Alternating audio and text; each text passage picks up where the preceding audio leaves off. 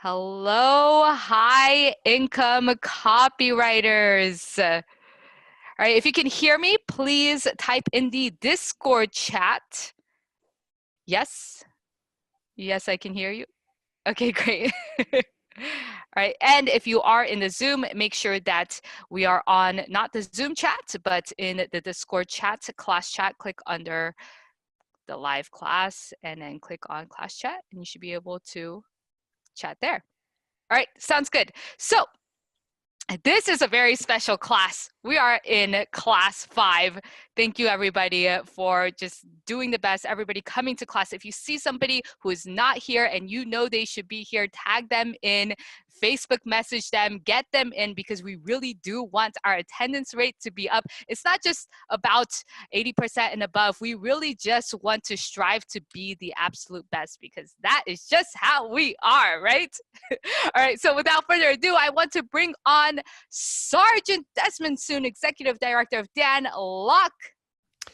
High income copywriters, let me know if you can hear this wonderful new voice and mic here. Well, it sounds good.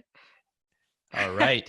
Now, I know that for copywriting, you don't need to use your voice as much, but just in case, if you ever wanted to, get yourself a sexy mic that makes your class sound absolutely wonderful.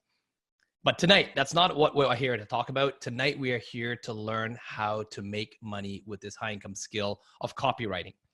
So it gives me great pleasure. We're going to introduce the copywriting team. But first of all, I want to ask in the chat, what homework assignment did you do in the last few weeks here? Okay, we're getting ahead here now.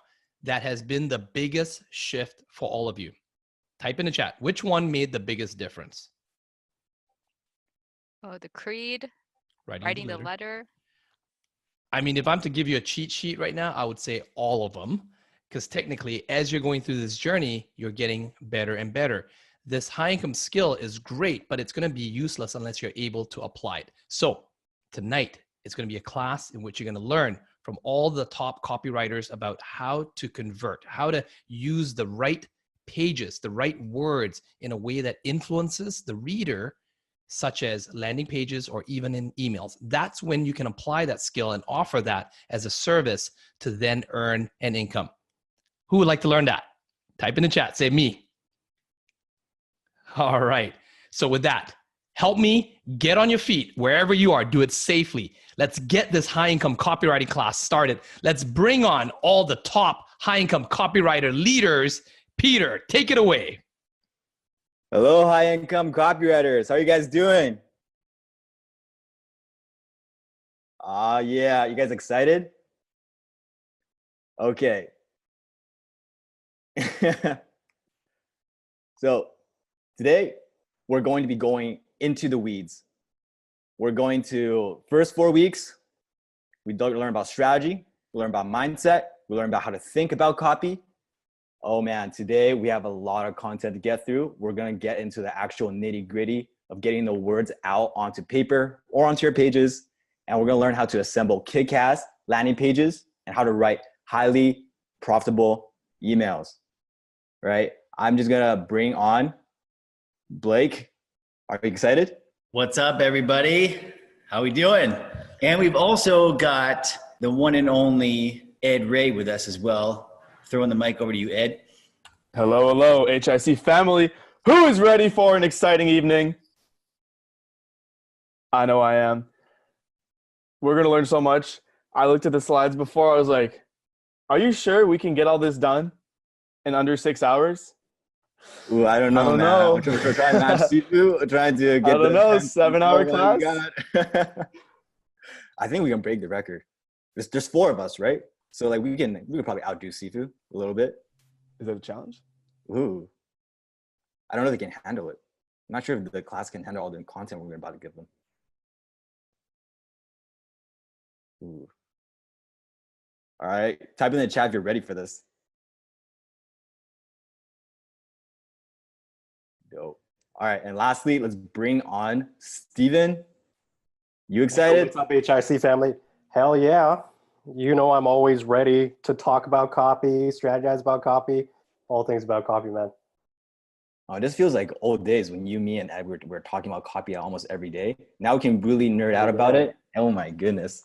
It is. Oh yeah, we used to have the daily huddles, and we would just like talk nonstop about all these campaigns. It was a lot of fun for sure. Yeah, I remember I learned so much from those daily huddles, and you guys are gonna get a small taste of it today. It's gonna be really good. You guys will learn so much of it. All right. So before we get into the content, I want to do some housekeeping because we all know what's important here. It doesn't matter if you just sit on class and you don't do anything with it, but did you actually do all your homework? Type in yes in the chat if you did all your homework. That's a lot of yeses. Oh my goodness. The higher self is taking over. This is I a like higher it. self class. I like it. All right. Did you guys create your offer too? Did you guys create that $25,000 offer for Sifu? Who Right, had fun remember- doing that? Yeah. Imagine Sifu's paying you $5,000 to write that. Did you guys put your all into it?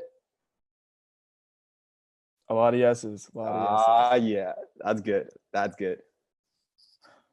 Who learned a lot? All right. Who learned a ton from doing the offer? What did you learn about yourself? What did you learn about what it really takes to make an irresistible offer? And how are you going to start applying the irresistible offer to when you're getting your first client, to when you're writing your copy? Are you starting to see how it really comes down in order: market, strategy, offer, copy? Do you see why we're focusing on the copy last? Most courses will go, oh, we're going to teach you how to write some headlines. But if you don't have the right market, the right strategy, the right offer in place first, it doesn't matter how incredible your copywriting skills are. It doesn't matter how incredible of a copywriter you are, you will not sell a steak to a vegan. Isn't that true? So let's get going. Thank you. All right. We're already in week 5. That's I can't believe it. It's been 4 weeks now. Week 5, we're learning, actually getting into the nitty gritty of copywriting. How are you guys feeling? Overwhelmed? Best 4 weeks of my life so far. I agree. Good. I know a lot of you are going to have a lot of momentum. However, I know some of you might be experiencing a bit of lower self. Perfectionism. Some shit might be coming up, different obstacles in your life. You might be feeling like you've hit a dip, right? That's okay. We're going to talk about all of that, and we're going to get all it sorted today, all right? But one more thing is, with all the homework, are you guys still hand copying every day? Type in the chat if you are. Every day. Well done. Well done. That's good. I did it yesterday for an hour. It was awesome. Yeah, how was it? You always go back after like looking at some of the older sales letters, after being involved in other areas, and then you go, wow, like it's really such a great reminder of how incredibly, not direct, but it's how simple yet effective the old sales letters are. And then it makes you think how you can apply these same principles and strategies into what you're doing right now. And it's just, so I was writing a sales letter and I went back to hand copy this sales page that really helped me get the tone down, because I submitted to Sifu for feedback, and he's like, Ed, like your copy is good, but the voice is off. The tone is off. So I was like, I don't really know what you mean. I didn't really understand what he meant by that. And he said, well, hand copy this sales letter. And he gave me the sales letter. I hand copied it. And I was like, wow, this is incredible. Because when you start to hand copy, okay, How many of you had some kind of perception of what you thought good copy sounded like? Of what it smelled like, felt like, tasted like, and you thought, you know what, I think I have a pretty good idea of what good copy kind of sounds and feels like. And if you didn't, that's okay too. But imagine you have a set expectation. It's like, you know what oranges taste like, right? You know what oranges taste like? And then imagine Sifu gives you an orange, but it's not, it looks like an orange, tastes like an orange, smells like an orange, but it's totally different. And it's even better than you were expecting. And now it's opened up your mind to a whole new level of thinking because you've experienced that new thing. You've experienced that new fruit. And now when you go back and you look at other fruit, you go, wow, the whole way that I see this has changed, right? Who here, you've changed the way you see copywriting since hand copying the letters?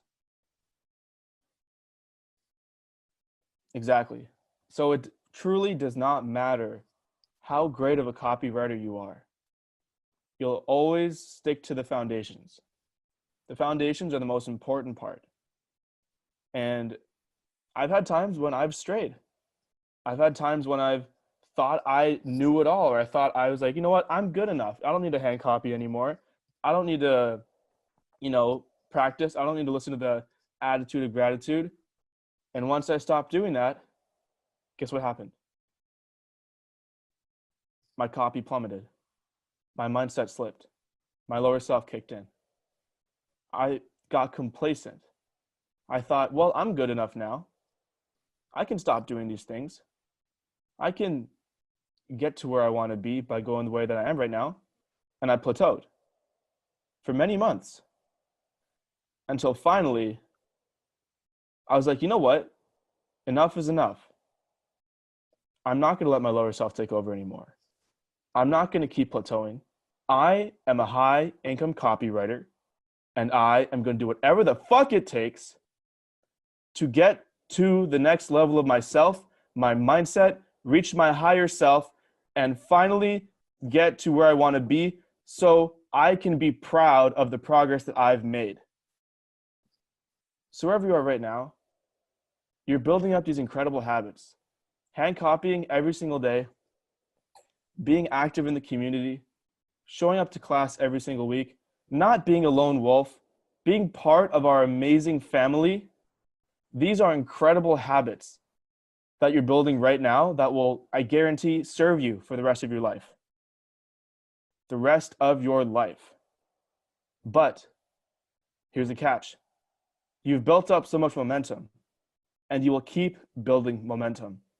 You'll keep engaging with the community. You will keep hand copying. You'll keep doing the attitude of gratitude. You'll keep doing affirmations. You'll keep doing the homework. You'll keep being part of our community. But the second you stop is the second you stop growing. And either you're growing or you're dying. There's no in between. There's no plateau. You keep growing or you keep dying. What are you going to do? Are you going to continue to be part of the community even after we graduate? Are you going to continue to keep growing, keep hand copying, keep striving to be the best version of yourself? Or are you going to be a lone wolf? Are you going to stop hand copying? Stop engaging with the community? Stop showing up to class? Stop watching the replays? I'm a little bit passionate about this. No, man, no, that was good. And that's so true, Ed, because we all get really excited about things when we get started. But like I just have to, like, I feel like I'd be doing a disservice to a lot of you guys if I didn't warn you guys about it. Right? There are two ways that your lower self is going to show up in your life. One way, you won't be able to ignore it. It's going to be slammed right into your face. And the other is going to sneak right under your radar. You won't even know what's happening. And before you even know it, like you're in the ditch, you're in the gutter. You wonder, how did I get this low? Right? So I want to warn you guys about these. There's two ways. The first way you're pretty aware of. That's overwhelm. Overwhelm. Overwhelm is a symptom of growth. But in another way, it's also how your lower self kind of tricks you into not growing. How many of you have experienced overwhelm in the past 4 weeks? You've grown a lot, but you're also really overwhelmed. Put it in the chat.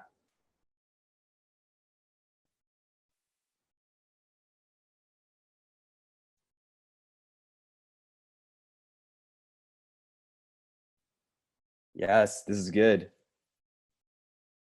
And when you're in overwhelm, what overwhelm is really a symptom of, if you really think about it, it's fear.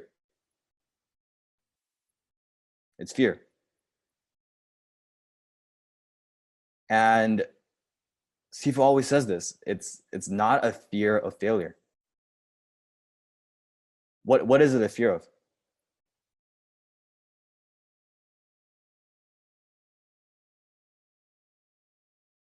Exactly. Success. It's a fear of success. It's a fear that you're going to have become a new version of yourself. The old you must die for the new you to be reborn. It's a fear that who you were to your family is no longer who you're going to become. It's a fear that your friends will no longer have anything to relate with you about. It's a fear that your entire life is going to be massively different, even on a better level, but just because it's different, it's scary.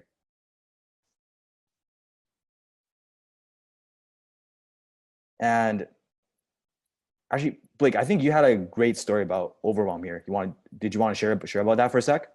Well, actually, if I was to tell you all of the overwhelmed stories I have, that would probably be a whole class.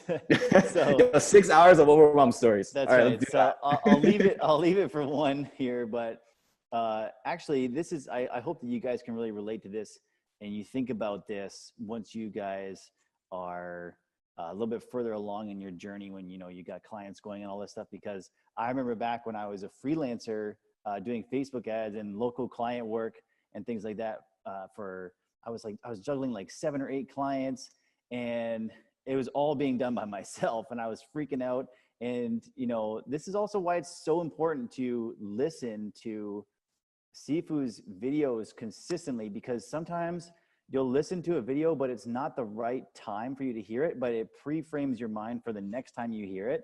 So even if you're like, oh, I've already watched this video, go back and watch it again, because I remember driving to and from different clients in the same day, and I was just down in the dumps thinking, oh my God, this is just way too much to handle. And then I was actually listening to Sifu's videos in my car on my way home from visiting my client. And I remember him saying, if you're overwhelmed, you're feeling like really overwhelmed right now. And I'm like, yes, Sifu, yes, you're talking right to me right now.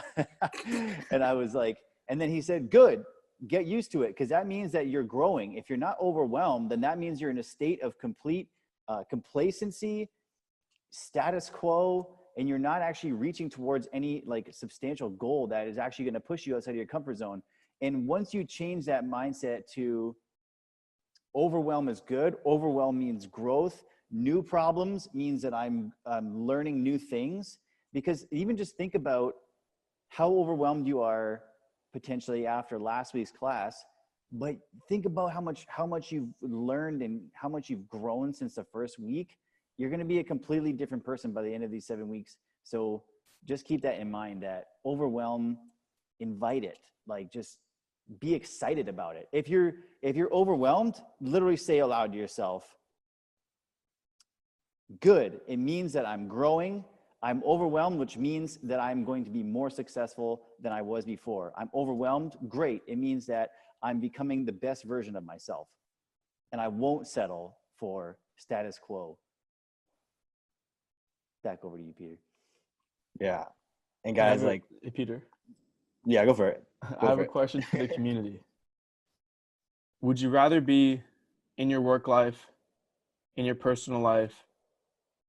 Would you rather be overwhelmed or underwhelmed?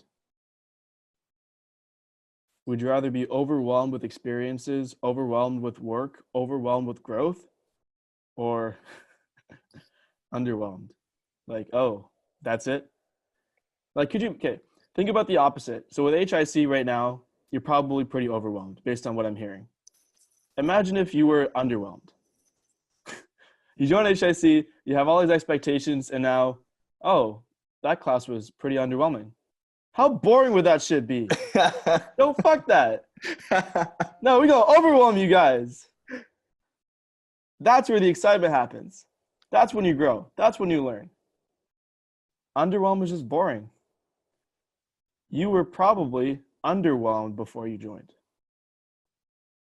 You were not happy with whatever it is that you were doing in your life, whether it was the path you were on, whether you wanted to make more money. You're like, you know what? Maybe you're doing good, but you just want more. You were underwhelmed with what you were going through. You're underwhelmed with the results you were getting. You were underwhelmed with your personal life because, let's face it, the communication skills that you learn here are incredible. You're underwhelmed in your job. You're like, fuck, this is boring. I hate this. I wish there was something more here, something more interesting.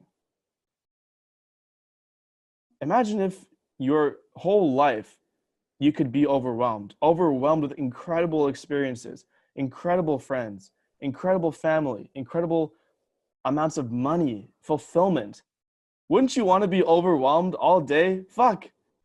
Like, stand under a waterfall and get overwhelmed. You want to get underwhelmed? You can go sip from the tap.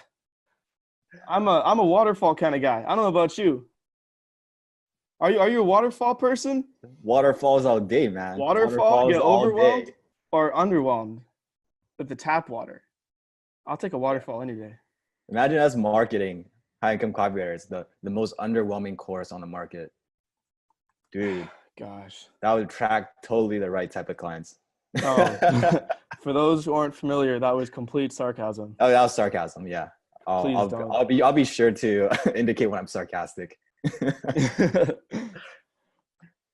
All right, Awesome. guys. And when we talk about overwhelm and celebrating it, it's not really just lip service, because personally, I've worked with Ed, Steven, Blake, and over the years, I've seen so much thrown at them. I've seen so many projects, so many different initiatives. Like, Steven's running his own little business inside the business. Like, I won't say anything about it, but it's pretty big. And he took it on. He took it like a champ. He's growing. And same with Blake, same with Ed. Everyone on Team Downlock, they celebrate overwhelm. And that's why we all grow. And we actually help each other. When the overwhelm is too much, we actually help each other with it too.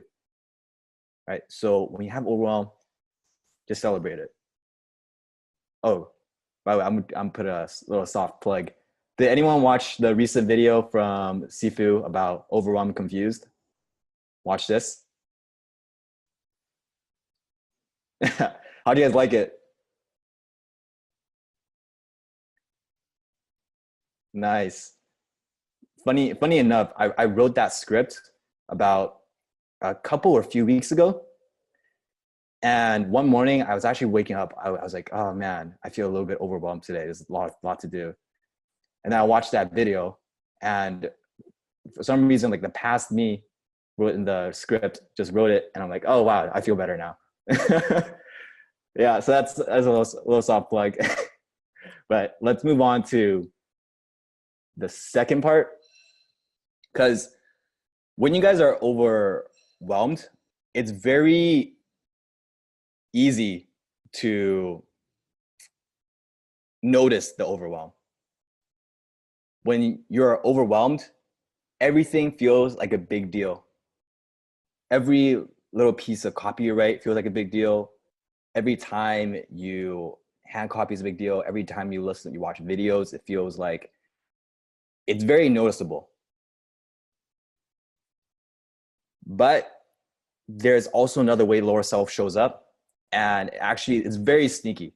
This one is especially dangerous for the lurkers out there. The one, you know who I'm talking about. I'm talking to you. You're not participating in Discord. You're watching the lessons. You might be doing your homework. You might be watching the Facebook group, but you're not really actively engaged. You're here, you're kind of just seeing what it's all about. And for you, this is the enemy. Boredom. Boredom.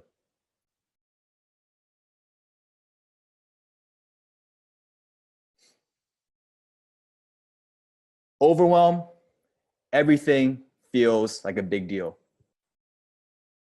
Boredom, nothing feels like a big deal.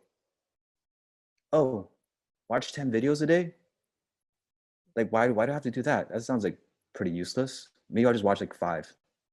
Maybe I'll just watch 6. Hand copy? Like, why would I hand copy? Like, I'm not even training myself. I'm just copying. I'm just mindlessly copying other people. How is that going to change my writing? Watch a replay? I already watched it once. I sat through it. The content was pretty okay. Like, why would I need to do it? Then before you know it, you miss one day of hand copying, and it doesn't matter. You miss 2 days of hand copying, then 3 days. Then 3 days turns into 4 days. 4 days turns into 5 days. Turns into a week. A week turns into 2 weeks. And 2 weeks, you're like, oh man, I haven't hand copy in so long. It'd be such a fucking hassle to get back into it. Like I did it for a couple of weeks, but now like I don't know if I'll get the streak again. Then it turns into a month. And then before you know it, you see your brothers and sisters, they're getting gigs, they're making money, they're succeeding. And you wonder, how the hell did they get that good? How the hell are they so much further ahead of me? And you ask them, and you'll see what they did. And you'll see that they were watching 10 videos a day. They didn't miss a single day hand copying. They committed. Because I know from experience, I'm not perfect. I'm not perfect because this happens to me a lot of times too when I'm trying to start new habits too. The first week, first 2 weeks, even the first 3 weeks is exciting. And then it gets to a point where the novelty wears off. Every day the hand copying feels the same. It feels like nothing is changing. It feels like you're not really improving. So you think, doesn't really matter. I missed one day. Doesn't really matter.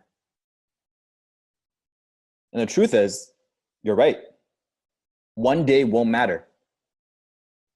The person who hand copies one day versus the person who hand copies one day, the person who hand copies one day versus the person who doesn't hand copy one day, the difference, it's invisible. You can't see it. There's almost no difference. It won't matter the next day. It might even not matter the day after that. It might not even matter for a week. But eventually, you're going to see a huge difference between the two. And by the time that difference is noticeable, it's already too late. You're too far behind. It's these 1% improvements that get you the results.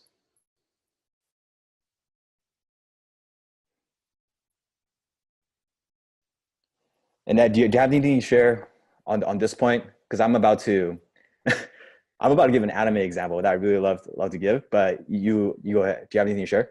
That's so funny. Right when I was about to reach to unmute, you just knew. All right. Your voodoo mind Sifu powers on me. So for many, many years, I had been going to the gym 3 times a week consistently. Tuesday, Thursday, Saturday. Tuesday, Thursday, Saturday. Didn't matter if I was sick. Didn't matter what was going on. I'd find a time to do it. The past few months, work got busier. Things got more, I got overwhelmed. And I was like, you know what? I can miss a day at the gym. I'm feeling a little tired. I don't really want to, I don't want to overexert myself. I'm not feeling the best today. So I didn't go. I was like, okay, good, great. Now I can get some more work done. Excellent. And I did. I got some more work done. And I was going to go the next day. And I was like, you know what? My let's say I missed the Tuesday and I go Tuesday, Thursday, Saturday. So it's Wednesday. And I go, okay, so today's Wednesday. You know what? I've got a lot of work to do and my schedule is supposed to be Tuesday, Thursday, Saturday, and I want to mess that up. So you know what? I just won't go today either. And I didn't go.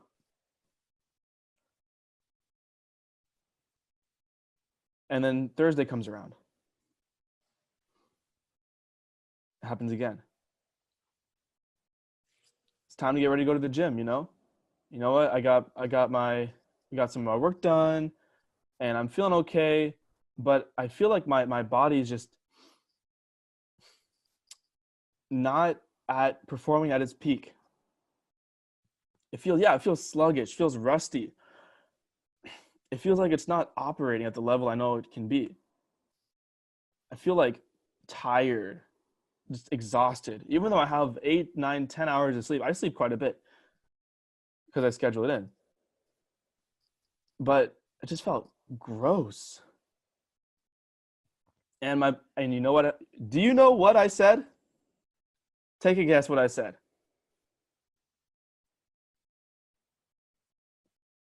You know what? Man, I'm feeling bad today. I don't feel so good, right? Because I haven't been going to the gym. Maybe I'll be ready to go to the gym tomorrow. I won't go today. You know what? Maybe I'll stay inside and play some League of Legends or something. Maybe I'll play some Call of Duty or some Smash Bros. Yeah, I'll do that, sure. And then the next day comes. It's Thursday. Sorry, it's Friday at this point. Thursday, Friday, either way. Next day comes, I don't go to the gym. And then that happens 1 week, 2 weeks. Blake goes, Ed, come on, man. I thought we were supposed to be going to the gym together. What happened? Ed, I thought we were supposed to hold each other accountable to do this. I'm going. What are you doing?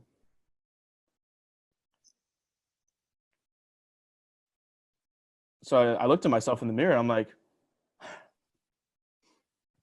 yeah, I'm not happy with this. I'm losing muscle mass. I'm losing confidence in myself.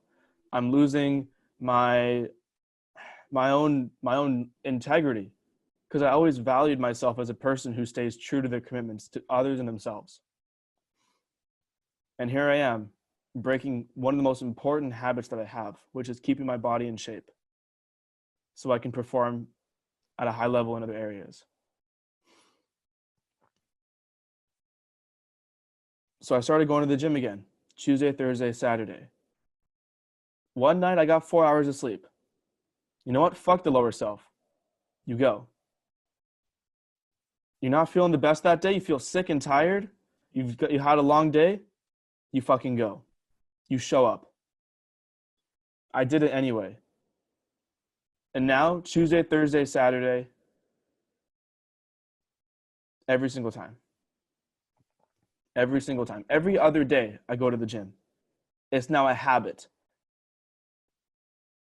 And that will continue to be a habit for a very, very long time. And if that habit breaks, I'm going to go down the spiral again. And that's going to impact every other area of my life. So without having someone like Blake, someone like Peter, to hold me accountable to go to the gym,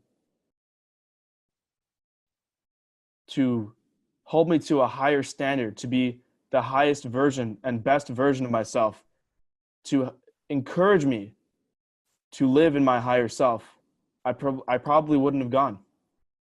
I probably would have been stuck. And you know what I would have done? Played the victim card. Oh, I don't have time to go to the gym. I don't have time to take care of my health. I don't have time to put myself first. That's the family. The family pushes you forward. Being a victim is not going to get you anywhere.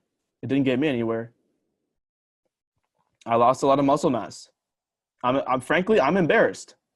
I'm embarrassed how much muscle mass I lost because I stopped going to the gym. Because I stopped doing the important, small, daily habits. And look, I'm holding myself accountable in front of you, HIC family.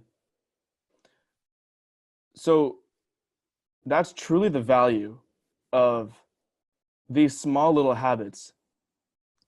Because one day, you might have the feeling of, I'm not going to go to the gym today, or I'm not going to write the copy today, or I'm not going to listen to the attitude of gratitude. Or, you know what, I'll just take the day off, or, which is okay, by the way, but let's say like you just want to procrastinate. You just don't want to do whatever it is you're supposed to do. It's like, you know what, I'll do that tomorrow. I don't want to do it today. It's like if you're trying to lose weight and you go and you're consistently eating a great diet, you're consistently going to the gym, and you go, you know what, I'm just not going to go to the gym today, just today. And then the next day happens. And then the next day happens. Until eventually the exception becomes the norm. By the way, that's important. Write that down. Don't let the exception become the norm. Stick to your rules. Stick to your habits. And have people, a community, a family to hold you accountable to your habits so you can reach your goals. Thank you. Dude, that got me motivated. I wanna hit the gym right now.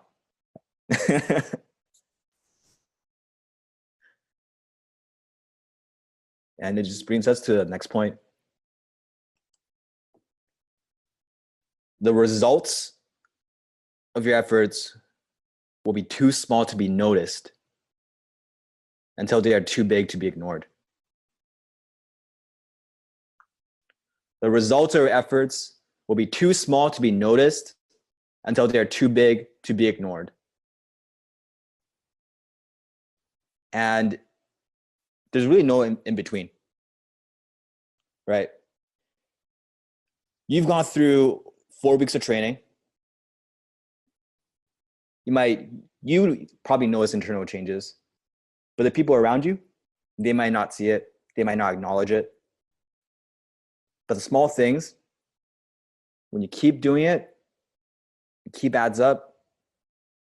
Eventually, one day, they're gonna be asking, wow, how'd you get here? You would tell them about all the work that you went through. They're gonna be like, oh wow, I'm not doing that. And that's when you're gonna have the advantage. When you're already too good, the work will have already been laid down. The foundation will already have been laid. And okay, I just want to share one more quick story before we get into the nitty gritty of the content, all the copywriting, the wordsmithing, the landing pages, emails. I'm assuming there's quite a few introverts in HIC. Am I correct?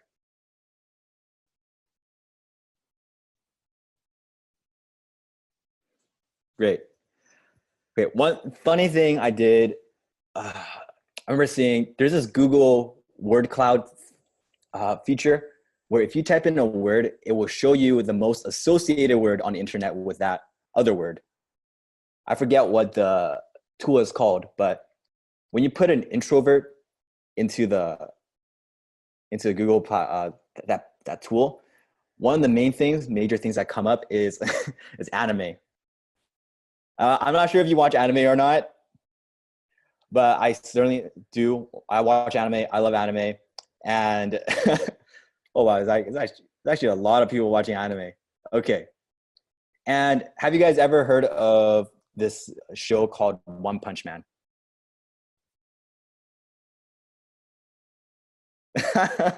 Yo, the chat's blowing up. There's more people who know about it than I expected. Okay, so if you have not heard of the show One Punch Man, this is a show about a character. His name is Saitama, and he is the One Punch Man because he can kill any monster, any villain, any hero with just one punch. He is the strongest person in the entire universe. Sometimes he'll kill monsters the size of like 32-story building just by accident because he is so strong. And everyone in the show, they want to know, how is he so strong? What is his secret? How come he can defeat all of these monsters in just a single punch, but we can't? And Saitama has this one disciple. His name is Genos. He's a super badass android.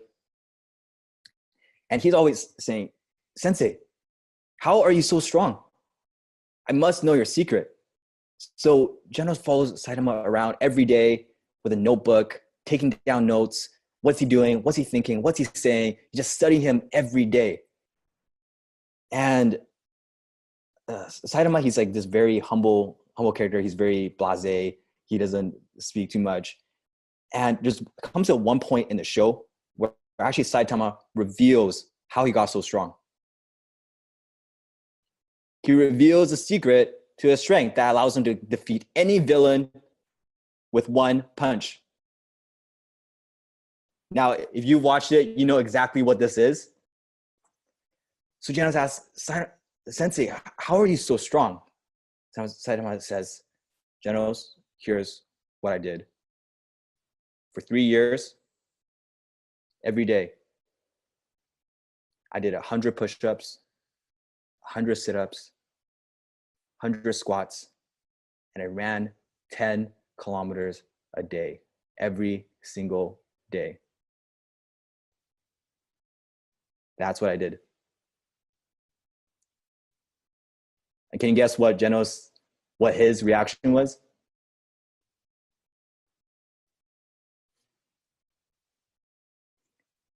Exactly. He said, BS. What the fuck? No way you're this strong from just a simple physical regimen. There must be some type of secret. There must be some other thing to why you're so strong. This makes no sense. And he doesn't follow the regimen, of course. So what does any of this have to do with you guys? Because everyone goes up to Sifu Dan, and they're saying, Sifu, how do you get so good at this? How do you get so good at closing? How do you get so good in social media? How are you so good at copywriting?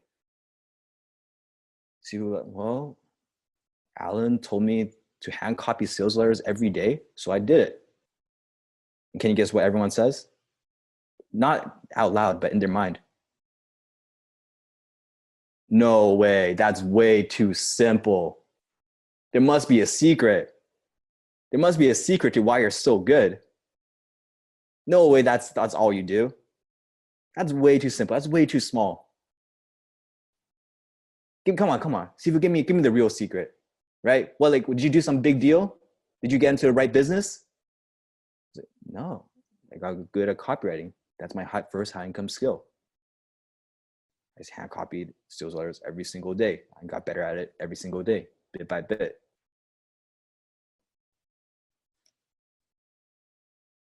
And can you believe it? People still don't believe it.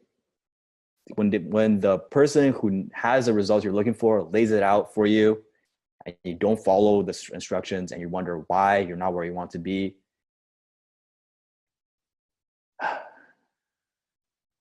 that's actually really frustrating.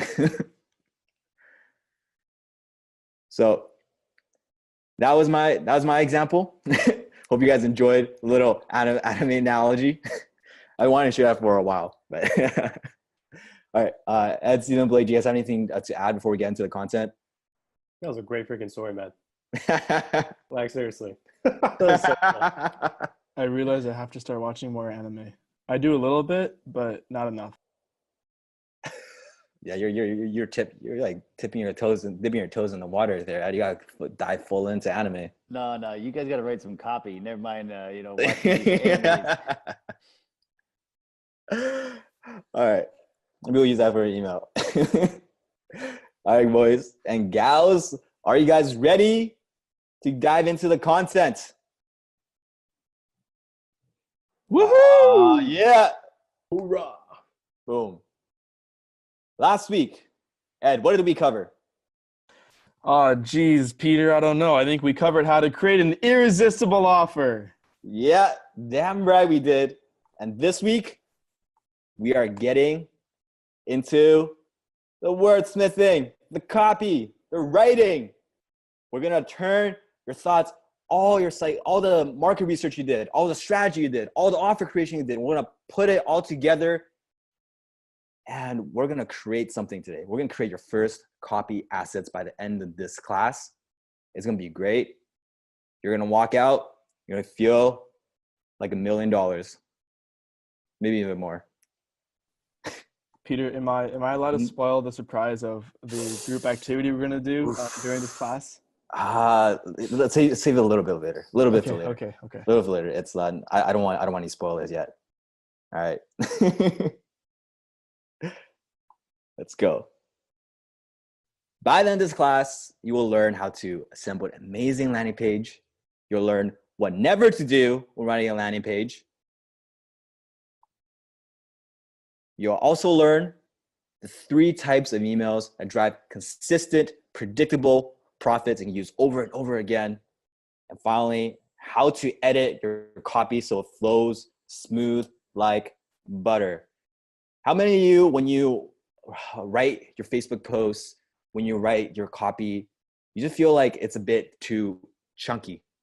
It's like clunky, right? From one paragraph sentence to the next, from one paragraph to the next, it doesn't really flow. All right. By the end of the class, we're gonna give you some tools, and you're gonna be writing your copy smooth like butter, flowing like water. Because Steve always like the Bruce Lee examples. Let's get it there. All right. The 4 pillars of high income copywriting. What are they? We have landing pages, emails, ads, and chatbots. Today, we're gonna be focusing more on landing pages and emails. But just recap to remind you guys, why are these the 4 pillars of high income copywriting? Can anyone give a guess why these 4 pillars?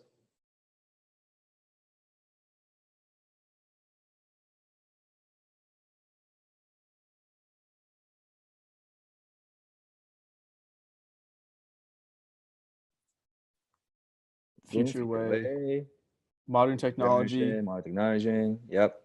revenue, Reach eyeballs. Yep. Make most money. Yep. generate income, easy to learn, Good. scalable copy. Okay. Scalable copy. There's in there. Nice. Simple to write. Okay. Nice. All right. Let's reveal it. Bum, ba-da-ba.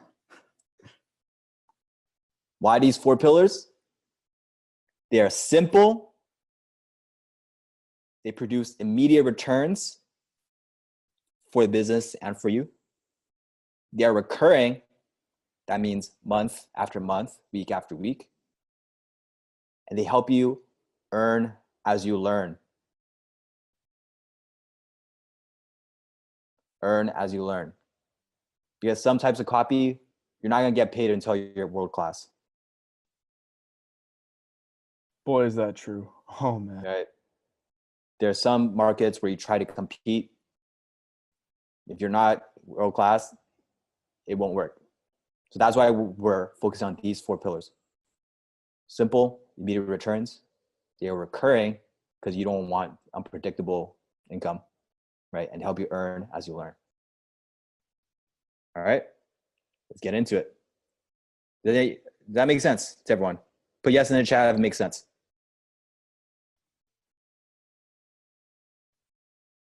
Good. All right, let's move on. Oops.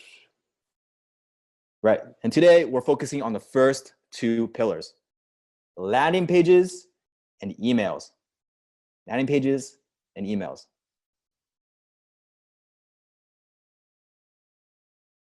Pillar number 1, landing pages. All right, first off, what are landing pages? Right, these are pages, we'll show you examples right after this. There's pages are created for marketing and advertising campaigns. They are simple pages that you land on after clicking an ad. That's why they're called landing pages. Usually, these are not websites. These are not websites with multiple tabs, multiple different options, multiple different sites you click off onto. They are singularly focused, and it has one call to action. Not many, one call to action. All right. And just keep in mind, guys, that this could be not necessarily just ads. You know, when Peter says ad, he means like anything where there's like a call to action on it, right? So a call to action leads to, you know, somebody's telling you a click to get to this landing page. So it could be a YouTube organic video. It could be a Facebook post, could be your Instagram bio link. There's so many different ways to end up on a landing page, but I guarantee that if you guys are here now, you've at least seen a couple. So just keep that in mind as we keep moving forward here. Dope. Thank you, Blake. Cool. How's my volume? I see a comment about volume. Can you guys hear me? Peter, you're good. I'm good? It's Cool. Blake. All right. All good. Just making sure. Let's move on. You guys, if you've seen HIC, you might have seen this landing page. Right. Notice there is headlines, very simple. This, by the way, this is most of the page. There's like a little bit of blurb on the bottom you don't see, but this is the entire page. And in terms of copy, you see there's the headline. There's the call to action button. Yes, reserve my spot now. You see 3 secrets on the bottom. And really that's all it takes to make a landing page, right? Very simple. And by the way, HIC family, I'm curious, how many of you have seen this page before? Does this page look familiar? That is truly the power of landing pages. Look how many people are saying yes in the chat. And how many clicked on it to go through a training? And if you haven't seen it yet, by the way, be sure to go find it. Go find it, go through it. You'll see a bit of how we do our marketing on the back end. There's some really interesting stuff if you're into it, if you study it. There's some interesting things you'll find. Mm-hmm. This is one example. This is a more corporate example, right? Marketo, and you would put in your first name, your company, and you would download it. And you see there's on the left side, there's the little bullets. There's some descriptions on the right. On the bottom, you see 5,000 plus customers, trust Marketo, including all of these people, social proof, right? So they can be used for webinars. It can also be used for bigger corporate companies like this one. And be even used by Uber, right? Look how simple it is. Sign up to ride, save a reliable ride in minutes, fill your information, and you sign up. Actually, quick pop quiz. Why do you guys think Uber is able to get away with just such a simple headline, such a simple simple headline without any, the unique mechanisms we talked about.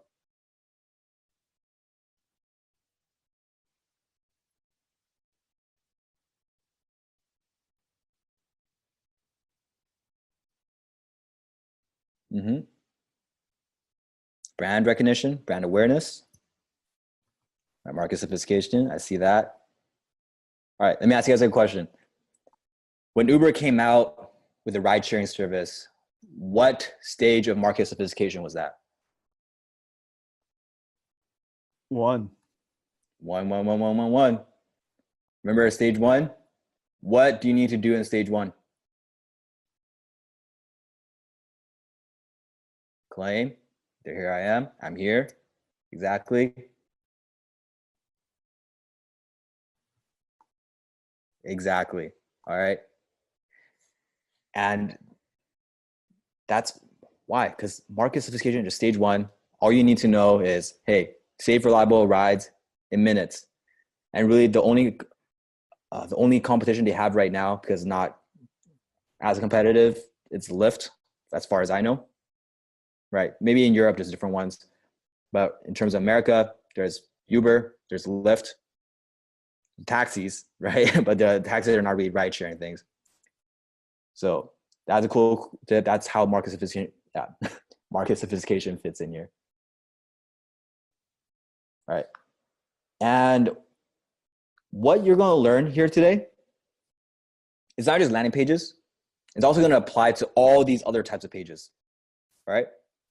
It's going to apply to sales pages.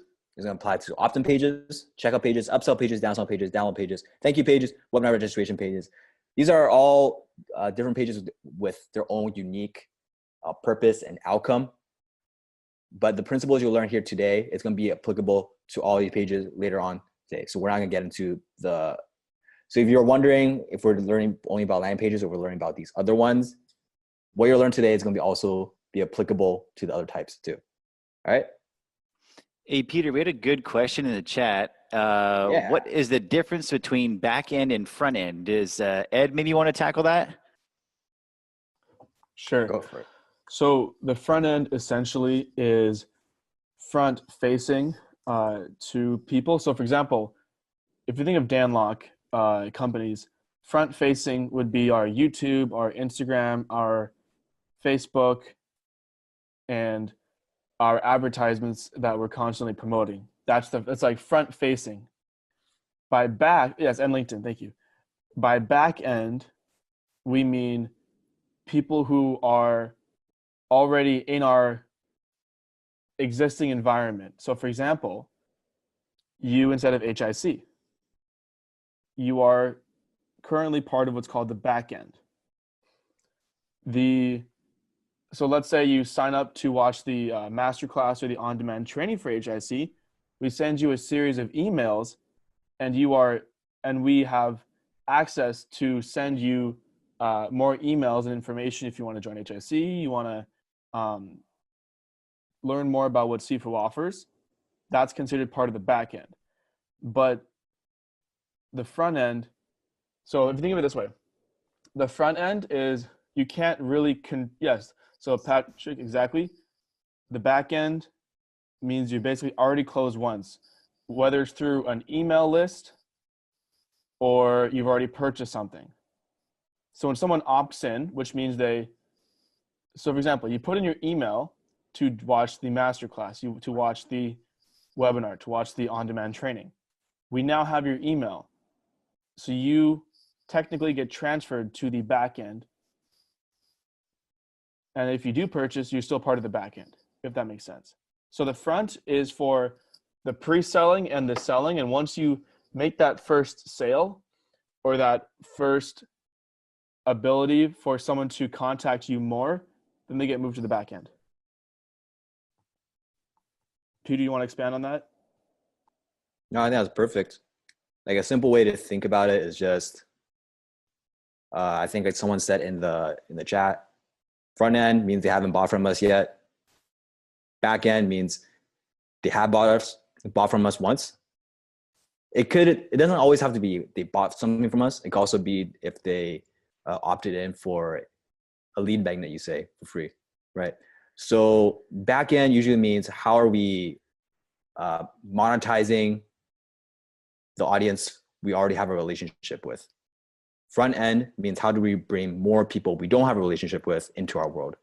It's simple in broad terms. That's what it would be. It gets a bit more nuanced than that when you get into a more advanced. But in terms of how you want to think about it, that's a pretty good broad stroke. Right? Did you guys have anything else to add to this, Blake, Steven, or Ed?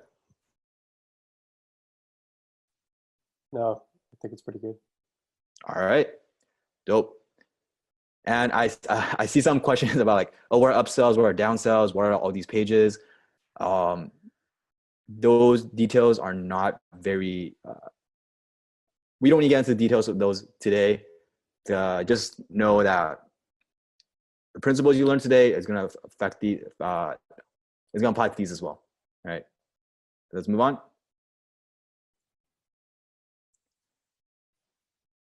Three components, the three building blocks of any high converting landing page. And for headline and bullets, we can have like a full class just on headlines, a full class just actually like I think I've seen Sifu's library. There are literally full binders on just bullets, just how to write bullets. And I'm and Steven actually gave me a book like a few years ago on just headlines and hooks. So today what we're going to be giving you is by the end of today, you're going to have a working knowledge of how to put a landing page together, but just know it goes much deeper than that, right? So the three building blocks of a high converting landing page, it's headline, bullets, and call to action. So let's go into headline first, all right? This is the headline. Discover how my students in over 130 plus countries are writing their own paychecks in an untapped market with this one skill. That's the headline.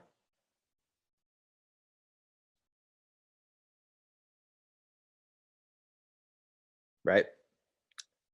In Uber, sign up to ride, safe, reliable rides in minutes.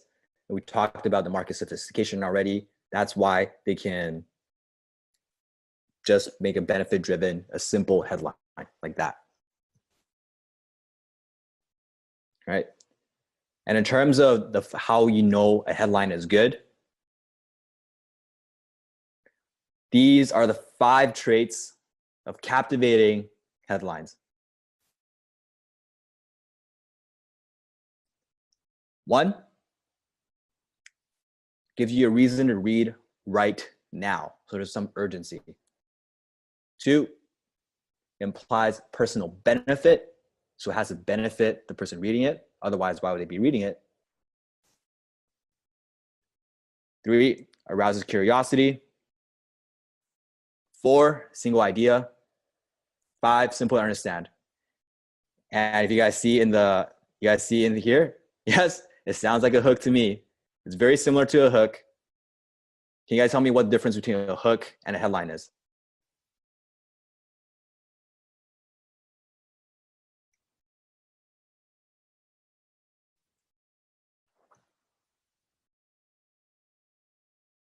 Boom, boom. Great. Okay. The hook, think of this as the headline is an expression of the hook. All right. So think of the hook as the core idea. It's if you're mining, the hook is this ore. It is ore, it has dust all over it, but there's some precious things inside it. And you got to dust it off. You got to polish it. You got to make sure there's no dirt left on this ore in order for it to become a beautiful jewel, a diamond, which becomes the headline. Right. So a hook is the core rough idea that is, or that implies personal benefit and curiosity. Right. The hook is a big idea, but the hook doesn't always have to become a headline. The hook could be within a sales page. It could be within an email. It could be within an ad. It could be within a blog post. It doesn't always have to come out as a headline. All right. So a hook can manifest itself in many ways, but a headline comes from a great hook. Does that make more sense?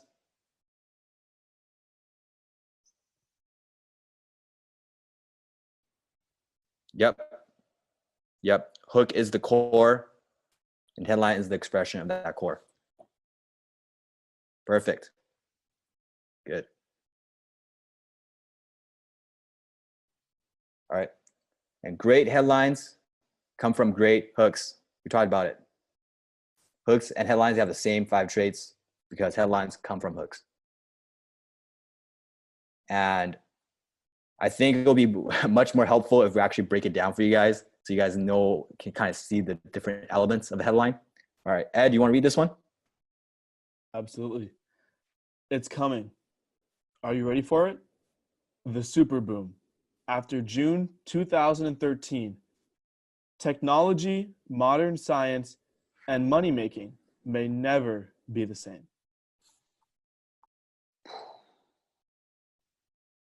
After reading that, who wants to know more? Who's ready to read the first line of copy after that? Pretty powerful stuff. Yes. Let's break this down a little bit. What makes this so good? Put in the chat. Any guesses? What makes this a good headline? Put it in chat. Cliffhanger, simple, curiosity, curious, ask the question, curious. I see curious a lot. So there you go. The power of curiosity is actually a very, very strong one. And It's good. it will also cover that a little bit in the bullet side as well. But yes, for sure, curiosity is huge. Yeah.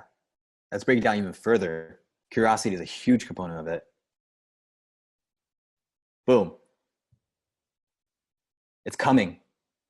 Are you ready for it? So if someone came up to you and they're like, hey, Ed, it's coming. Are you ready for it? What's coming? What are you talking about? Right? This is news. This is curiosity. You want to know what's going to be happening. All right? So that's the curiosity part. You guys got that right? Blake, I'm ready. All right. Next, the super boom, the headline. Booms, right? When you talk about the stock market, there are booms, there are busts. Booms are associated with a lot of money, right? So when you say the super boom, it implies personal benefit, right? It's not saying immediately like, hey, you're going to make money from this, but it implies that. So you draw that conclusion yourself. That's very important too. You guys have to learn how to imply benefit without saying it upfront sometimes. All right, that's sometimes even more powerful than saying it upfront. Super boom. One other thing about the super boom that I like. So it implies personal benefit. Here's what else it implies. It's very, very subtle. Super boom also implies quick wealth. Quick wealth. So super boom, right? Do people want to lose weight fast or do people want to lose weight slow? Do people want to make money fast or do people want to make money slow? Whenever you can offer something that's quick and easy, fast, that's always applies. So it's very, very subtle. So you see, it's really powerful. Just 2 words, super boom. We got the self-interest, right? We got the personal benefit, and we also got that quick, fast, easy money. All implied. Yeah. All compliance. All compliance, all scalable. And everything that Steven said, all of that, how many words are there in the super boom? How many words?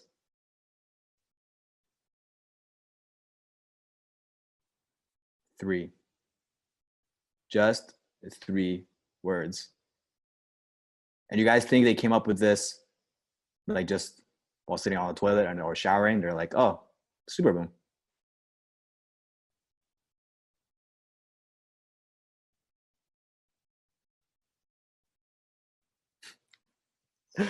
Right. There's a lot of, in every of these headlines, they might have thought of it in inspiration, but in every headline, they've done a lot of research.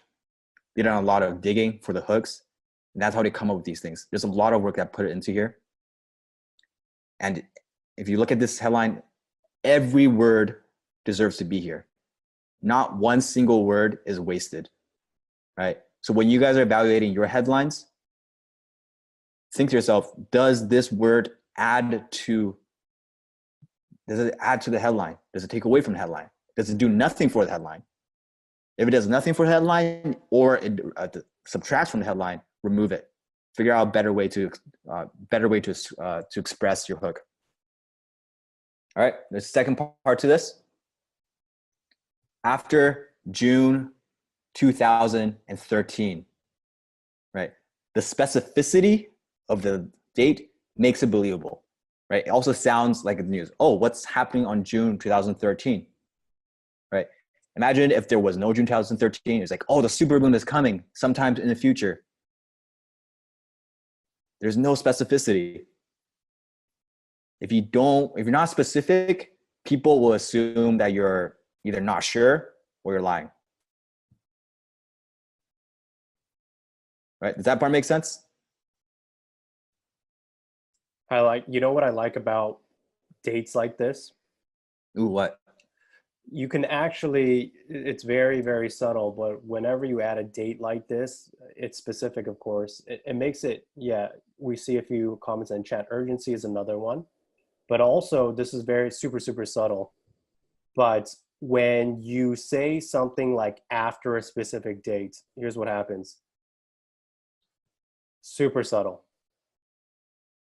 It implies that it's new, and this has never happened before. It implies that it's new. So what do I mean by that? A lot of times when you put in the headline a big promise, a big outcome, a lot of times people in their head, one of the biggest objections that you're going to hear is, oh, I know that already. Right? If you say the super boom in health, right, what do people think about? People think about keto. And they're going to say, oh, I know that already.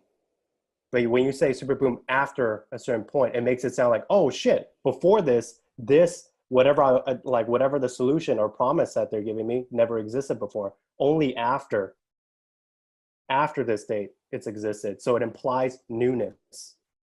Super, super, super subtle, super deep. I don't know if everybody understands this. Put in the chat. Do you understand what I'm saying? Nobody wants an old solution. If everybody's been pitched a million ways to make money through technology, right? Let's say like maybe it's Bitcoin, right? When I see this headline, I would assume technology, modern science, and money making. I would assume Bitcoin.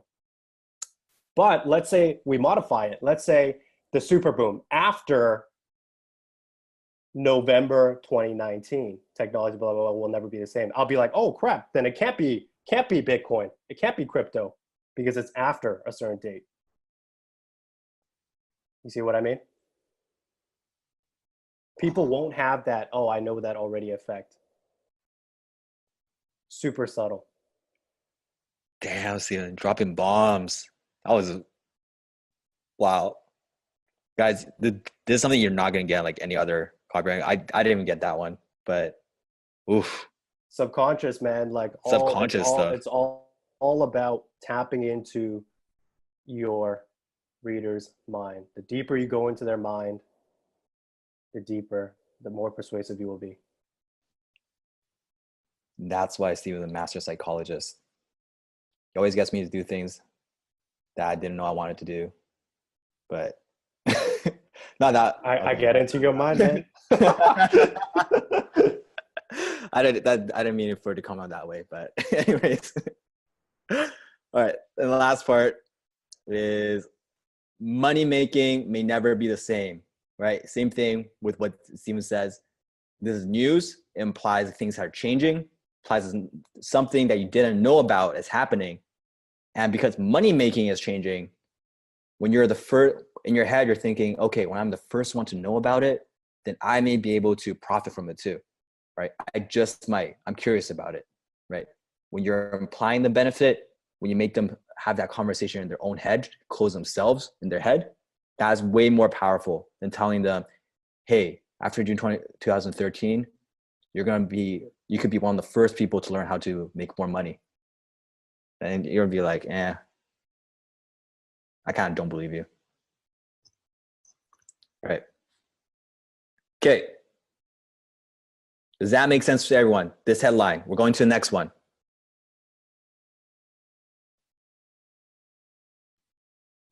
Boom. All right. Next one. Blake, can you read this for me? Of course. Can you guys hear me better this time? Yes. All right.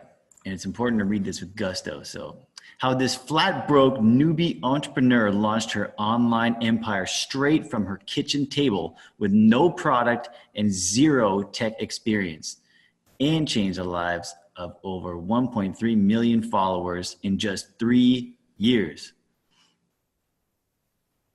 Boom. Shazam. How many people want to click on that get free pass button? I want to. It's pink and I still want to click on it, you know? I know. In fact, I did click on it when I was on there. All right. Who's ready to break it down? Yep. Actually, but first, let me put in chat. What's your guess? Why is this headline good?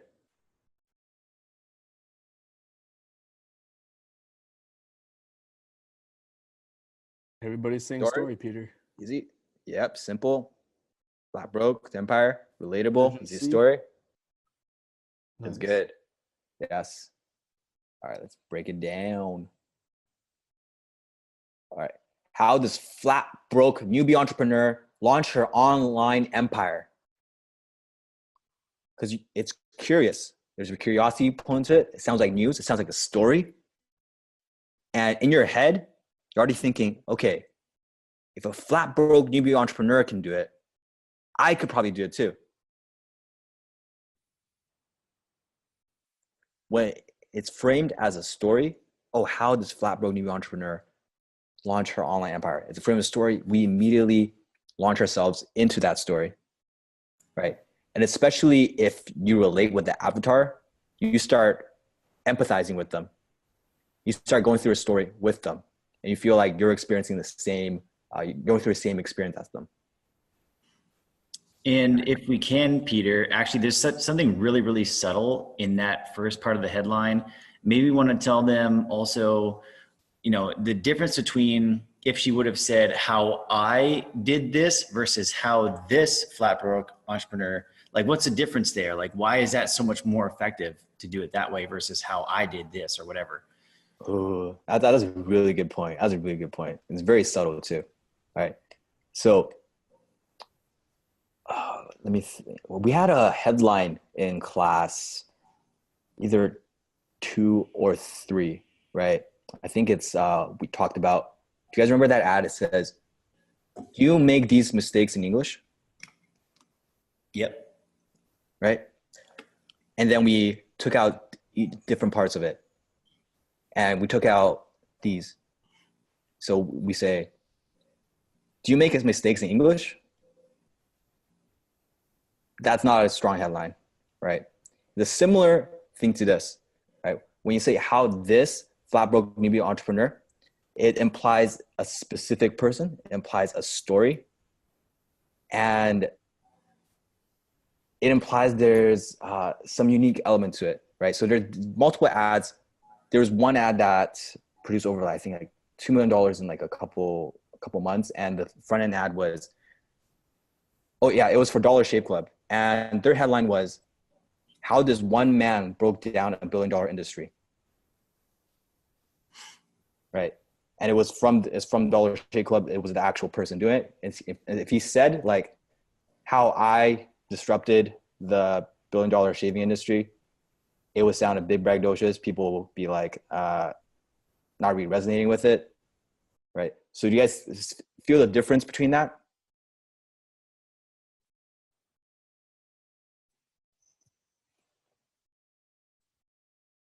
Yes, good. Good. All right.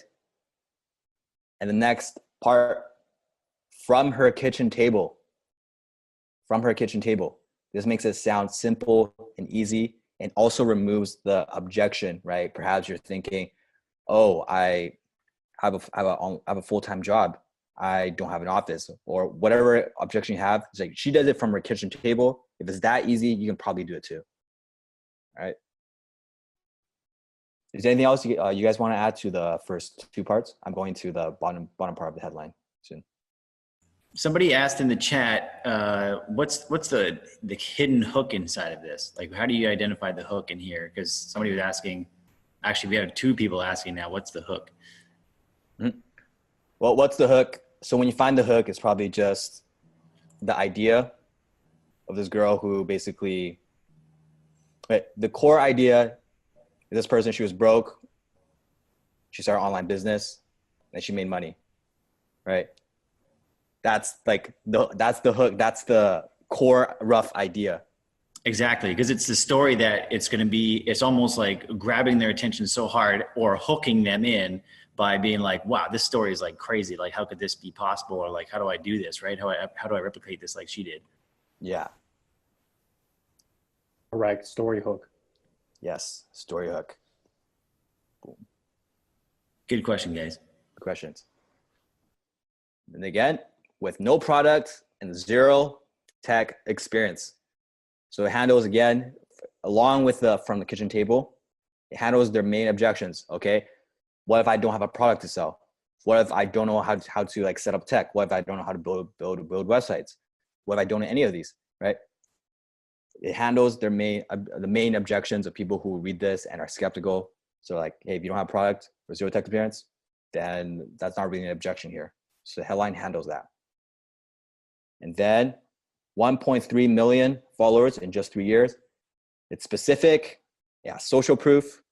And because it's in just 3 years with a specificity to it, it makes them more credible. It makes them more believable. Right? Does that part make sense? A few things about the 1.3 million followers I just want to comment on. I'm like a little bit iffy about this. So another benefit of having this statement in there is that this can't be a scam. You know what I mean? If we're looking at this type of headline, like the first part, right? We're talking about how a newbie entrepreneur starts a business from the kitchen table. Immediately, like, people will be like, scam, MLM, you're going to sign me up for that MLM BS, right? Hey man, what's wrong with MLM? Yeah, nothing's wrong with MLM. Nothing's wrong with MLM, but that's the amount of, it's like a trigger word, right? Kitchen table, start a business from home, right? Trigger words. So now the good part about the 1.3 million followers is that it alleviates that. It takes that objection away. It's like, okay, if this many people are following her, she can't be that big of a scam artist, right? So there's that part. But part of me also says that this headline could be better.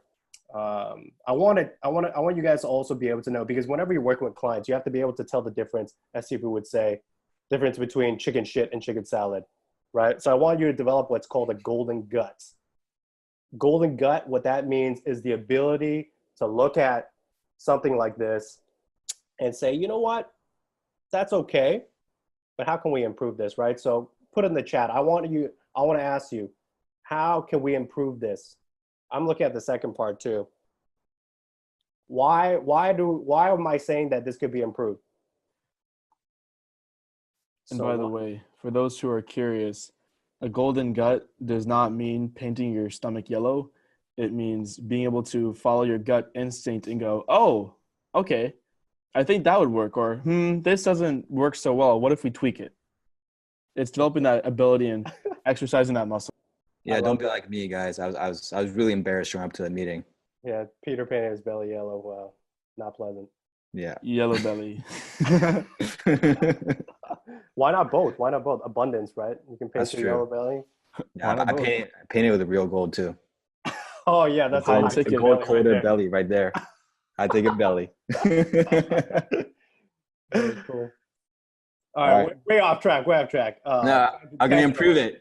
All right, there's people here. They're putting in their answers. I see a lot of people saying using a precise number. So it's like Precise number. Okay, 1.345 that's cool. million. Add earnings. Unique mechanism. Okay, that's cool. That's cool. Yeah, that is true. Unique mechanism.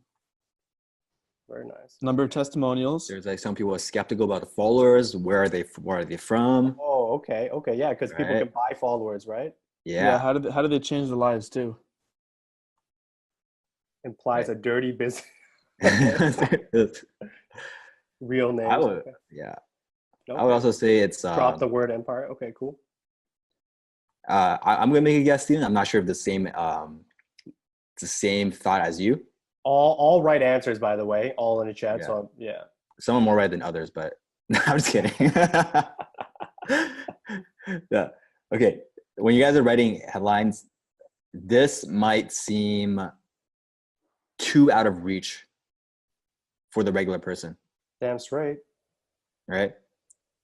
Imagine if someone promised to help you make $1,000 over the next month versus someone promised you $1 million over the next month. Most people actually pick the $1,000. Believe it or not. Yeah. Believe it or not. Believe it or not. It's been tested. It's been tested. All right. So that's what I was thinking, Steven. I'm not sure if that's what you were too. 100%. Yeah, that's one of the biggest alarm bells in my head. This will, not saying that this won't work. See, the good thing about what we're showing you right now with landing pages is that it's going to freaking work.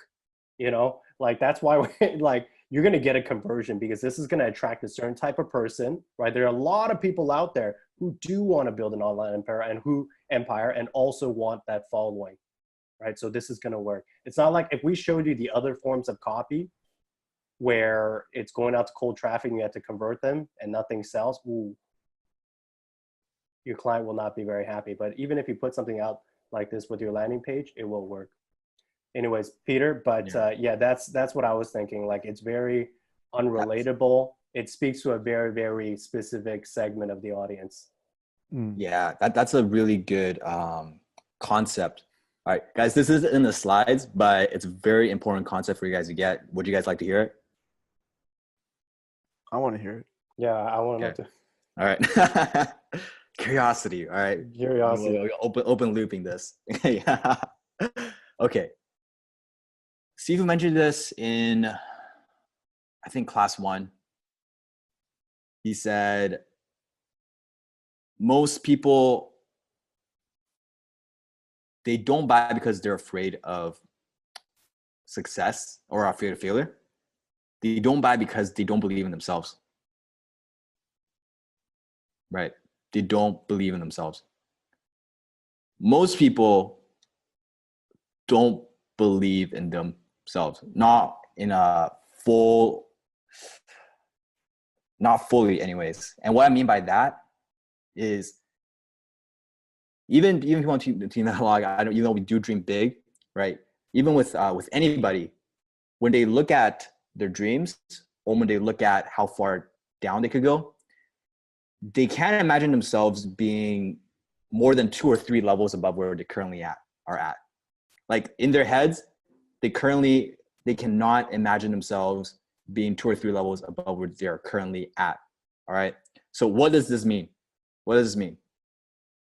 It means if you ask anybody, any person, hey, what is your dream life?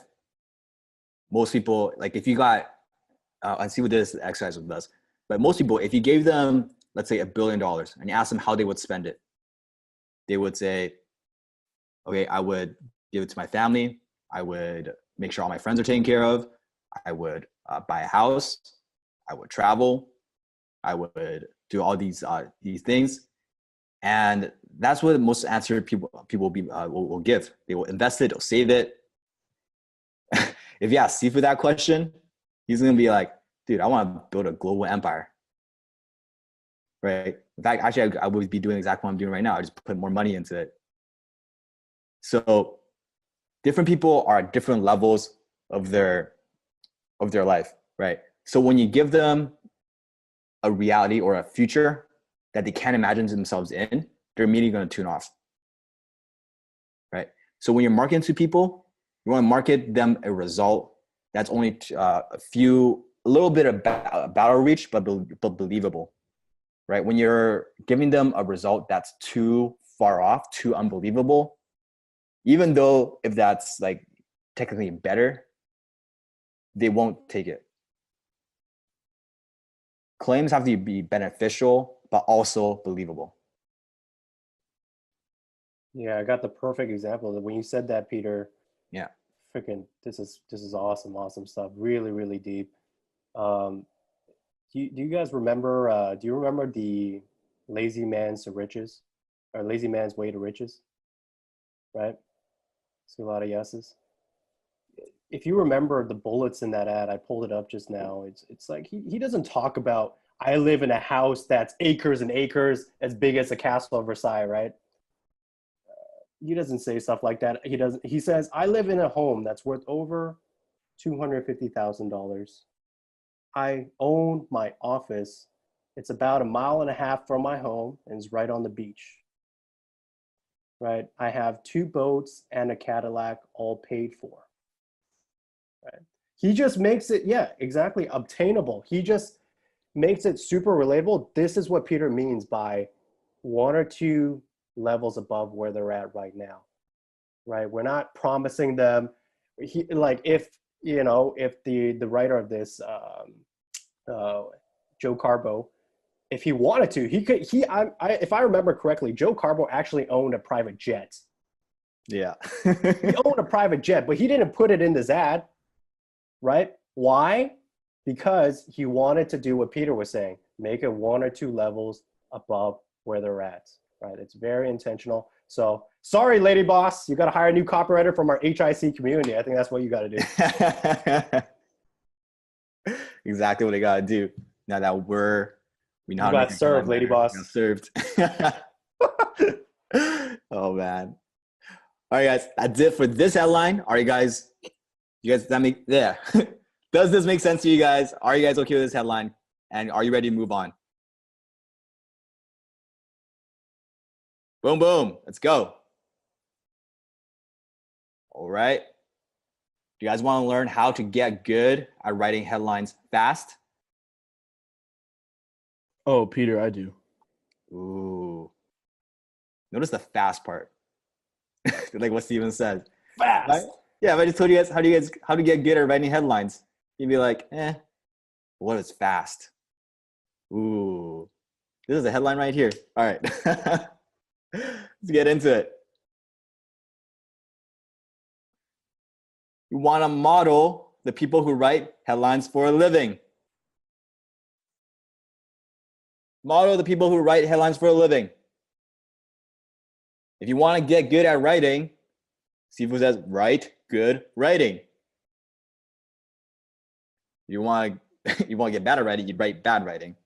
So if you want to make good headlines, you want to follow the people who write headlines for a living. So who am I talking about? Who are these amazing people that are just writing headlines for a living?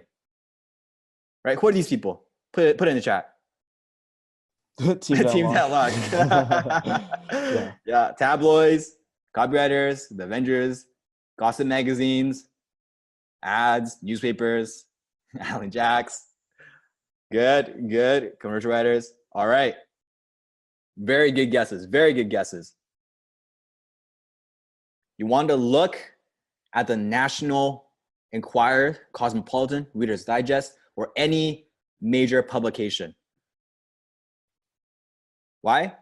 Because these are companies that live or die by the amount of clicks they get. So do you think they'd be good at writing headlines?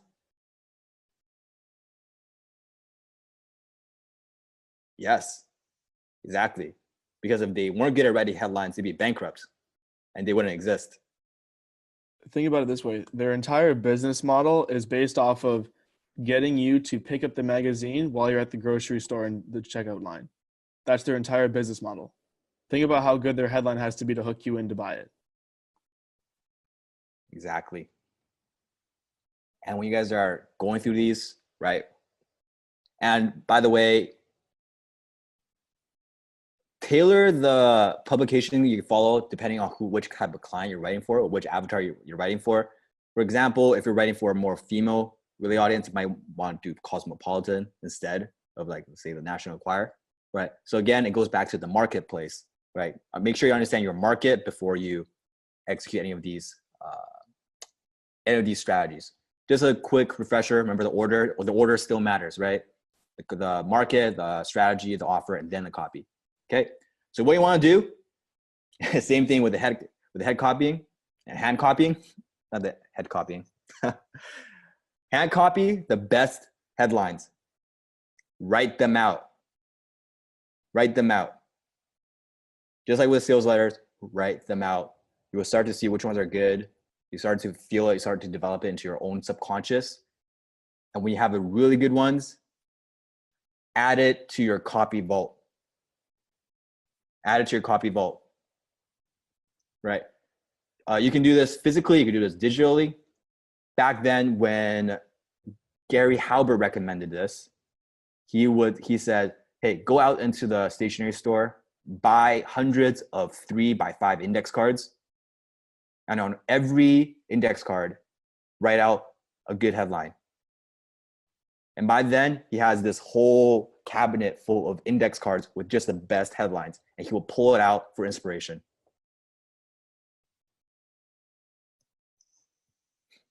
That's the dedication. That's the work it takes to create a great copy vault. That's what it takes to add more value to your copy vault. All right. Are you guys going to do this? Are you guys going to implement this?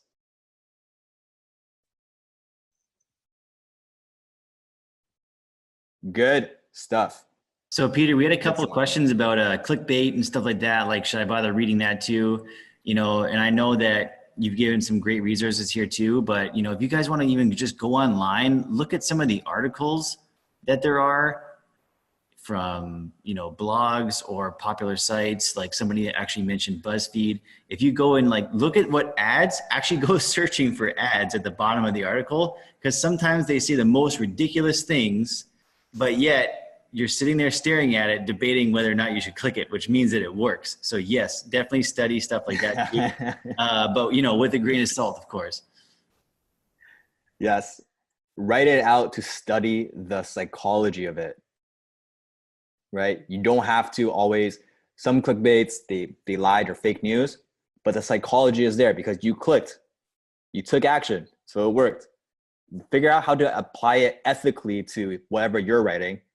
Don't ever be unethical, right? So I don't know why I have to say this, like be ethical. Like, okay, I don't know why I have to say that, but let's keep moving. Cool. All right, here's some examples. Ed, do you want to read the first one? Why baking your makeup is the key to legit flawless skin. Sorry, I emphasize that. Okay. And no, it doesn't require an. Yeah. So I'm not even a girl, and I kind of want to click on it. I kind of want to read it. So would you guys click on it? Does it make you guys go like, huh?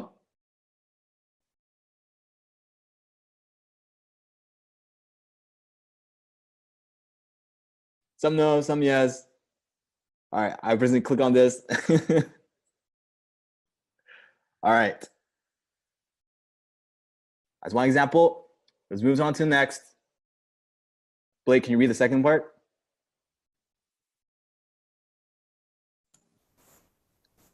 Sorry there, Peter. All good.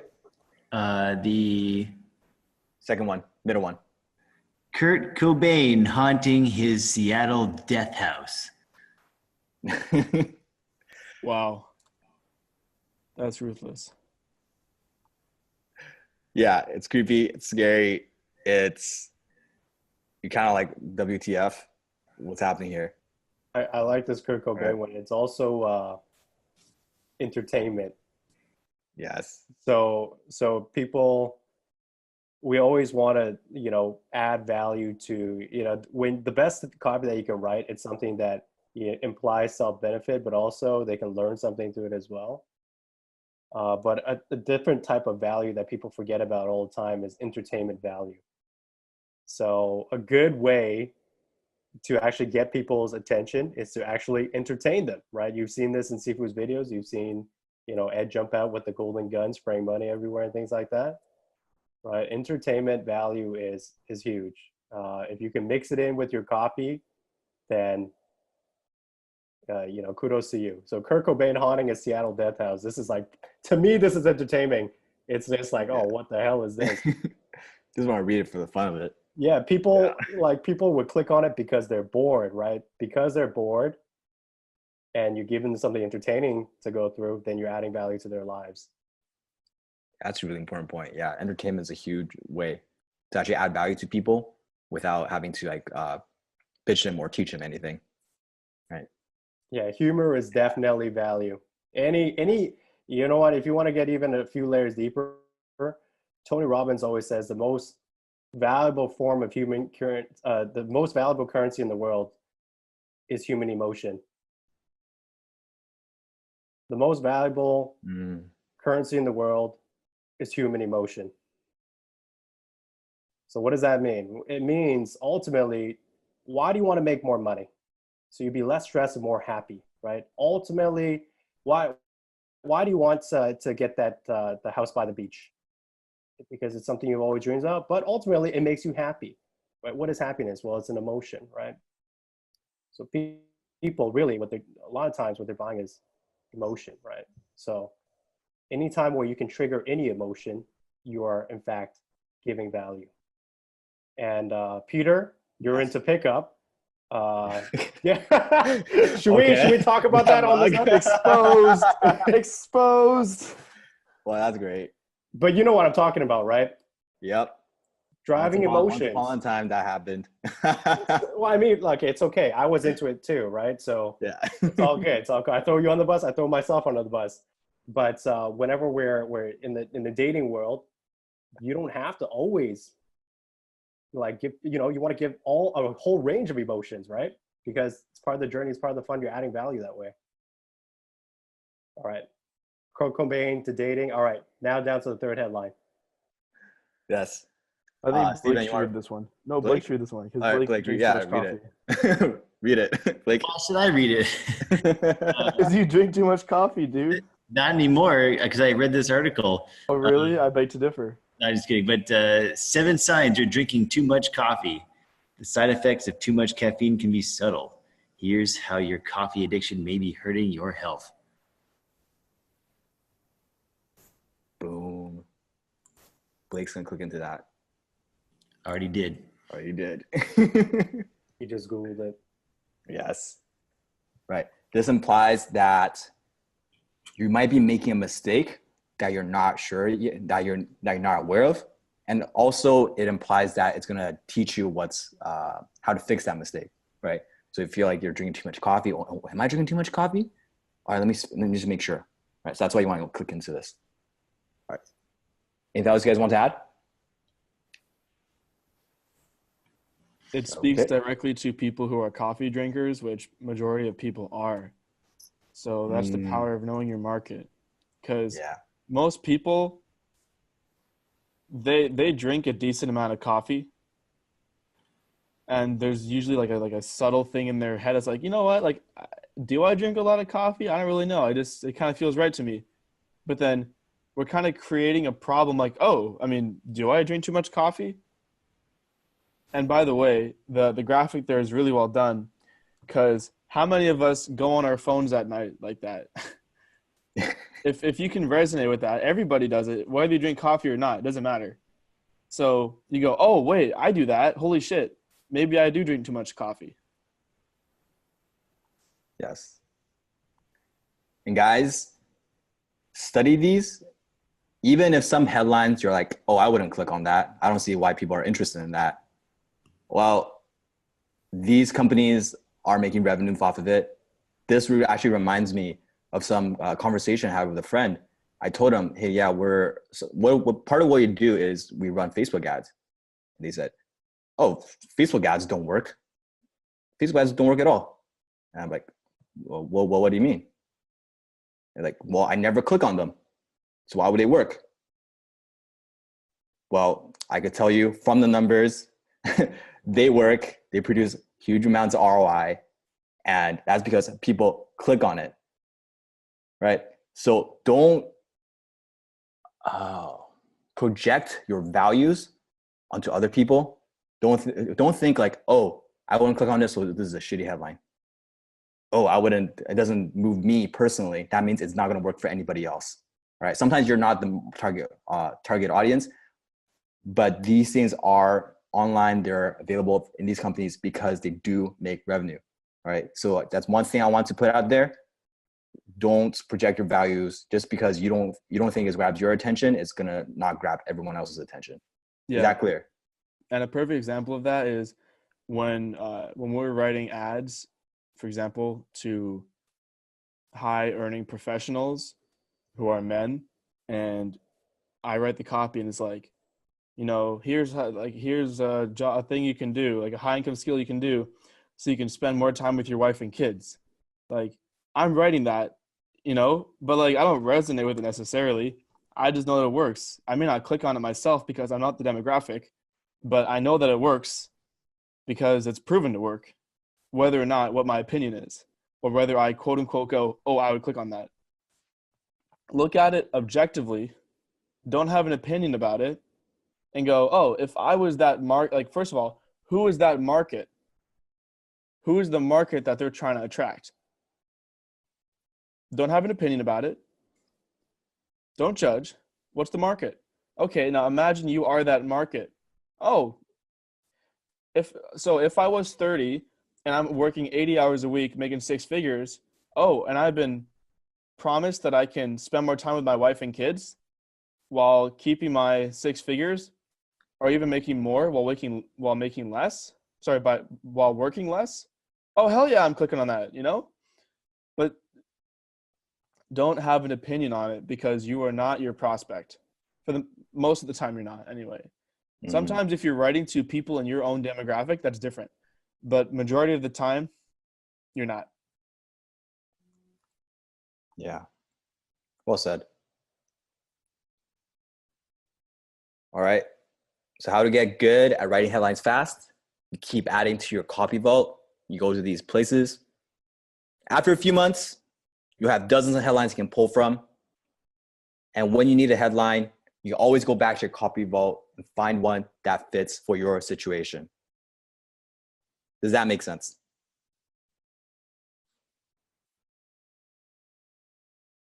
All right. But what if I told you there was an even faster and easier way? You wouldn't want to know about the faster, easier way, would you? Oh, wow. Golly gee. Oh, golly gee. Is it a scam? No, it's not a scam. It's Seafood Dan Locke. What do you think? All right. Well, our teams, we worked hard, long hours. We thought, well, instead of making you guys go out to all these sites and all these magazines and collect the best headlines, we're going to spend hours and some even months spread out to just create your own copy vault. What if we did all of that, relieved you of the work, and just gave you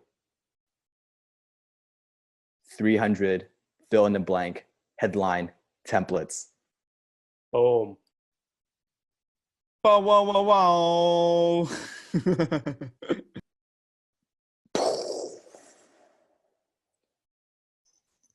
Ladies and gentlemen, yes, not 3, not 30, but 300 fill in the blank headline templates. And these are scoured. They're for the best, right? These are tried and true headline templates. We're going to be using it a little bit later on in class today to show you what it's all about. It's going to be for the group activity, right? Yeah. Oh, Oh, shoot. Sorry. No one. I'm just excited. Yeah, I'm just excited. Okay, I'm just excited. Okay. All right. That's it. We're going to come back to the headlines. We're going to show you how to implement everything. But right now, we're going to move on to the second part. the building blocks of high converting landing page, right? Bullets. Are you guys ready to learn about bullets? Boom, boom. Yes, yes, yes. All right. Let's get into it. What is a bullet? A bullet is a benefit-driven statement that pulls the reader back into your copy. A bullet gives a chance to focus on benefits and objections not talked about in the headline. It's like a features and benefits statement, but a lot sexier and a lot more appealing. Who wants to learn about this? They are so key. I have had many times where what I like to do is, like, for example, with the HEC students, right? Or just other people who buy our programs, I would ask them, I'm like, why did you buy, right? They'd be like, you know what? You know, I was sort of on the fence, kind of, until I read that bullet. So I read that bullet. I knew that I had to know this, and I pulled the trigger after I read that bullet. Really powerful. Yeah, and Zim, I think, remember you showed me a swipe file. There was a swipe file. They were selling a book. It was literally, I think it was like one paragraph about the book, right, and then yeah, it was 200 bullets. Yes, I don't remember which one it was, but I do remember that. Yeah, it was I don't remember, but anyways, bullets are super important because the primary promise you have in your headline, it's not always going to be the reason why someone buys, right? Like, for example, right now, everyone in the chat, put in the chat, why did you join HIC?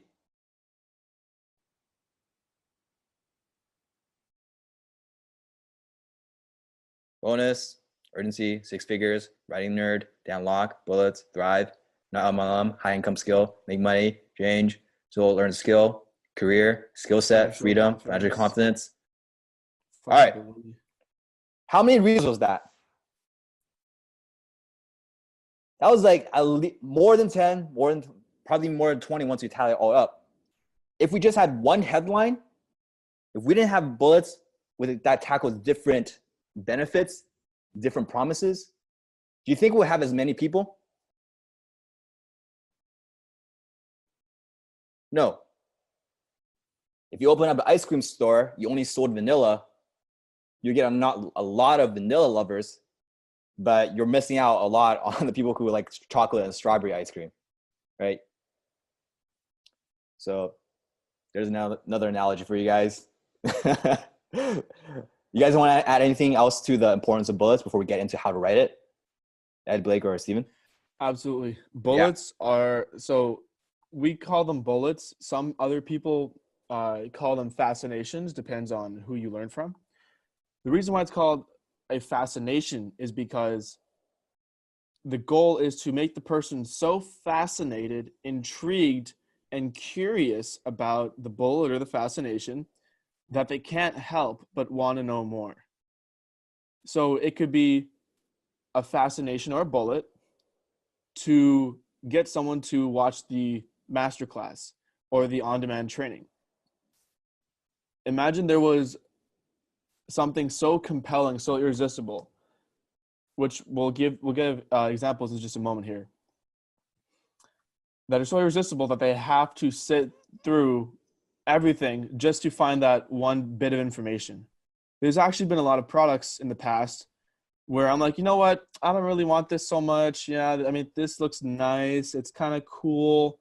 And there was just one bullet that was like, wow, holy crap. I want to know that.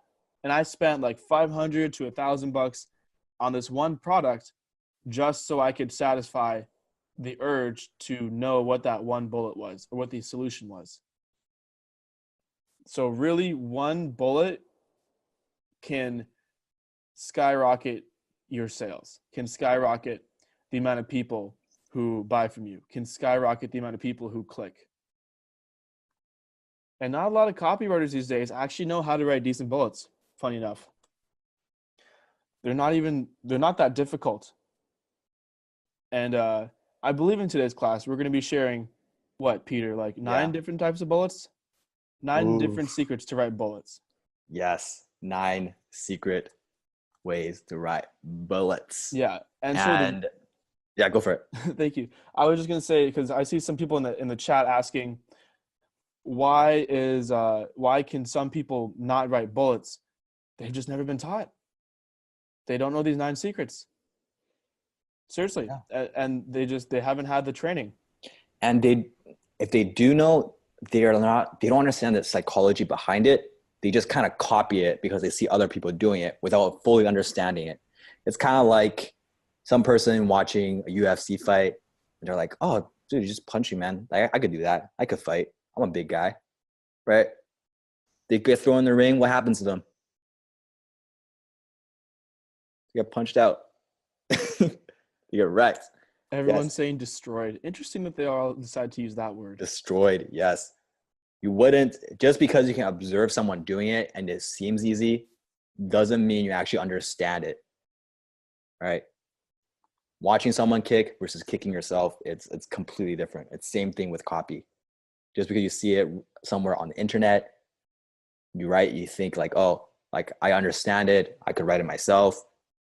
That's the amateur's ego. All right, so let's get into it. You guys ready? You guys ready for the 9 secrets? Before you jump into there, Peter, somebody asked, what's the difference between a bonus and a bullet? And just to clarify, a bullet is going to be, for example, on a landing page like you guys are about to see in the example that we're going to show you, to sell them on opting in on that landing page, whereas a bonus is actually something that you put into the offer to sweeten the deal. Yes. So guys, I'll show you some examples. Hopefully this makes it more clear. And then if not, then you can ask more questions. All right? Sound good? Bada boom, bada bing. Let's move. These are bullets on the same landing page we just showed you earlier. All right, Ed, you want to read these? All 3 secrets? Yes, sir. What you'll discover on this free masterclass. Secret number 1. The real reason why most people fail with e-commerce, Amazon, drop shipping, coaching, consulting, social media agencies, and more. Secret number 2. The little-known 3-step wealth triangle formula that will make your bank teller wonder what you do for a living. Secret number 3. What they don't teach you in any MBA program that almost every elite entrepreneur does, whether they know it or not. By the way, who wants to know what those 3 things are? Who wants to know the secrets behind those 3 bullets? That's the power of a bullet. Yes. It arouses such intense desire and curiosity within you because there's some pretty heavy benefits inside of there. Each one of those little sentences is packed with benefits. And Peter, if it's cool with you, I think it'd be cool if we kind of, I know we're going to, I looked at how many slides we have left. And we may be on track for a 7-hour class today. We're ready for a 7-hour class. HIC family, is it okay if we spend just a couple minutes going over these bullets?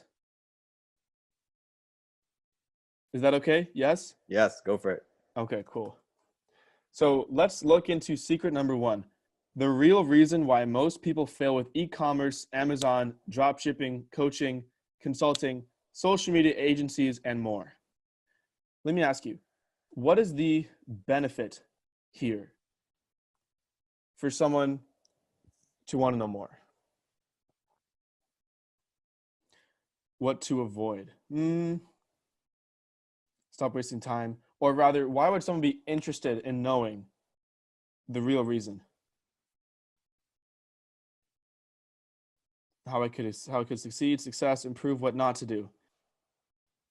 What works. Why did I fail before? Exactly. So when I wrote this, I thought about our audience. It always goes back to the market. Yes, the reason why they failed. Always go back to the market.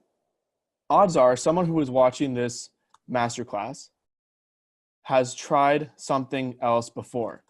And the most popular trends right now: e-commerce, Amazon, drop shipping, coaching, consulting, and social media agencies. So we're basically justifying if you've read One Sentence Persuasion, we're justifying the reason why they failed. I'll say that again. We are justifying the reason why they failed. And it's a very, very subtle thing here.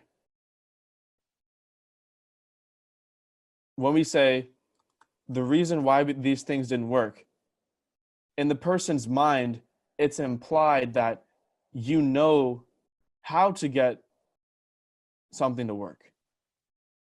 So they failed because of this reason, and you're the person who has the answer.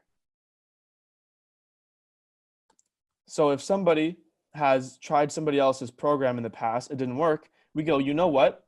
It's not your fault. Here's why it didn't work. Here's what you can do instead. And it taps into all the trends right now. Is that making sense?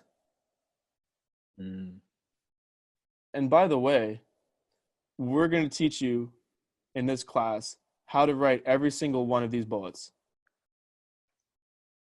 Gonna be good. All right. Yes.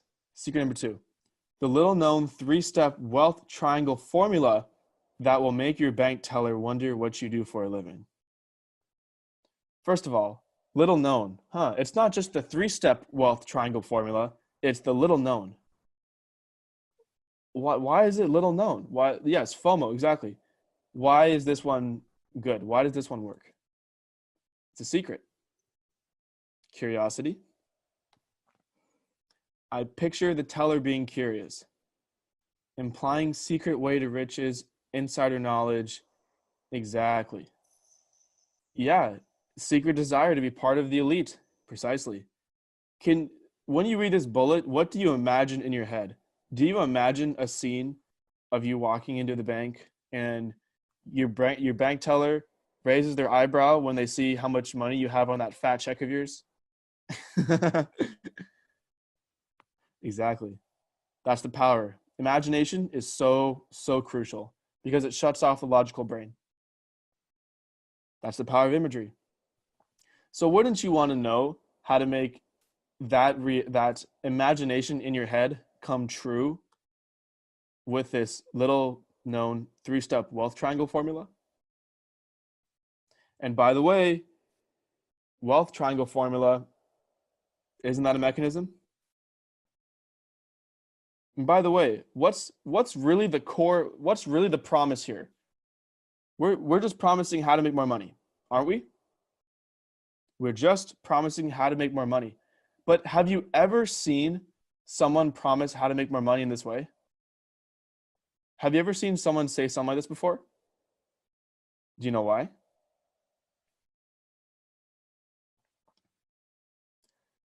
Because there's a mechanism, a unique mechanism, and there's a different promise. Because they suck. No. It's because of the market sophistication. So we've created a unique mechanism on top of a new promise. Also, we'll talk about this more next week with scalable copy. But this is a very, very, very emotionally driven way to say how to make more money. It's a new promise. Think about all the ads you've seen. Okay, let me ask you this. How many of you have seen an ad on Facebook or somewhere that goes, oh, how to make 6 figures with my brand new Shopify course. Hey, you want to drop out of college and make a bunch of money? Hey, check out my freaking e-commerce shop. Hey, you want to do this? You want to do that? I'll show you how to make 6 figures. But so a lot of it sounds like BS when you look at it. But when you look at this second bullet here, do you feel like you're reading BS? Do you feel like it's scammy? Do you feel like it's, oh, I've heard that before? No, because this is a new promise that you've never heard before. And it has a unique mechanism. And it's a formula. People like easy, simple, systematic.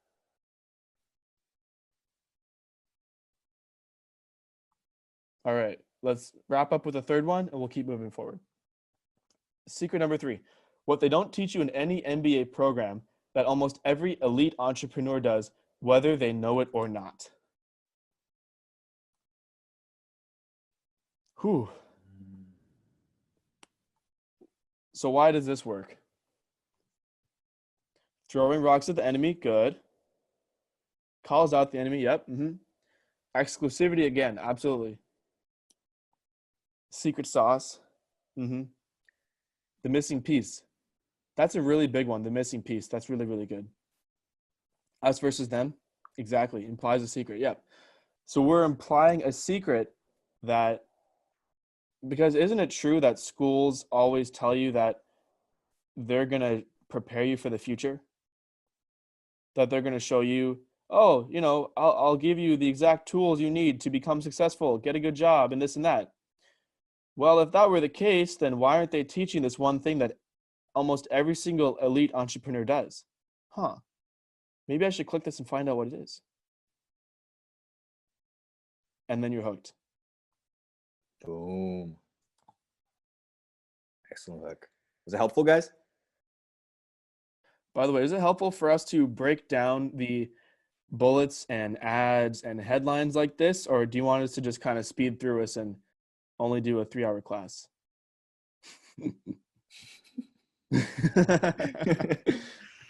I mean, we can do 3 hours. Next one. Let's go. We can do 3 hours.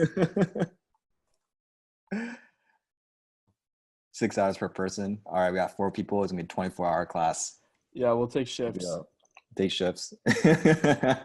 Turns a full-time job. All right, let's go. Next one. All right. The 9 secrets to brilliant bullets. Who is ready?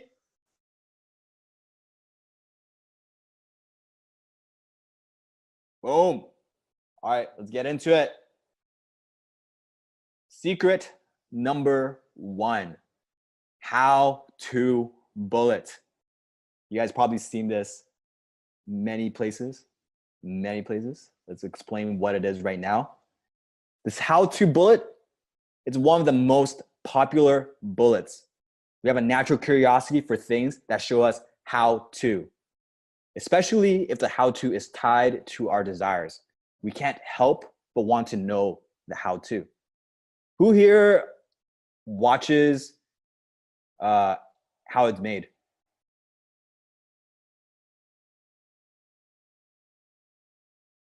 Right.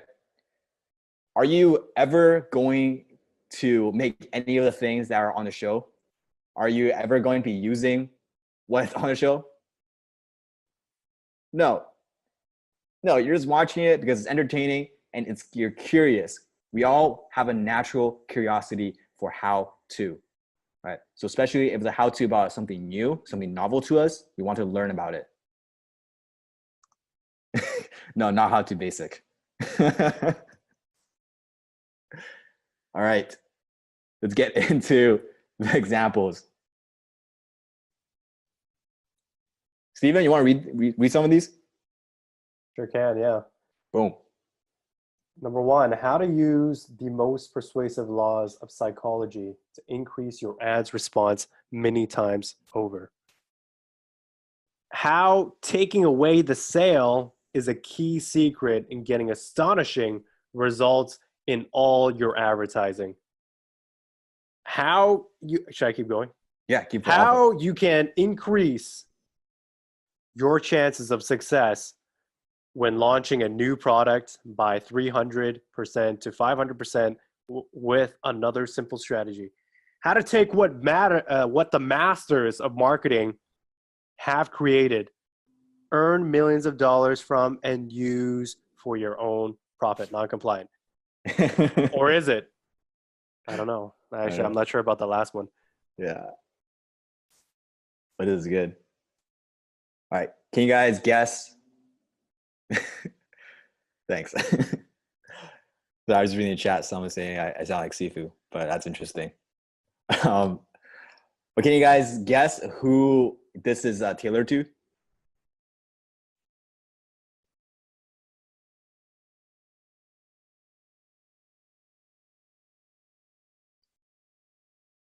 So copywriters, sales pros, emeralds, business owners, entrepreneurs, business marketers. Yeah, I would say it's to marketers, right? It's either marketers or copywriters, people who are selling their own product, right? Or it could be people who are in charge of their own marketing campaigns. Mostly direct response marketers. These won't, none of these will actually entice people who are more into branding advertising. Nope. Can you guys see how if you're a marketer and you start reading these bullets, you would want to know what's inside?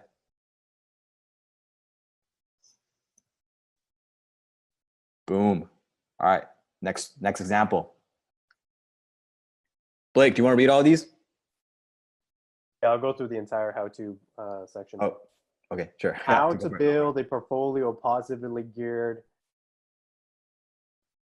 This is hard to read. How to build a portfolio of positively geared appreciating real estate assets. Number 2, how to protect what assets you have now and the massive amounts you'll have in the future. How to legally reduce the amount of tax you pay without losing money. How to get your capital to earn you huge returns. How to take control of your superannuation. How to put you all your what does that say? I think it's a typo. That's a typo. Yeah, Typo. That is a typo. Look, you don't have to spell well and have good grammar and you. spelling skills. Just so you guys know, grammar does not matter to be a copywriter. You can literally sell anything as long as the general idea goes across. That's right. So how to put your assets behind an equivalent of the Great Wall of China so no greedy lawyers can get their grubby hands on them, even if they're the top gun lawyer in their firm. They'll be dumbfounded. That's actually pretty cool, depending who you're talking to. How to see it, how to see to it that you never have to set foot in a court ever. There won't be a solicitor in town who will want to take you on. Interesting. Yeah, these are very interesting bullets. And notice how these different bullets have different jargon, right? In the first part, there's real estate jargon. In the bottom part, talks more about lawyers. And remember when we were doing research, we talked about you want to speak the way they speak. If you cannot use the same language that they use, they will assume that you're not one of them. You're an outsider, right? So that's the importance of doing your market research. Cool. Steven? Wow. Okay. How to jockey for your best strike position during an attack. How to instantly classify any gun, single action versus double action, and how to tell if a gun is a conditioned one. Oh, that's very insider language right there. Military jargon for ready to fire. This inside weapon knowledge could give you a precise extra second in any confrontation, enough to choose your next best move. Boom. Right. Again, notice those jargon. And yes, it's a different meaning to bullets because now about violence. Boom. There's a lot of these examples, Steven. You got to read through them all. I know. Holy fuck. Feels like an audiobook that I'm reading out. How to legally slash your taxes by thousands of dollars every single year, no matter what your income or profession. That's pretty cool. Mm-hmm. How to use the IRS's own rules to turn the tables on them. Oh, that's what we call a revenge hook. A lot of times whenever a lot of people have just across the board, like even within HIC, put in a comment below if you want to just show somebody that you're able to do something, you want to take revenge, you want to show them that, hey, look, you do have what it takes. That's a very, very, very powerful hook. A lot of people would relate to that, right? Revenge. And the third one, how to make sure you never get audited. Boom. And notice how if these bullets relate to you, you're more drawn to it because it implies personal benefit, right? The word personal has to be beneficial to the specific person that you're targeting.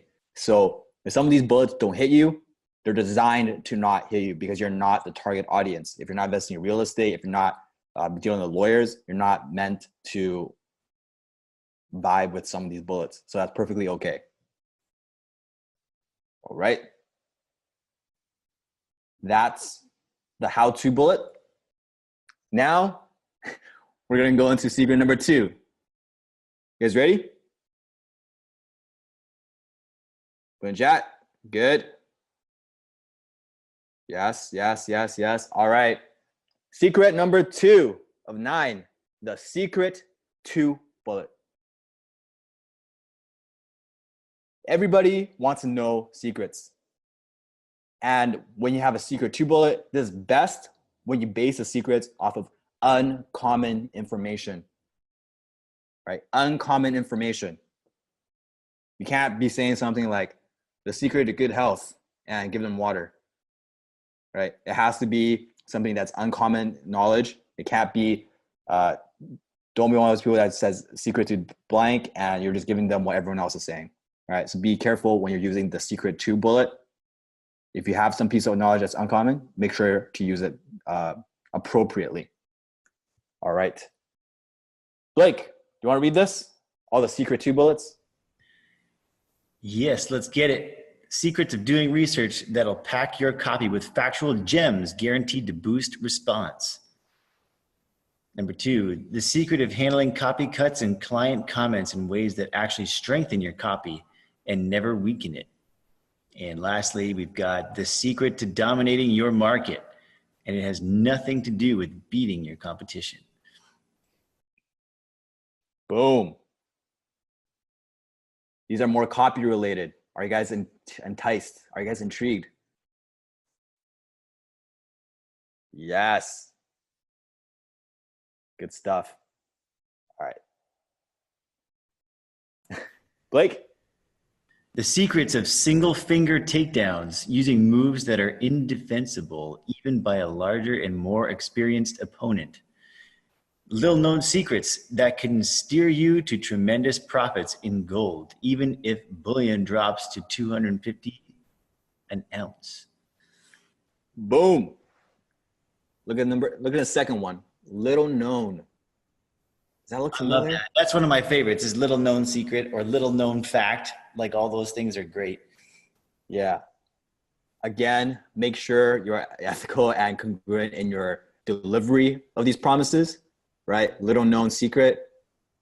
It can't just be something you find in a little guidebook. Well, it could be something you find in a little guidebook, but it has to be something that not many people know about.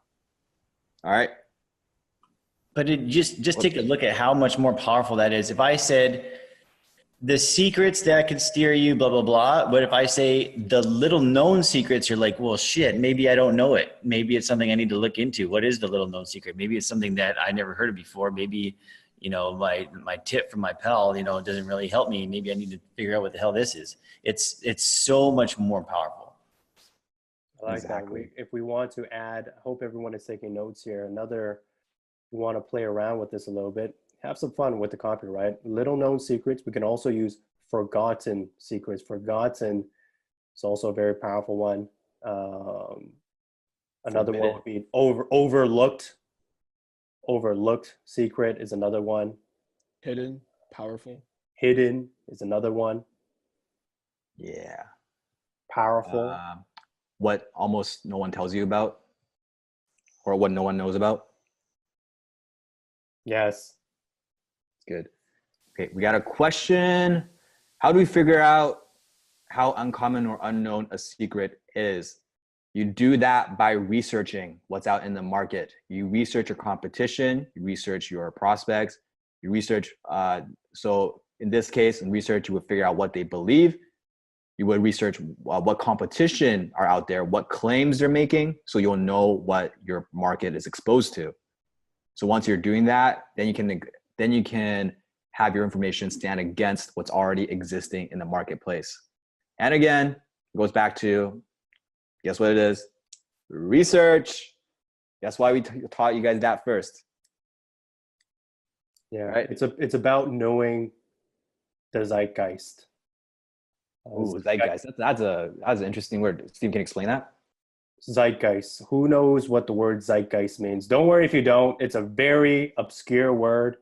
I would never have known it unless I was a very big copy nerd. Zeitgeist, I don't know what language it is. It means spirit of the ages or spirit of the times. Okay, I see a lot of German, so we got some smart people in HIC. So German, yeah. Mm-hmm. Knowing the zeitgeist means knowing what you have a sensitivity, you have a feeling towards what the common conversations are within your industry and your niche. It has to do with, it's related to market sophistication and market awareness, right? But different periods and different times, there are different trends, right? Like, for example, I keep on using keto because keto is freaking everywhere, right? Keto is the zeitgeist of the times right now. So how do you know what is common and uncommon knowledge within your industry? Well, it goes back to how well do you know your industry? How well do you know what the conversations are in the zeitgeist? Yeah. I've got an exercise for the for the community. What is a zeitgeist of the business opportunity and make money space? Let's see. Drop shipping, yep. Amazon FBA, exactly. E-commerce, Bitcoin, yep. Forex, exactly. That's right. I wonder where else we saw that in a bullet.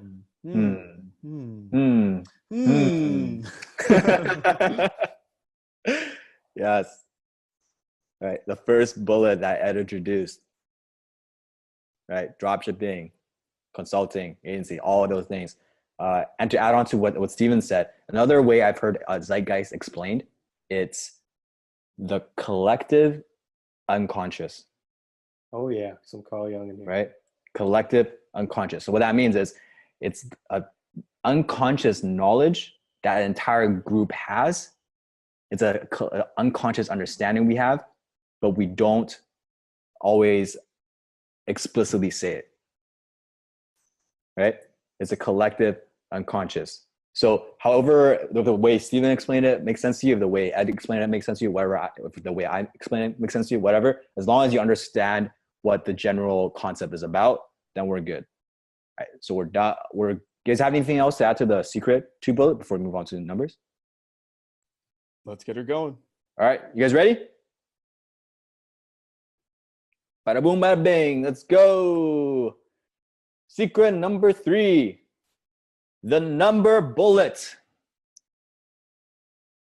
The number bullet is a great way to group a bunch of information together, especially if there's multiple unique ways to achieve one specific result. You want to use this bullet, all right?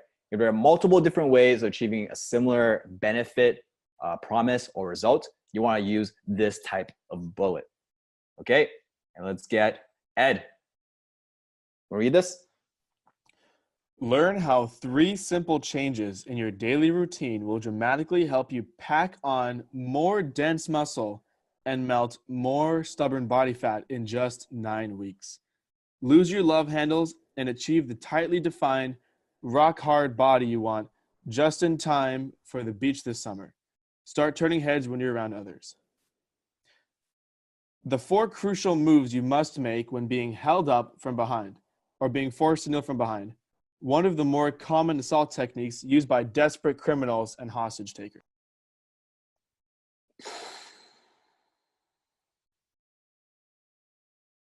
Are you guys curious?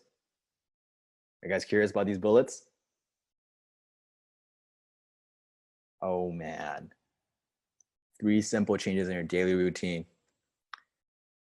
It's the reason why the numbers work, again, because of the specificity. Right, the specificity, because there are 3 changes. Imagine this without the numbers. Learn how some simple changes in your daily routine will dramatically help you pack on more dense muscle. it's not specific, it's less powerful, right? The few, like the crucial moves you must make when being held up from behind versus the 4 crucial moves you must make when being held up from behind.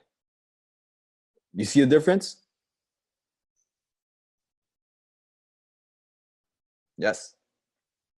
The specificity makes it more believable, makes it feel like you have the answers, right?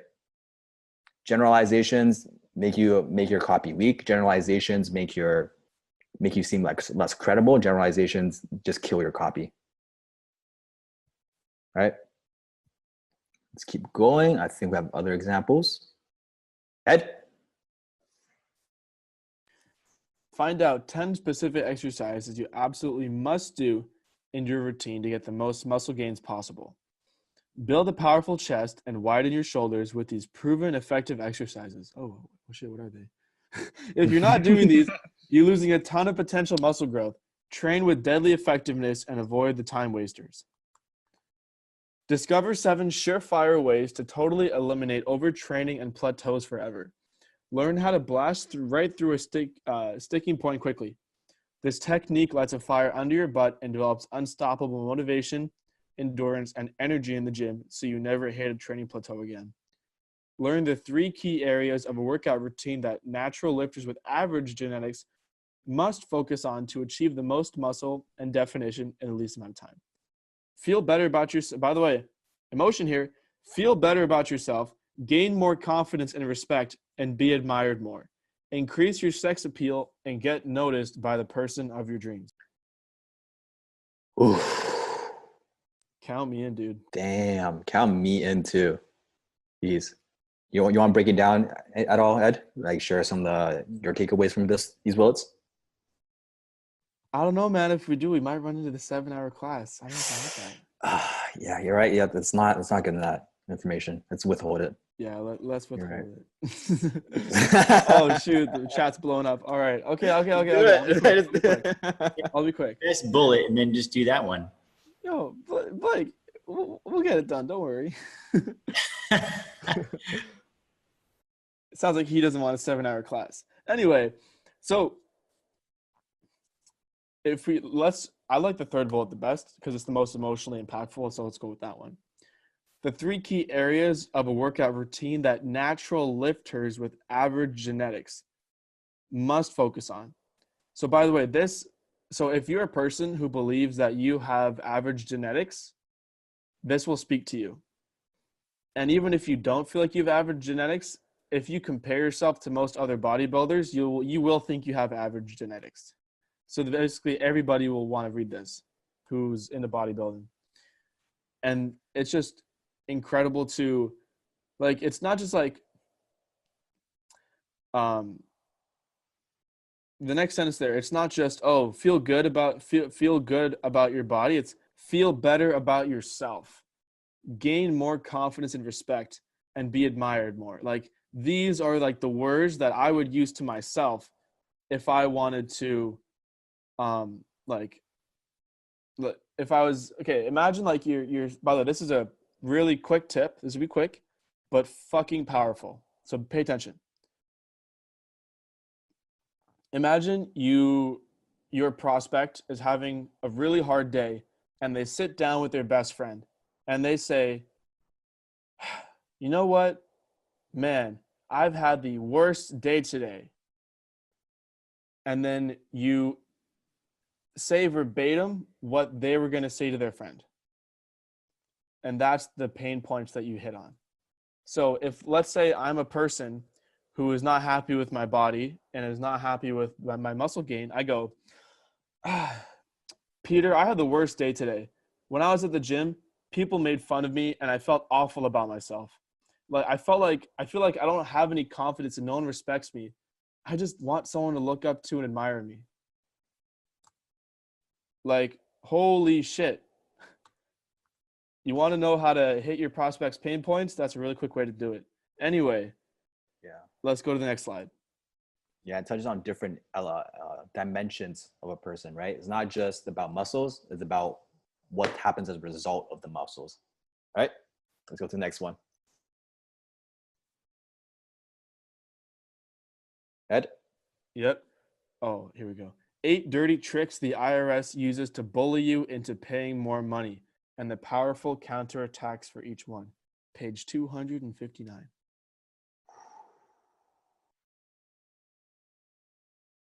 Throws rocks at enemies, a specificity, page 259, so you know where to look. Good stuff. Next one. Oh, copy. All right. Secret number 4. The right, wrong bullet. The right, wrong bullet. Best used when you're challenging conventional belief or assumption that a prospect has. You call them out on having this belief and you debunk it. They want to know how they could have been so wrong on something that they thought was so true. All right, let's go into this. I'll read this one. Sneezing into tissue prevents colds, right? Wrong. Page 2 explains why. Boom, I'm already into it. Common knowledge, right? Again, goes with the zeitgeist. What do people commonly believe? You just gotta be part of the industry, part of the market. Nice and simple. Let's go. Unscented products have no scent. Sorry, many are masked with a chemical that can cause allergic reactions. Page 24.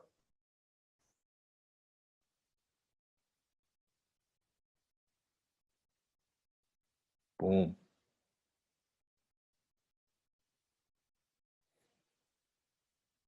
And this is like, again, it's about common knowledge, right? It can't be, it has to be common knowledge that you're challenging. It can't be some common knowledge that you agree with. It can't be uncommon knowledge that people don't know about, right? For example, if we're talking to people who don't know what copywriting is, and we're like, bullets are not important for writing copy, right? Wrong. They don't know what it is. They can't relate with it. It doesn't work, right? Make sure you know your market. Boom. Go to the next one. This is the right, wrong bullet. Up. Secret number 5. The what bullet. This is great for giving specific instructions or teasing at specific information, which adds even more curiosity. You want to use this when you have information you want to tease at, but don't really want to reveal immediately. All right? Steven, can I get you to read these ones? I can. All right. What the investment institutions desperately want to keep a secret so they can keep charging you exorbitant fees. I keep giving you the ones that are hard to like read. Yeah, dude. You guys don't know this, but Vicky, my girlfriend, thinks that I'm slightly dyslexic. All right, second bullet. What to do if you don't have any testimonials yet, but you need proof that what you're selling is important and works. Relax. I'll show you specific ways to sell without ever getting the first testimonial. Oh, that's pretty cool. Yeah. I think that the second bullet will appeal to a lot of people here. Right? Yeah. You're always wondering, because when I started, I was wondering, like, how am I going to get any credibility? I don't have any testimonials. And if I don't have any testimonials, I can't get a client. If I can't get a client, then I won't get any testimonials. Right? It gets a kind of catch-22. It's a conversation that a lot of freelancers have when they're starting out before they have the first client. Right? So it's kind of like you need excuse me. You need experience to get a job, but you need a job to get experience. It is, yeah, it is. Yeah, that's true. Cool. I see a question in the chat. Is a check mark better than a bullet? So like a little dot versus the check mark. It depends on the context. Usually bullets are fine. But for example, if the next bullet will show you, it's like telling you what not to do, you might want to use an X. If it's something, a benefit, you might want to use a check. But those are really like smaller changes you want to make in the end. It's more of the copy, the strategy, the market, and the way you frame the benefits. That's more important than the smaller details. All right. Let me ask you a question. Do you think changing from a bullet to a check mark is going to have the potential to double your sales? So don't worry about it. Yeah. It might not, but it's one of the last things you want to test Yeah. with your resources. It will Right? do like a very, very marginal difference at best. Like of all the things on the entire sales page that I would test, from the headline to the bullets to the call to action to the market to the strategy to the offer, testing the little itty bitty thing like that is the very last thing I would test. Yeah. It's not even worth testing. Like, Yeah, you wouldn't absolutely. test this, period. If you're testing this, you are wasting your life. Yes. And money and life. That's a good way to put it. All right. Let's go into the All right. Do you guys have any questions about the what bullet before going to the next one? Does it make sense? Yes, in the chat if it makes sense. Cool. I think we're good to go to the next slide. All right, good. All right, so let's say just come up with a bullet for HIC right now.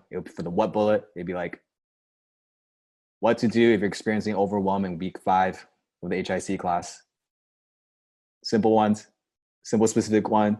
It's specific. Notice how it's a very simple bullet, but because it's targeted to you, it's like it's different.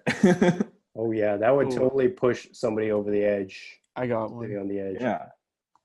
I got one. What the highest earning high income copywriters do that low income copywriters don't? I want to know the 7 things they do. Dang. All right.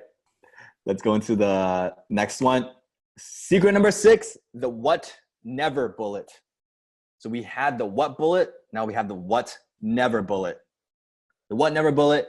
This alerts people that they're making a possible mistake unknowingly, which triggers their fear, and also shows them how to potentially fix it, which is the benefit. All right. Blake, can I get your help with reading this, please? What never to eat on an airplane, the dirtiest, deadliest airplane in the whole wide world. Ooh. If you're traveling and you eat, well, then you probably want to know what this is. I saw an interesting YouTube video about the similar concept. The YouTube video, it's like air stewardess reveals why you should never drink a coffee on a plane. Yeah, I think I saw that. Yeah. Yeah. Are you for real? Yeah. Do you want to know why, Steven? I always drink coffee on the plane, man. But do you know why you should never? Why? Tell me why. Because they don't clean out their filters and like pipes every what they don't have to. They're only required by law to clean it once every quarter. You're kidding me, right? Oh man. Yeah. Oh, I just ruined plain coffee for so many people. I'm so sorry. It's okay, All Steven. good. You're probably All good. suffering from one of the 7 signs that you drink too much coffee anyway. Yeah, I know, right? I'll just bring my own coffee. Yeah. All right. See you guys. With great knowledge comes great responsibility. So you're going to use these what never bullets. You got to make sure you're okay with revealing the knowledge. Okay. Blake, next one. The absolute worst time for your body to do paperwork or read. Page 26. Ooh. So random, but I would love to know. Yeah. It's the absolute worst time to do your hand copying. Ooh. Oh. And I would want to know what the best time is too. You got a few hundred clicks right there. There you go. See, when you guys read this, you're kind of like wondering, oh, am I making a mistake that I don't know about? Is there something I don't know about that I better check it out, just make sure I'm like not doing something wrong. Right? That's the conversation you want them to have in their head. Does that make sense? Boom, boom. The what never bullet. All right. Secret number 7, the if then bullet. The if then bullet. Use this when you know there's a specific requirement or trait about the prospect. If they fit the requirement, then they're naturally curious and intrigued. All right. Ed, could you read this? If you have a tension headache, here's why you should forget your scalp and concentrate on your toes. Feet. If you've got just 20 minutes a month, I guarantee to work a financial miracle for your life. Yes. That's cool. With these ones, be very careful with how you use these, because these are like more like sniper shots, right? Because the first part of the sentence, it says, if the person you're reading to, if you don't know them well enough, right? Like, let's say if you don't have a tension headache, if you have a tension headache and you don't have a tension headache, you're immediately turned off by the bullet, or you're bored by the bullet because it doesn't apply to you. So if you're using these if then bullets, make sure you do your, guess what? Research beforehand. So when you're using these bullets, they actually make sense. All right. See why we don't teach you guys these bullets in the first class? You guys would be shooting bullets and then everyone be getting killed. All right. Also, I saw some good comments in the chat of people noticing that the second bullet is not scalable copy. That's good. Well, we're going to get into the nitty-gritty details of that next week. Right, Ed? Yes, sir. It's going to be good. It's going to be good. Okay. If then bullet. Does this part make sense when you use the if then bullet? Boom. Secret number 8 of 9, the why bullet. The why bullet hints to the reader that knowing why something happens will benefit their life. It hits the curiosity and also the benefit requirement. So hints to the reader, if they know why something's happening, it's actually going to make a change in their life, right? Good thing to know is it can't just be like why something and there's no benefit to it, right? If it's just curiosity without benefit, sometimes it doesn't sell as well, right? Sometimes the best parts is when you combine curiosity with benefit. Let's get into this. I'll read.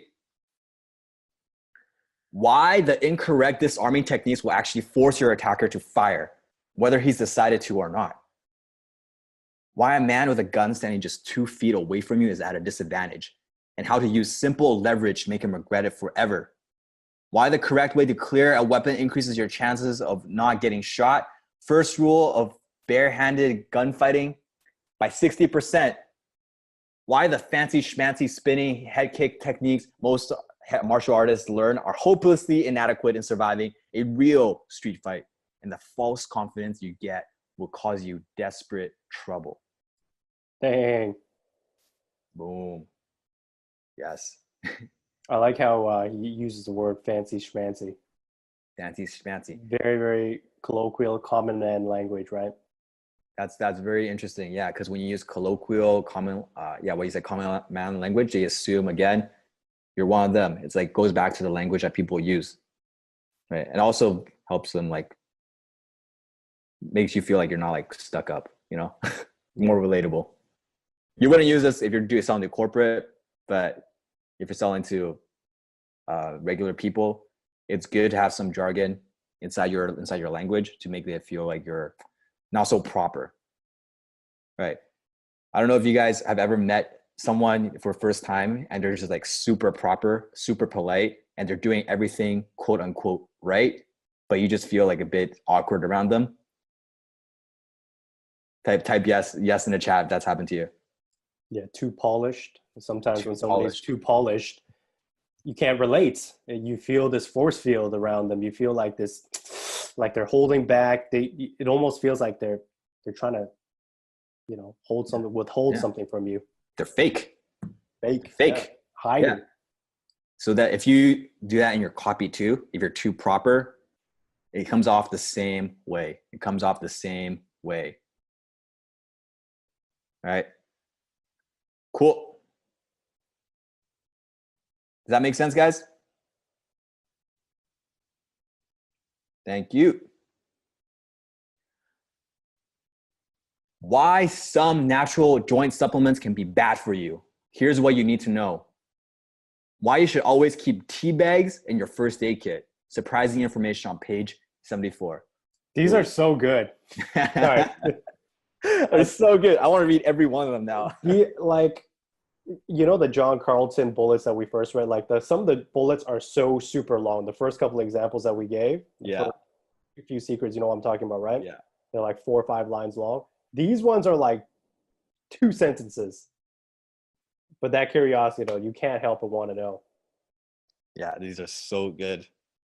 Like what makes it curious again, it's like the second one, it's incongruency. Incongruency. So something that doesn't fit, right? Something that doesn't make sense, right? Why you should always keep your tea bags in your first aid kit. It makes you kind of go like, huh? Right? That's the initial reaction you want from your prospects or your readers when you read them. All right. Boom. Why people living at high altitudes have less fatigue, depression, and insomnia, and how you can use the secret to have much better health no matter where you live. Ooh, I'm curious. I have a guess. I feel like they have one of those hypoxia chambers, but I'm not sure if that's right. But yeah. All right. There's another one. Okay, who's ready? Who is ready for the last bullet? Last bullet. All right. Secret number 9. The specific question bullet. Just like all the other bullets, this is based on curiosity and benefit. Curiosity and benefit. It leads with a question of importance to them and then gives them or teases at a solution, right? Leads with a question that's important to them, that's personally beneficial to them, that's directly related to the prospect you're talking to. Then gives them or teases at it a solution. Steven, want to read this? Yo, can I read these Alright. ones? All right. Ed. Yeah. Ed wants to. Why do you want to read these, man? Are these, I like these ones. Don't you steal like these Steven's ones? thunder. All right. I like these ones. Okay. Stubborn belly fat. This little known culprit could be why. Has nothing to do with diet, exercise, hormones, stress management, or sleep. Amazing breakthrough from Sweden helps you shed the pounds. Page 3. Looking to increase your conversions by tweaking a headline? Don't. Read this book instead, and you'll discover how to beat any tweak or split test you could ever hope to make yourself. Page 15.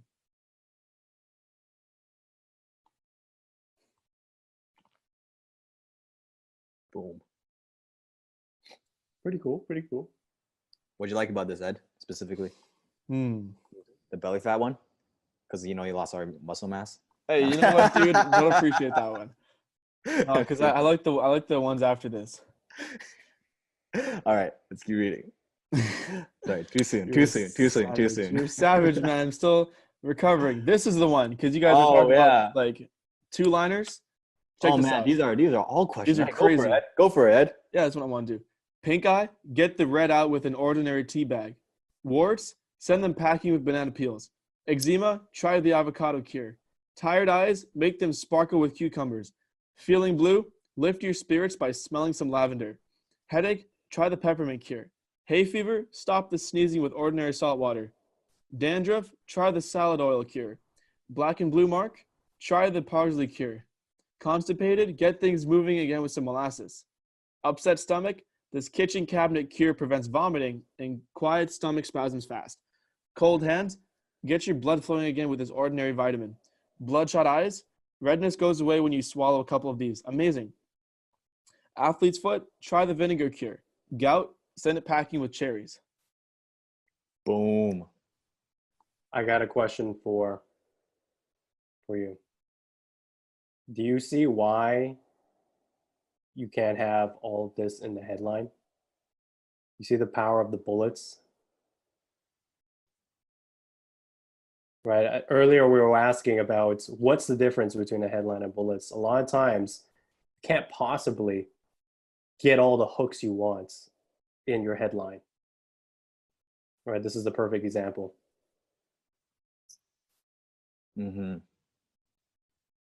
See how like you don't even need to have many of these. You could just have one of these and you would buy.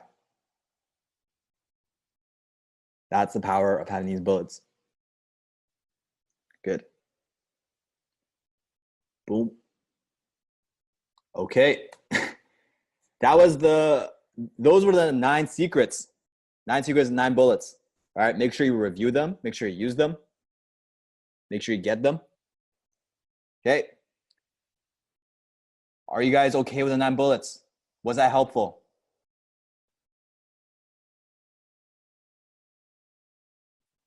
Glad to help you. Yes. Boom, boom, boom. The last part of a landing page, call to action. These ones are very, much more simple. A call to action is very simply at the end or anywhere in your copy is an instruction given to the reader as to what action they need to take to move forward. They need to take next. Right? A call to action is simply just like, hey, go to our webinar, click this link, buy our product, whatever it is. It's a call to action, very simply. All right. That makes sense? Call to action. Boom. Dope. Let's get into it. There are 3 types of call to action. The simple CTA, the second person CTA, and the first person CTA.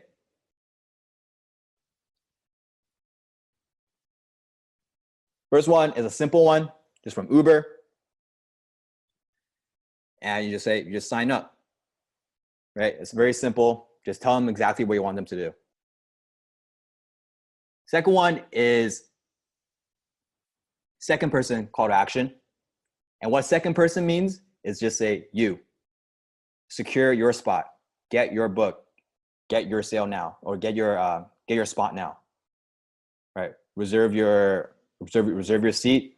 You are saying you. And lastly is first person. Yes, reserve my spot now. I want my book. I want my whatever. It's saying using me, first person. Right? Personally, I like first person a lot because it's I imagine the person reading it and saying it in their head. Right? You just want to keep these things benefit driven. Right? So those are call to actions. Pretty simple. And now we're finished with the 3 main components of a HIC converting landing page. All right. Actually, what time is it? It's almost 9. 8:53. All right, let's take a 2-minute break, guys. Take a 2-minute break. 2-minute break. All right. And then come back. Whew. Get your water, take a stretch, go to the bathroom, take a quick bio break. Give your loved one a little kiss. Pet your dog, do what you got to do. Stretch, drink some water. See you back in a minute.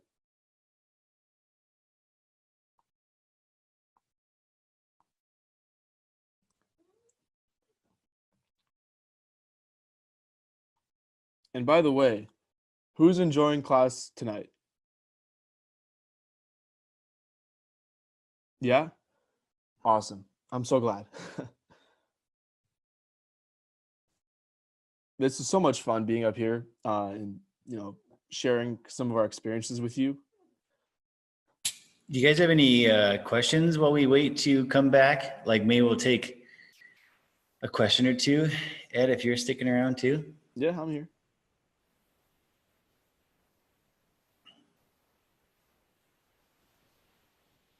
All right, biggest takeaway. What was your biggest takeaway?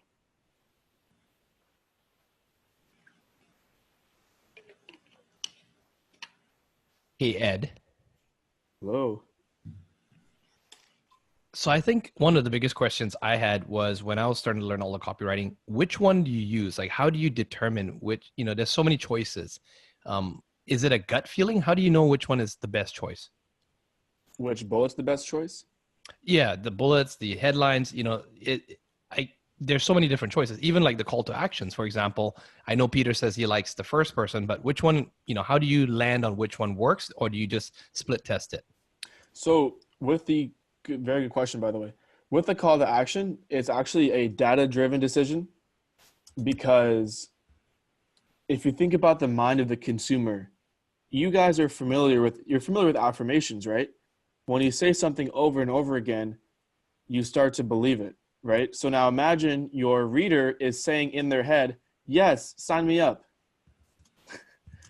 Don't you think they're more likely to sign up than just sign up now? So that one's a data-driven decision. But for things like the 9 different types of bullets, it really depends on the information you want to provide.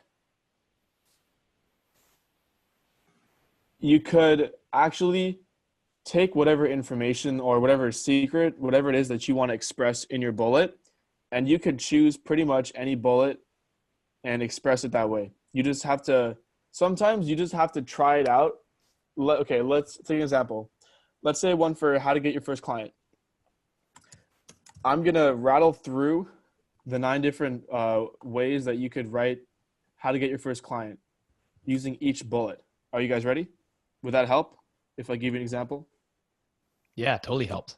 Excellent. Okay. So how to? Well, how to get your first client as a high income copywriter. Okay. The secret to getting your first client as a high income copywriter. The number 1, 7 ways to get your first client as a high income copywriter. You need to have testimonials to get your first client as a high income copywriter, right? Wrong. In fact, all you need is a pen, a paper, and an iPhone.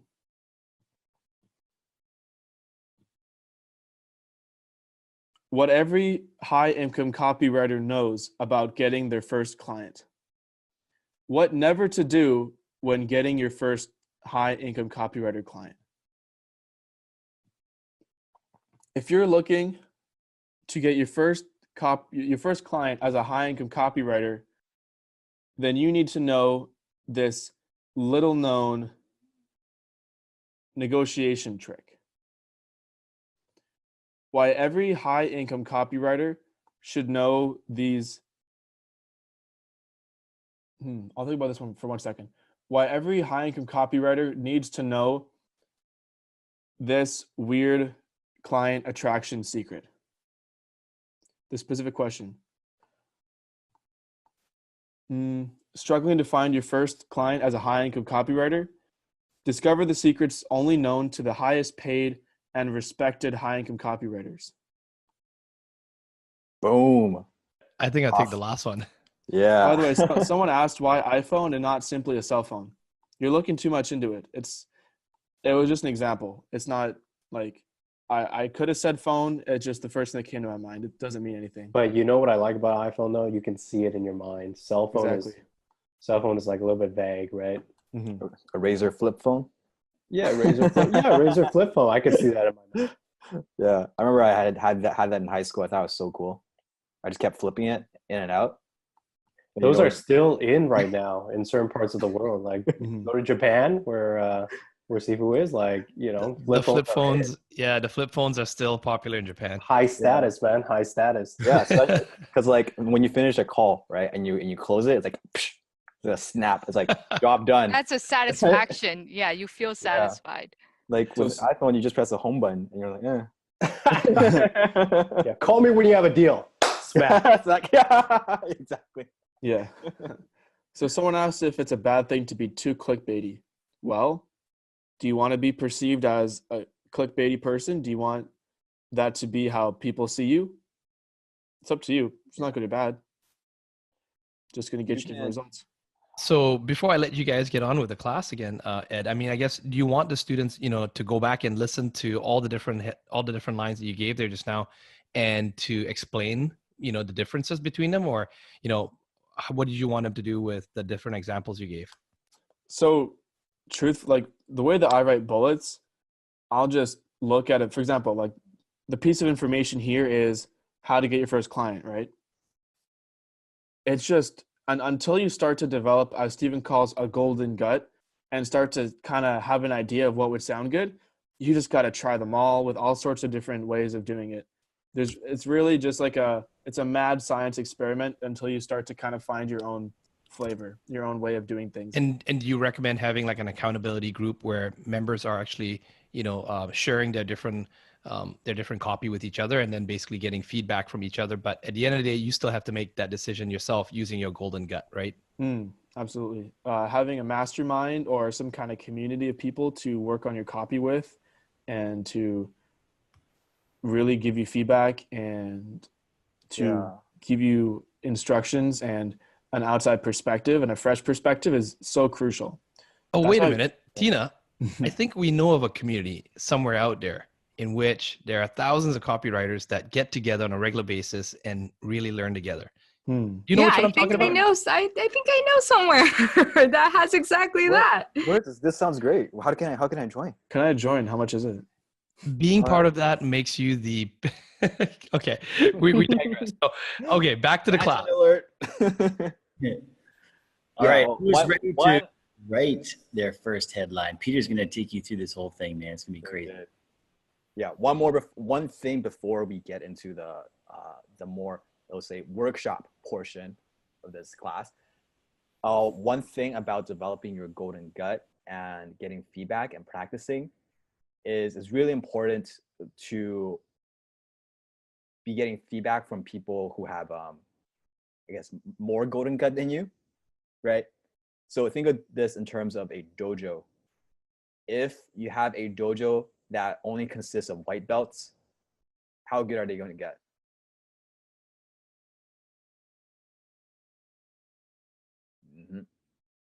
Are very good.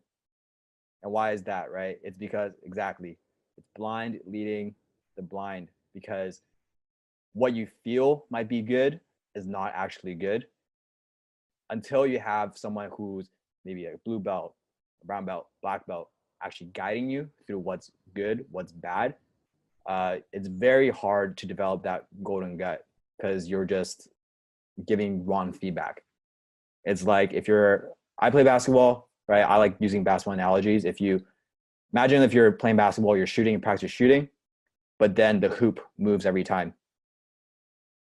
And you're not even sure if you made it in or not, right? With wrong feedback, you're just gonna be going in circles. You're not gonna be improving, right? So that's one important thing I need to leave you guys off with before we get into the next portion of class. Now, we've learned the essential building blocks of high converting landing page, headline, bullets, call to action. Do you guys want to write a landing page together right here and right now? Put a yes in the chat. Can we talk about the group activity now? Yes. Boom. Okay, this is the group activity. All right, we're gonna put a landing page together. It's gonna be really simple, tight. We're gonna put together all the things we learned together, and you guys, you're gonna end up with your own landing page by the end of class. Let's do it together. Ready? Boom, boom, boom. Remember who you need to be before we write anything. Psychologist, strategist, researcher, wordsmith. You gotta start with number one, your market. So first, let's just define who this market is that we're writing a landing page for. All right, I'll give a real simple and easy one to practice. Our prospect, his name's Chad. And if there's anyone in the Discord chat that has the name Chad, I apologize. So let's go. Chad, early 30s, working professional, has a girlfriend. He works long hours. He's stuck in meetings most of the day. He feels drained during and after the day. He finds himself busy all day, but always someone or something just interrupts him. Like he can't get work done on his big projects. And sometimes he has to miss the gym multiple times to stay in late just to work.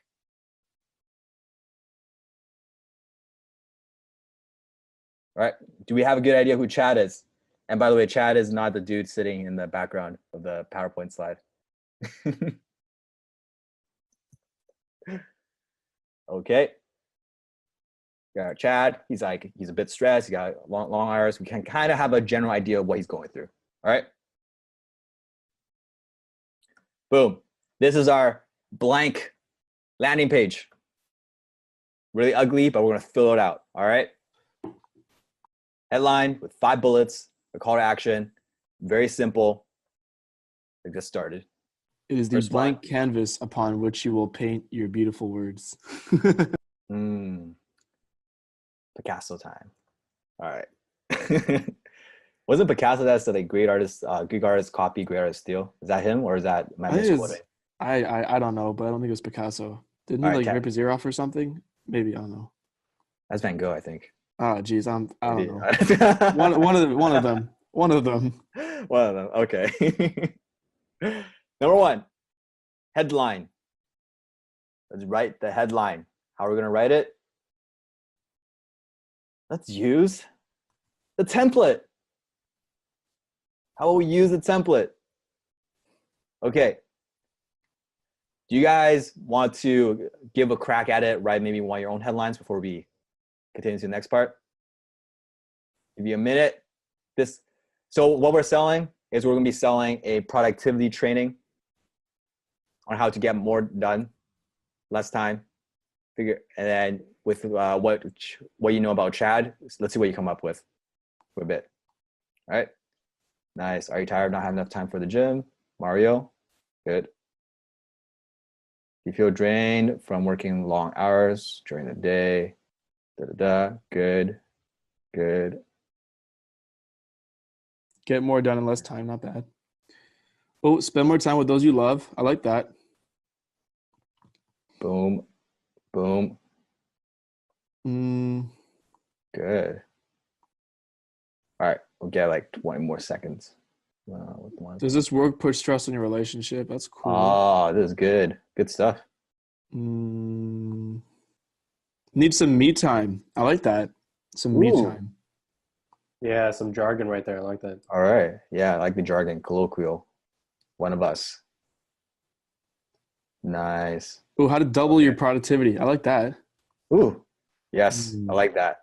All right, let's dive into the 300 fill in the blank headline templates that our team's curated. Let's use it, make it easy for ourselves, right? Normally, if we didn't have this, I'd probably be scouring around the internet, magazines, just to find a good one. But luckily, we have a good one right here. Boom. This is one of my staple favorites. Number 110. And by the way, don't feel bad if you didn't complete a headline for the within Discord. Sometimes some of us are fast learners, some of us are slow learners. And I'm pretty personally, I'm a slower learner. I like to digest and process things. I'm not as good as Ed in terms of like coming up with ideas on the spot. I like having things digest and processing before I come up with my ideas. So don't feel pressured or anything if you feel like you can't come up with things on the spot. That's perfectly fine. Just take your time. All right? Sounds good? But man, when Peter does come up with an idea, holy shit. So slow learners, you guys got an advantage. Yeah, you allow information to stew more in your brain, right? We need both, right? We need just like people who think slowly, people who can fire off a lot of good ideas fast too. All right, cool. I like this one, the headline template. How to blank without blank. Headline 110. So how you want to use this this template is you want to use it as, actually Ed, you want to explain this part? How you use this template? So how to blank without blank. So the first blank is some kind of benefit. something that people want to move towards or a desired outcome. So, for example, how to lose weight, how to get more done. Yeah, those are some good examples. And the without is without some kind of issue or problem or objection that someone might have. So, for example, it could be without, you doing some stupid morning routine that takes up 3 hours of your day, or without, wasting your time drinking some woo-woo foo-foo tea in the morning that promises to give you lifelong focus or whatever the hell. So there's Yeah. different ways of having the without, but it's Yeah, exactly. how It's, to benefit without objection or what's already out in the marketplace, or without yeah. in the marketplace, or like a common solution or objection or the pain. Yes. What was that one way that some other dude put it? Like how to like yay without nay? Is that what it was? Yeah, how to yay without boo. Without boo. Yeah. How to yay without boo. How to benefit without something they don't like. How to yay without boo. Right. So Like that. how to their benefit what they want without doing something they don't want to do. Mm-hmm. All right. So we got so many responses here. Good job, guys. Good job, guys. Perfect. And remember, this is just one template. I personally like this one. I just chose this one. There are a lot of other ones you can use, but for this one, we'll be using how to blank without blank. Mm-hmm. And let's see what we come up with for a headline, knowing what we know about Chad. Ed, you want to read this part? How to double what you get done in a day without sacrificing gym time, your love life, or your sanity. Boom. See how if this was speaking directly to Chad, he's having gym time. He doesn't want to miss time with his girlfriend. He doesn't want to lose his sanity. Would that appeal to him? Exactly. And see why the research part is so important. See why knowing your prospect is so important, because we're literally pulling bits and pieces out from their day, their psyche, and we're putting it onto the page. Mm-hmm. It's not creative, not very creative at all, but very, very mechanical. Great. That's a headline. Next one, we're going to do bullet number 1. Let's try the secret 2 bullet. The secret 2 bullet.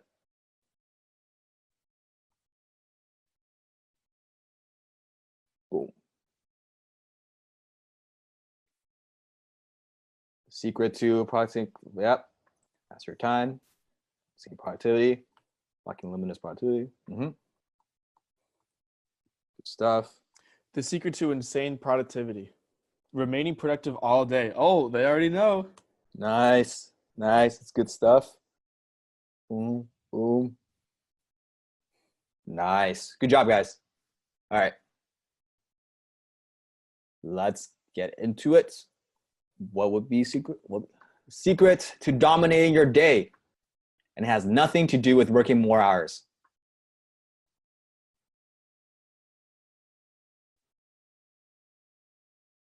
Secret to dominating your day has nothing to do with working more hours.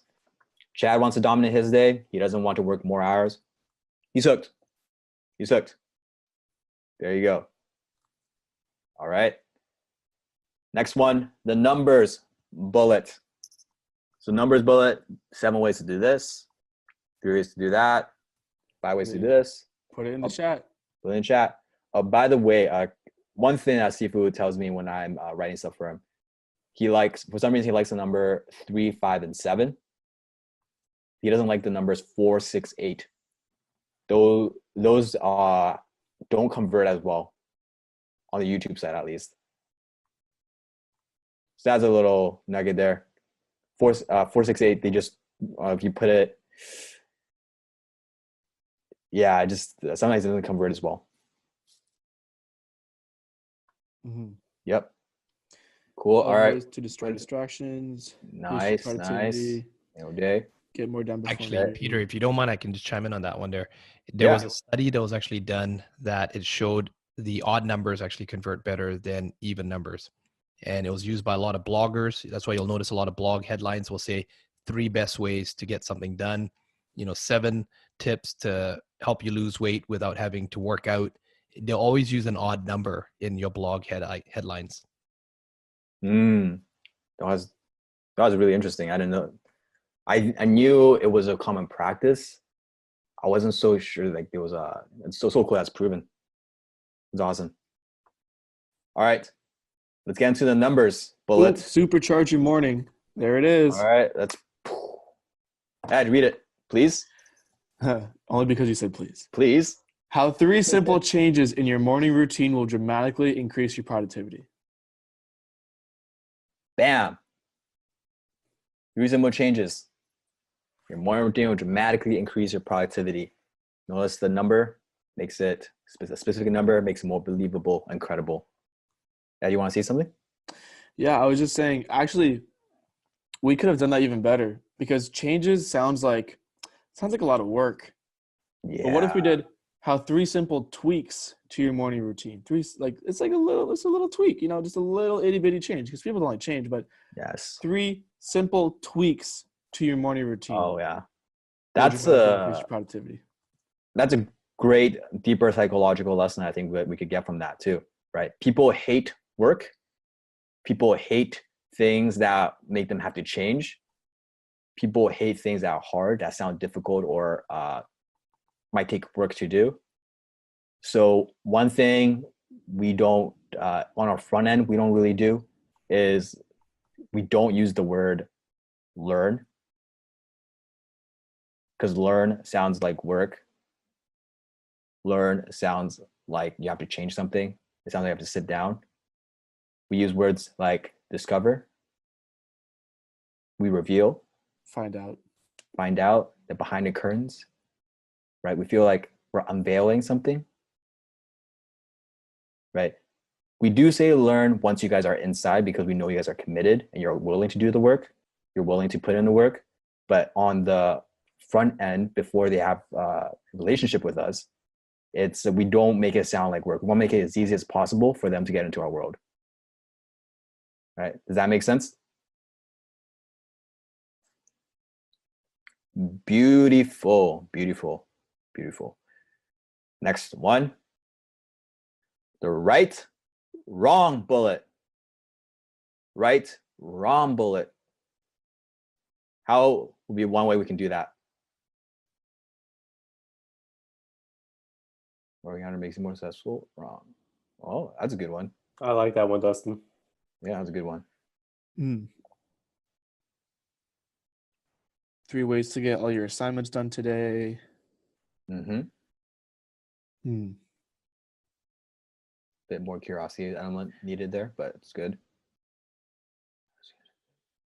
Ooh, you have to skip gym after a busy day, right? Wrong. 10 tips on how to get a workout, even if you are a beat. Oh, you are a beat. Okay. Nice. Oh man, you guys are good. Yeah, it's good. It's good. So a lot of fast thinkers. Right. And again, if you're a slow thinker like me, don't worry. Just beat them, beat the tortoise. That beats them later on. All right. You guys ready? Let's get into the next bullet. Steven, you want to read this? All right. So the more tasks you get done in a day, the more productive you are, right? Wrong. Here's how to get the most out of your day. All right. I get really excited when I read coffee sometimes. Good. That was great. Wrong. Who needs coffee, right? All you need is a bullet. That's true. That's why they made bulletproof coffee. Bulletproof coffee, They don't need any bullets. It's all their coffee. Just proof. Oh my goodness. All right. Next part. Actually, one more thing. Just remember how we use the right, wrong bullet. The right part is a commonly held belief that you want to challenge or a common assumption that they have. Right? So Chad probably thinks, yeah, I just get a lot of tasks done. That's how I get more work done. So that's how I become more productive. So when you enter that, you challenge that conversation in their head. You say, hey Chad, the more tasks you get done in a day, you think the more productive you are, right? Actually that's wrong. Here's how you get the most out of your day. And he's like, oh, I didn't know I was doing something wrong. Let me figure it out. Okay. So there you go. Boom. The what bullet. The what bullet. When you give them a specific piece of information or a specific piece of action to take, like what to do, what you should never do, what you should do, blah, blah, blah. Right. What people.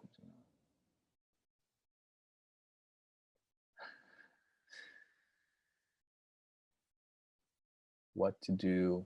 There seems to be interruption working on your big projects. That's a good one. Nice. Nice. Oh, what to do when you need that extra burst of energy? For your meet. Ooh, good stuff. A lot of good writers here. Mm-hmm. Nice. What you should never do first thing in the morning. I like that one. Yeah. All right. Let's see the what bullet.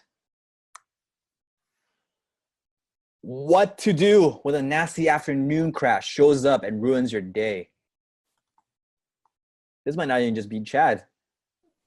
Like, put in a chat if you have afternoon crash. If you experience. You're all Chad. Buy our program. Chads and Chadettes. Chads and Chadettes. Dudes and dudettes. All right. Boom, boom. Good stuff. Our last bullet. The if, then bullet. If, then bullet. The if you meet this certain requirement, then do this. Then you might want to know about this. Then you could solve it with this. Right? The if, then bullet.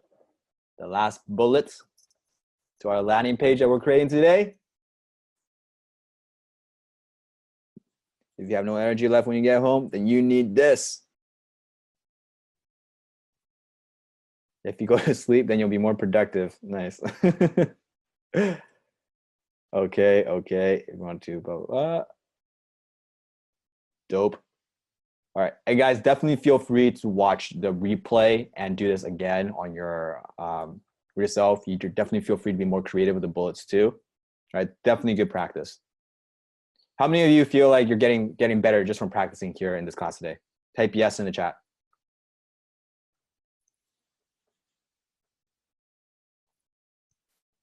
Good. And you see how I keep saying it again and again just to put the hammer in the point home. Do you see why we don't show you this in the early parts of class? Why we focus on psychology, the foundation, the thinking before? Right? Now it becomes much easier. The foundation is there. The copy just flows out much easier. Otherwise, we'd be looking at a blank screen.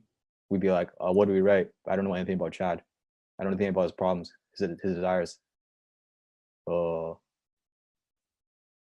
you don't. This is what most copywriters do.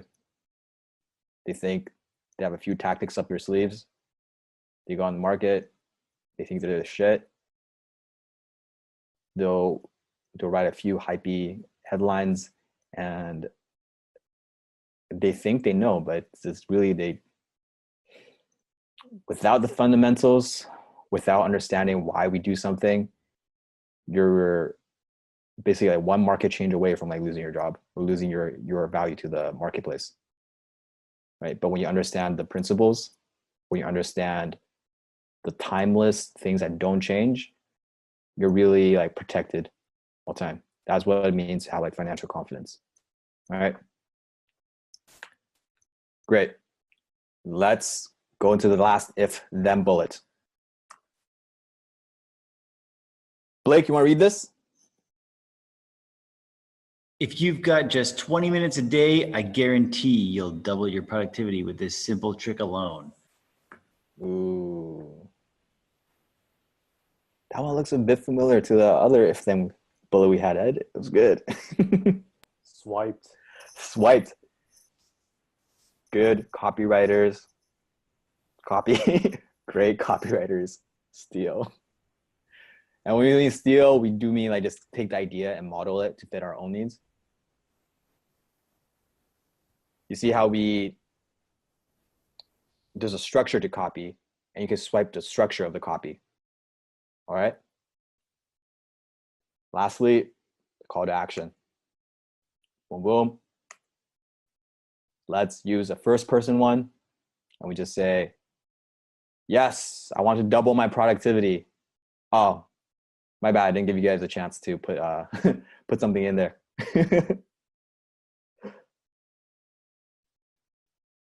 All good.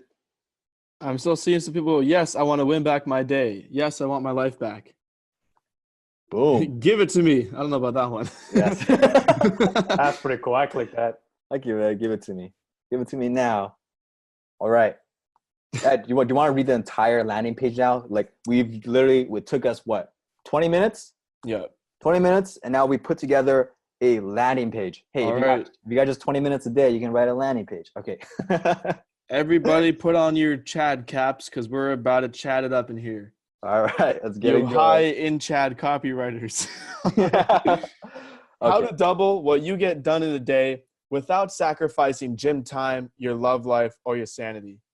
The secret to dominating your day. And it has nothing to do with working more hours. How 3 simple changes in your morning routine will dramatically increase your productivity. The more tasks you get done in the day, the more productive you are, right? Wrong. Here's how to get the most out of your day. What to do when the nasty afternoon crash shows up and ruins your day. If you've got just 20 minutes a day, I guarantee you'll double your productivity with this simple trick alone.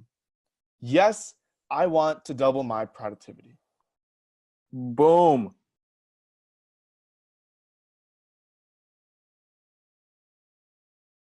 Congratulations, guys. You just wrote your first landing page. Give me a boom in the chat.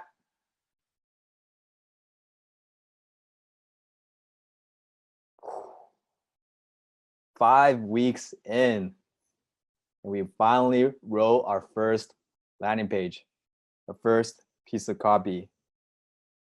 But aren't you glad that we set the foundation first? So everything here we're doing right now, everything we're writing actually makes sense.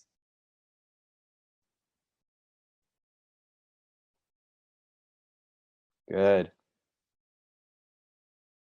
And I know in the first 4 weeks, you might have thought, this is a lot of theory. These are a lot of pie in the sky theories. I'm not exactly sure how this fits into the copy I'm going to write.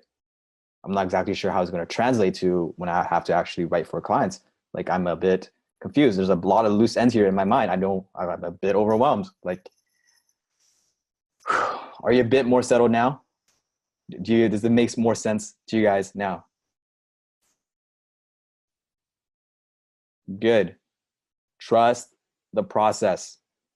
We've gone through so many programs. We test so many programs. We know where the learning process goes wrong.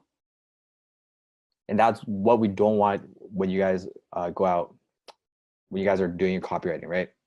You guys are working together. So boom, first landing page, done. Now let's go into the 4 pillars. Second pillar of high income copywriting, emails. We're transitioning, okay? But before that, let's answer a bit of a question. What's the difference between a short page and a long page, like let's say the PCS or a CIB page? Okay, for CIB pages, for the long pages, you would still have the headline, you would still have bullets, you would still have the call to action, you would still do the same research, but there will be other things that we don't have time to get into this class, right? But we'll get into later, okay? And you'll find, actually, it'll be answered a bit more here in the emails, right? Because you're probably worrying more about the body copy. The email is actually, some principles here translate to the pages you're asking about too. Okay? Are you guys, yep. Some people are asking how long can your headline be? Is shorter better? The headline should be as long as it needs to be to get the point across while getting the person to read the next line. Yes. Right. Remember, what's the purpose of the headline? What is the purpose of the headline?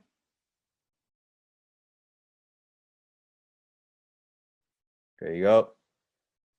Yes, it's not to draw attention. It's to get them to read the first paragraph. We draw them attention because we want them to read the first paragraph. So if your headline is short, it doesn't get a job done. If it's long and it gets a job done, it can be as long as it needs to be, as long as it gets the job done, get them reading the first paragraph. Exactly what Ed said. All right. Guys, ready for emails? You ready for emails? All right. Boom. Pillar number 2, emails. Why emails? They give you a 32x ROI. For every dollar you spend on email marketing, businesses can expect an average return of $32.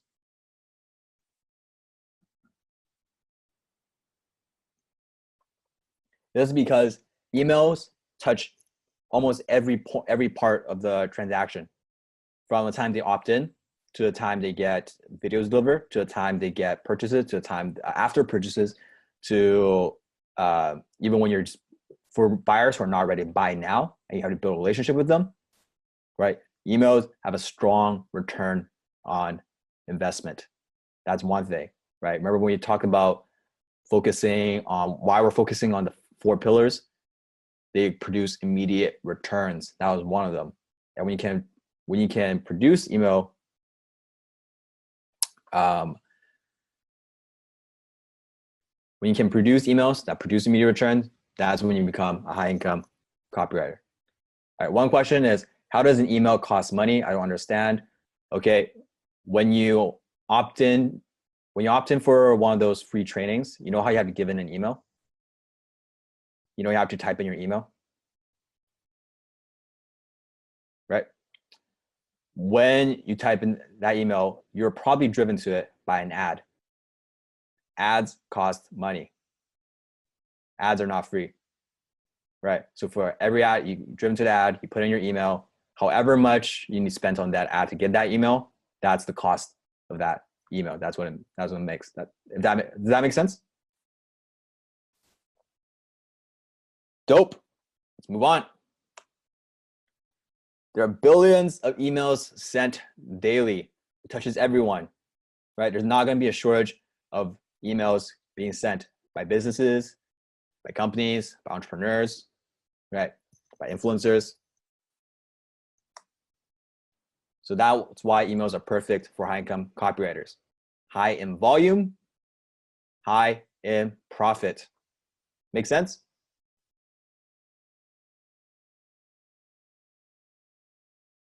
Yeah, I do say dope a lot.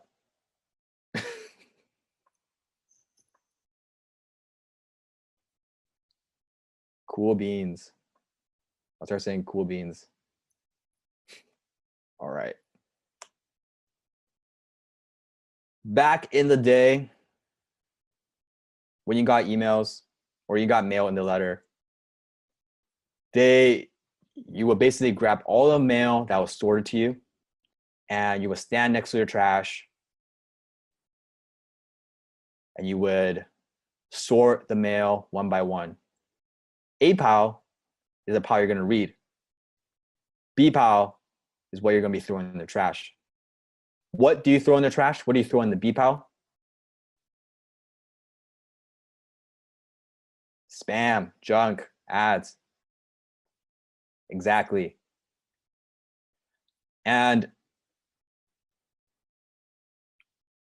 the ones you keep, what are the ones you keep?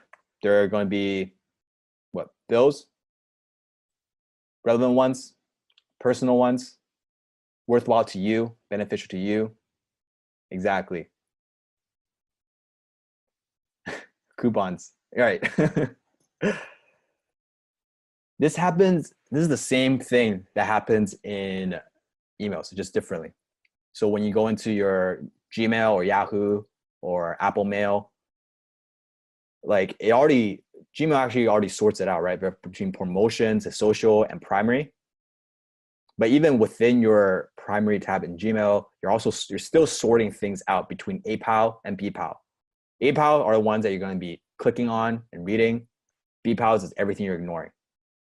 And because there's so many emails sent, you have to know how to stick out, how to be a differentiator when you're doing emails, right?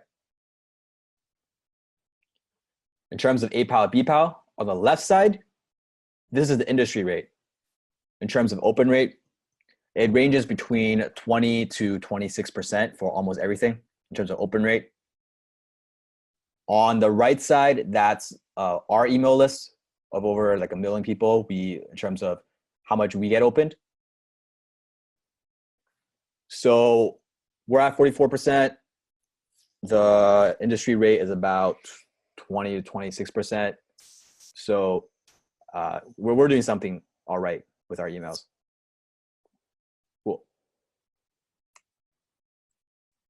The Tao of email. The emails, this is basically more of philosophy for emails. Something to understand is emails are not for quick fixes. They're not for quick transactions, right? Emails, when you read them, most likely if they just started their relationship with you in terms of like, I remember when you opt into a list, you give them your email. That's a start of a relationship. Most of the time, most people are not going to buy from you immediately after giving you their email, right? So when you send emails to them, it's more about relationship building. It's less hype. It's less over the top. It's value driven. It's not pitch heavy. It's more value driven. It's less pitch heavy. So you wouldn't be pitching in terms of ratio. You'd be pitching maybe 10% of the time. 90% of the time, you're delivering value. Right? So when you pitch too much, I've seen this done by a lot of people. They just keep sending people emails. They're like, hey, all our courses are off now, 99%. You get it for $1. You get it for $97. Right? And they keep sending it, and it's over at midnight. And then like 3 days later, they'll send you another one. All our courses are off, $97. Offers over at midnight. And then a week later, it's the same thing. So that could work short term, but eventually you burn your list. And instead of harvesting your crops, you're basically just burning it. You're just burning it for a short-term gain, right? So in terms of philosophy of detail for emails, you always want to think of emails as more relationship building. You're giving them more value. You're not pitching them as much unless you have an actual offer or actual deadline that you need them to meet, right? So for example, if we have a deadline for HIC coming up, we would be more pitch heavy because you want more urgency for people in case like they didn't know that there was a deadline coming up for HIC. That's when you would give the more pitch heavy ones, right? And when the emails we're going to go over today, there are multiple different types of emails. There's welcome emails, abandoned cart emails, confirmation emails, registration emails, interactive emails, upsell emails, survey emails, thank you emails, follow-up emails. There's a lot of different types of emails because it touches every point of the transaction when someone goes into your marketing system, right? But today, we are going to be focusing on 20% of emails. That's going to give us 80% of the results, right? I'm not going to be showing you like 100 different types of emails and then you're going to forget all of them. You probably may only use 1 or 2 of them. Why not? If you're only going to use a few of them, I'll just give you the few that are consistent, that are profitable, that you can use over and over again. That will keep you a high income copywriter for life. These are the type of emails that I live on. These are the type of emails we send out. Would you guys like to learn about that? All right. My catchphrase, dope. Let's get started. And yo, put dope in the chat. Great. Ed, Steven, Blake, do you guys have anything to say? Anything you want to pre-frame or talk about for emails before we get into like actual how to write it and how to like, dissect it? I thought you'd never ask. Well, I wasn't. Okay, fine, I'll be quiet. But the one thing I want to make crystal clear before we start diving into the emails is we're not talking about design heavy emails with graphics and stuff covered all over them and like, you know, flashy things all over them. Like we're talking about emails that look like they're written from a friend, because that's how you want them to feel to get the most conversion rate, stuff like that, which goes against a lot of the typical things that a lot of other people will teach you. Like, oh yeah, you gotta throw in like these funky images with bright colors and all this stuff. Number one, that decreases your deliverability. Number two, it immediately looks like spam and has a higher chance of getting thrown into a spam folder and a less likelihood of, you know, even ever being read by your prospect. So, you know, you don't even have to worry about actually making your emails look pretty. We're just talking about getting really high converting emails that are super simple for you guys to write. Yeah, that's a really good point. Thank you for sharing, Blake. I overlooked that one. Did you have something to share? Yeah, just that Peter is one of the best people in the world right now to learn emails from. He's in the trenches. He's written some of the best emails that we've ever run. And he's just an incredible, super, super humble teacher and mentor, and someone to definitely learn from. Like when Peter told me some of the stuff that he does with the emails, my mind was completely blown. I was like, holy shit, I had no idea how deep they go. So it's incredible that you now have the opportunity to learn from someone who has easily generated millions of dollars through email. So I'm really excited to learn with you guys what Peter has to share with us. Thank you. Yeah, that was great. And yeah, study emails for a long while from some of the best in the world. I've learned a lot also from Steven too. Like when I came onto the team, I was trying to learn Sifu's voice, trying to learn how we do it at Team Dialogue. Steven helped a lot there. I wonder, Steven, do you want anything to share about like the email side, or do you want to chime in more when we're like learning about it? I can chime in more, but just echoing Ed, like I think HIC definitely, you need to know that Peter is one of the best at emails, like no joke. Like there's a few people in the world that I personally opt into, which I really enjoy reading their emails. Number one is Ramit Sethi. Ramit Sethi is great. Matt Fury is amazing.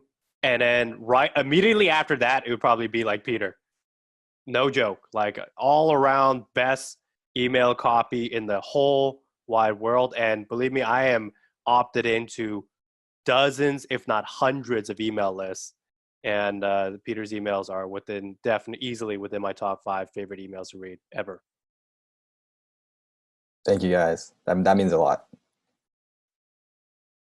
Let's get it. All right. Are you ready? That's dope. Put dope in the chat and we're going to get some dope emails down. Let's get it. These are going to be the 3 types of emails you're going to be able to use over and over again with consistent, predictable results. 3 types of emails you'll be able to use over and over again with consistent and predictable results. And these are not like the pitch emails where you skim the 90% off offer, use it once, you can't use it next week. These are things you can use day after day after day after day for 365 days of the year, and your email list will still love you, They will still want to buy from you. They will still want to hear from you. They will still click on your emails. They're going to click on it over and over again. They're not going to get bored as long as you do it correctly. Right. Let's get it. The 3 straight punch emails that will give you 80-20 results. PAS emails, empathy emails, story emails. And straight punch emails because the most fundamental skill you need to have in martial arts, or at least we learn in Wing Chun, is your straight punch. If you have a good straight punch, that's really all you need to get 80% of your results. Right? Exactly. 1 punch emails. This is like One Punch Man. I'm gonna be showing you the secrets to it, so you guys better follow it if you want to become bald and be able to punch like One Punch Man. Let's get it. So, number 1, PAS emails. What does a P, what does A, what does a S stand for? P stands for problem. Well, what are they struggling with? 2 is agitate. A is for agitate. How does this play out in their life? And S stands for solution. How do they solve it? Problem, agitate, solution. PAS. Let's look at an example. Steven, do you want to read this one? All right. PAS example. If you're short on time, you've got a few options. For starters, you could skip the gym completely and try to make up another day if you've got the time. You could rush through your workout by reducing rest periods, or you could sacrifice volume by cutting your workout down a bit. But what I'd recommend instead is incorporating antagonist paired sets. That way, you don't have to skip the gym, rush your workouts, or reduce volume. Not only are they a massive time saver, but they're an incredible tool for experiencing performance. Not to mention, they provide an insane muscle pump, at least in my experience, and are, in my opinion, a more enjoyable way to train smaller muscle groups. The best superset workout for muscle growth, pair these muscles. Stay jacked, Elaine. Boom. This is the full email, right? It just says, hi, Peter. If you're short on time, you got a few options, and it goes right into it. That's all you need for email to convert. As long as you do your research, as long as you know the prospect. Let's dive into each part of this. All right. First, P. What is P? Problem. If you're short on time, you've got a few options. That's the problem. First sentence. If you're short on time, you got a few options. First sentence, just lay out the problem, right? If you're having trouble with HIC, you've got a few options. Easy peasy. That's a problem. This part makes sense. This part makes sense why this is the problem. First sentence. Yes. Perfect. Number 2 is A, agitate. Once you've identified the problem, you agitate. What does it mean for them? What does it mean for them? For starters, you could skip the gym completely and try to make it up another day when you've got more time. You could rush through your workout by reducing rest periods, or you could sacrifice volume by cutting your workout down a bit. Agitate. If you're short on time, that's the problem. What does that actually mean for your day? That means you're skipping the gym. It means you're rushing your workout. It means you're sacrificing volume. I feel personally attacked right now. Perfect. I'm pretty sure Ed bought this one too. I honestly wouldn't be surprised. Yeah. So agitate. It's simple. Does this agitate portion make sense? See how they're expanding on it? Yes, implications are a problem. Expanding on the problem. what it will actually mean in their life. Got it? Another way to put it is pouring salt on the wound. So imagine a wound. You got an open wound. Someone is just sprinkling salt, like Salt Bay, all over your wound. Sprinkle the salt in the wound like Salt Bay. That's good. Twisting the knife. Knife. There you go. I love Exactly. Dan Kennedy, one of the really good copywriters that even our seafood learns a lot from, he has this saying: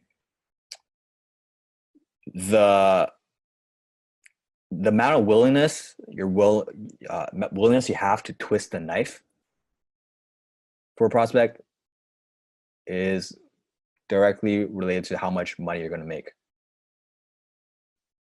So when you know something about something and you're like, we know it pains them, if you're holding back by generalizing the statement, right?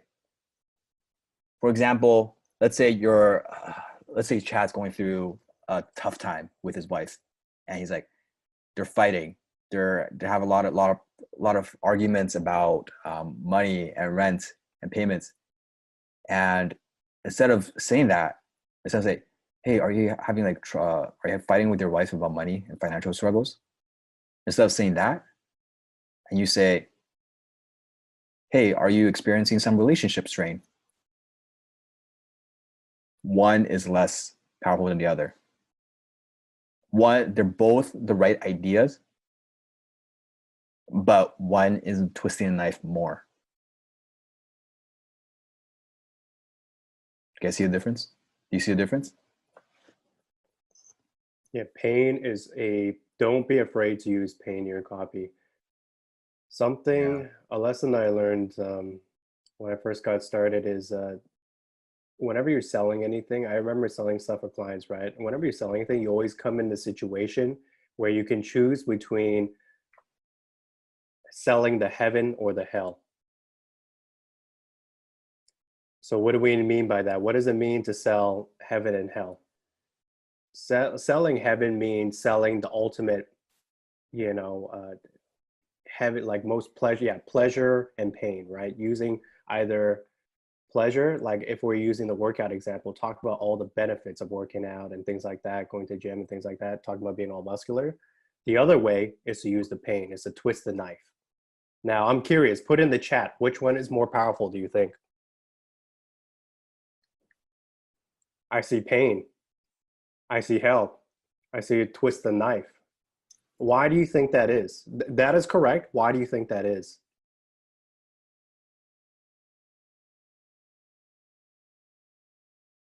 Strong emotion, fear, hurts more, relief. We got a lot of HTC students, so they know the answer. Yeah. A lot of people, when they're buying something, they're not buying into something, they're buying their way out of something. So a lot of people, whenever they're buying something, they're not buying their way into something, they're buying their way out of something. It's a seafood genius. And one lesson I learned that was very, very shocking is that what really hit it home for me was knowing that whenever you ask somebody, I remember I shared this with Peter and Ned a long time ago. You guys remember this? Yes, I was just about to ask you for the example. Go for it. So basically, if you ask somebody, let's use the money, like business opportunity, make money niche, right? If you ask somebody, if I gave you $1 million, like what would you do, right? What would your life look like? When you write that in your copy, when you say, oh, like imagine your life, you have $1 million in the bank, you can do whatever you want, blah, blah, blah, blah, blah. That's heaven copy, right? You still with me? Yes? Okay, so we're selling the pleasure.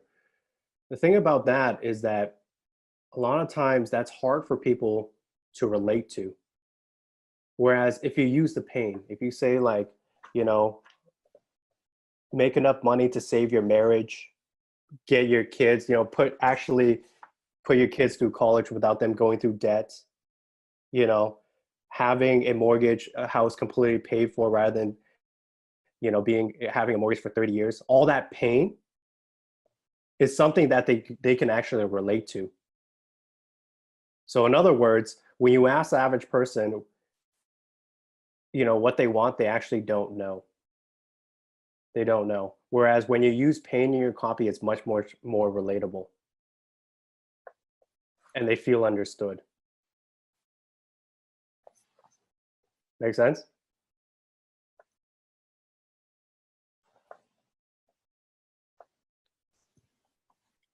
Nice. Cool. Oh, I also like I think you told me one other example when you were sharing this principle before. It's like when you walk down the street and someone's like really laughing and they're happy and they're really smiling and they're just like super happy. And you don't know why they're smiling so wide. People ask them, why are you so happy? Like, what's gone into you? Mm-hmm. Positivity is weird in most parts of the world. But when you ask, hey, how's your day going? Like, yeah, you know, same old. Just another Wednesday, you know? And they're like, yeah, I understand. I get what you mean. People are so focused on the pain more. Pain and negativity are norms. Whereas positivity, people don't even think about it. They think it's weird. So you can't sell with positivity. You can't sell with heaven. You could, but you need the pain there first. Make sense? Boom. Right, and notice the sequence of this. It's problem, agitate, solution. Not solution, problem, agitate. Not solution, agitate, problem. Not solution, problem, agitate. You start with the pain first before you give them the solution. If you just give them the solution to a pain they don't think they have, it doesn't work. Okay? After agitate, next comes solution. But what I recommend instead is incorporating antagonist paired sets. That way you won't have to skip the gym, rush a workout, or reduce volume. Not only are they a massive time saver, but an incredible tool for increasing performance. Not to mention they're providing the same muscle pump, at least in my experience, and are, in my opinion, a more enjoyable way to train smaller muscle groups. The best superset workout for muscle growth. Pair these muscles. Stay jacked, Elaine. Cool. Does this make sense? The problem, agitate, solution email. Nice. How about we write one together again for our prospect, Chad? You wrote your first landing page. Let's write your first problem, agitate, solution email. Are you ready? Are you excited? Great. But in chat, how many of you enjoy the interactive where you're writing the copy along with us? Good. Good. Let's get into it. Problem, agitate, solution. Problem for Chad. Feel like there's too much on your plate? Feel like there's too much on your plate? That's one sentence for the problem. Next is agitate. How does this play out in his life? I'll give you guys a couple of seconds, 32 seconds to a minute. Type like how the agitate portion. Right. Remember what Chad was experiencing? He's working too hard. Girlfriend, missing gym time. Feels drained, energies.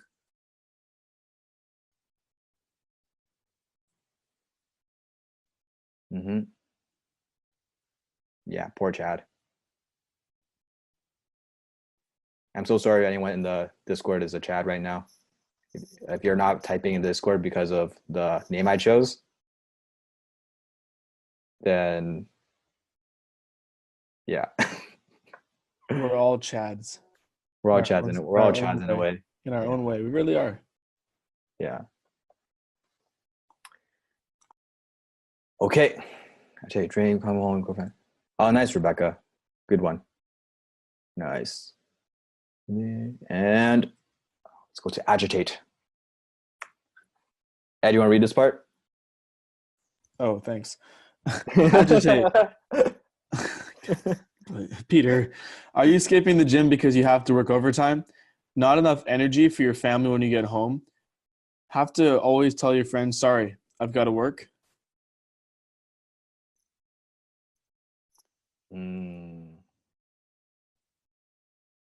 Good stuff, guys. Good stuff, guys. And don't worry, you'll be given more opportunities to practice as well. Okay, next part is solution.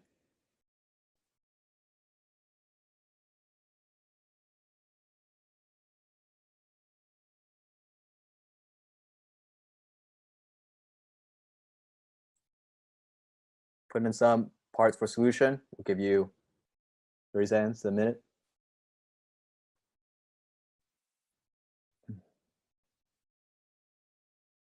One thing when you're doing agitate, if you can even pull like quotes or dialogue specifically from their life, that makes it even more powerful.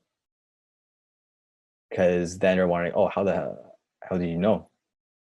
Right? When you can get that reaction in their head, like, oh, how did you know that?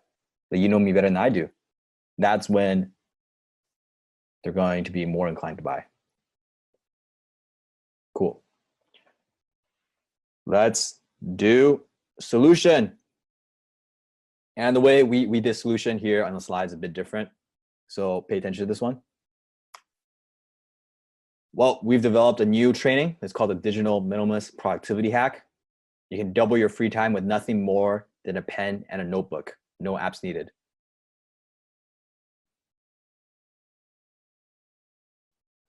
And can anyone guess? Can you guess why I use the, in quotation marks, digital minimalist productivity hack? Why did I put that in there instead of just a regular productivity? I see it in the chat. It's good. Yep. Mechanism. If you're involved in the productivity space, you know the claims have been, the specific claims of how much productivity you can get has already been made. You need a different way. You need a differentiator to make this, for this to work. Cool. So let's put this all together. Boom, boom, boom. Steven, could you read this? All right. So feel like there's too much on your plate. Maybe you're skipping the gym because you have to work overtime, or maybe you don't have enough energy for your family when you get home. Or maybe you're always telling your friends, sorry guys, I can't make it tonight. I've got to work. Well, we hear you. That's why we've developed a new training called the Digital Minimalist Productivity Hack. It's helped 3,149 people double the free time they have in a day with nothing more than a pen and a notebook, no apps required.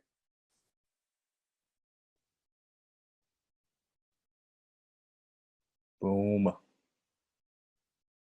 And the 3,149 people, if you have the social proof, definitely use it. This is a fabricated one. Just make this. To be honest, I would buy this. I would buy this. Let me ask Blake. Yo, Blake, would you buy this? Blake would buy this. Blake, would you buy this? Here's the checkout. We're Blake showing would the totally buy goddamn link to the call to action. Let's get going. I'm ready to buy. I Take knew my it. money. Yeah, there we go. Can you guys see how, can you see how this is like more very simple? Yeah, if you know the research, if you know the structure, then the copy is it just flows. It just flows into the structure. It flows into all the work you've done beforehand. Cool. Can you use on it?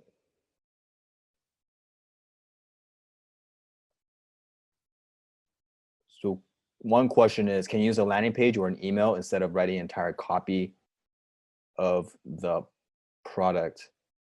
I'm not exactly sure what the question is asking, but I'm guessing it's like, yes, you can use a landing page or email to sell a product. It doesn't always, a landing page could be used to sell this product as well.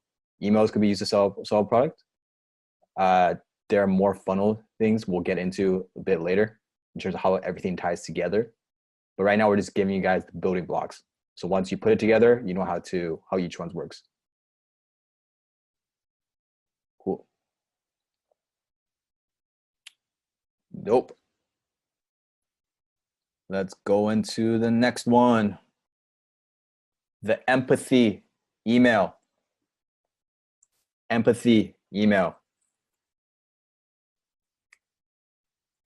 Empathy email, you start with an empathy statement. You show them that you understand what they are going through. You assure them it's not their fault. You validate their experience. You show you have similar values, and then you give them a way out. This is similar to the problem, agitate, solution, but you start with empathy statements. You're a bit more expanded. You validate their experience, and you show you have similar values. So how does this look in terms of an actual email?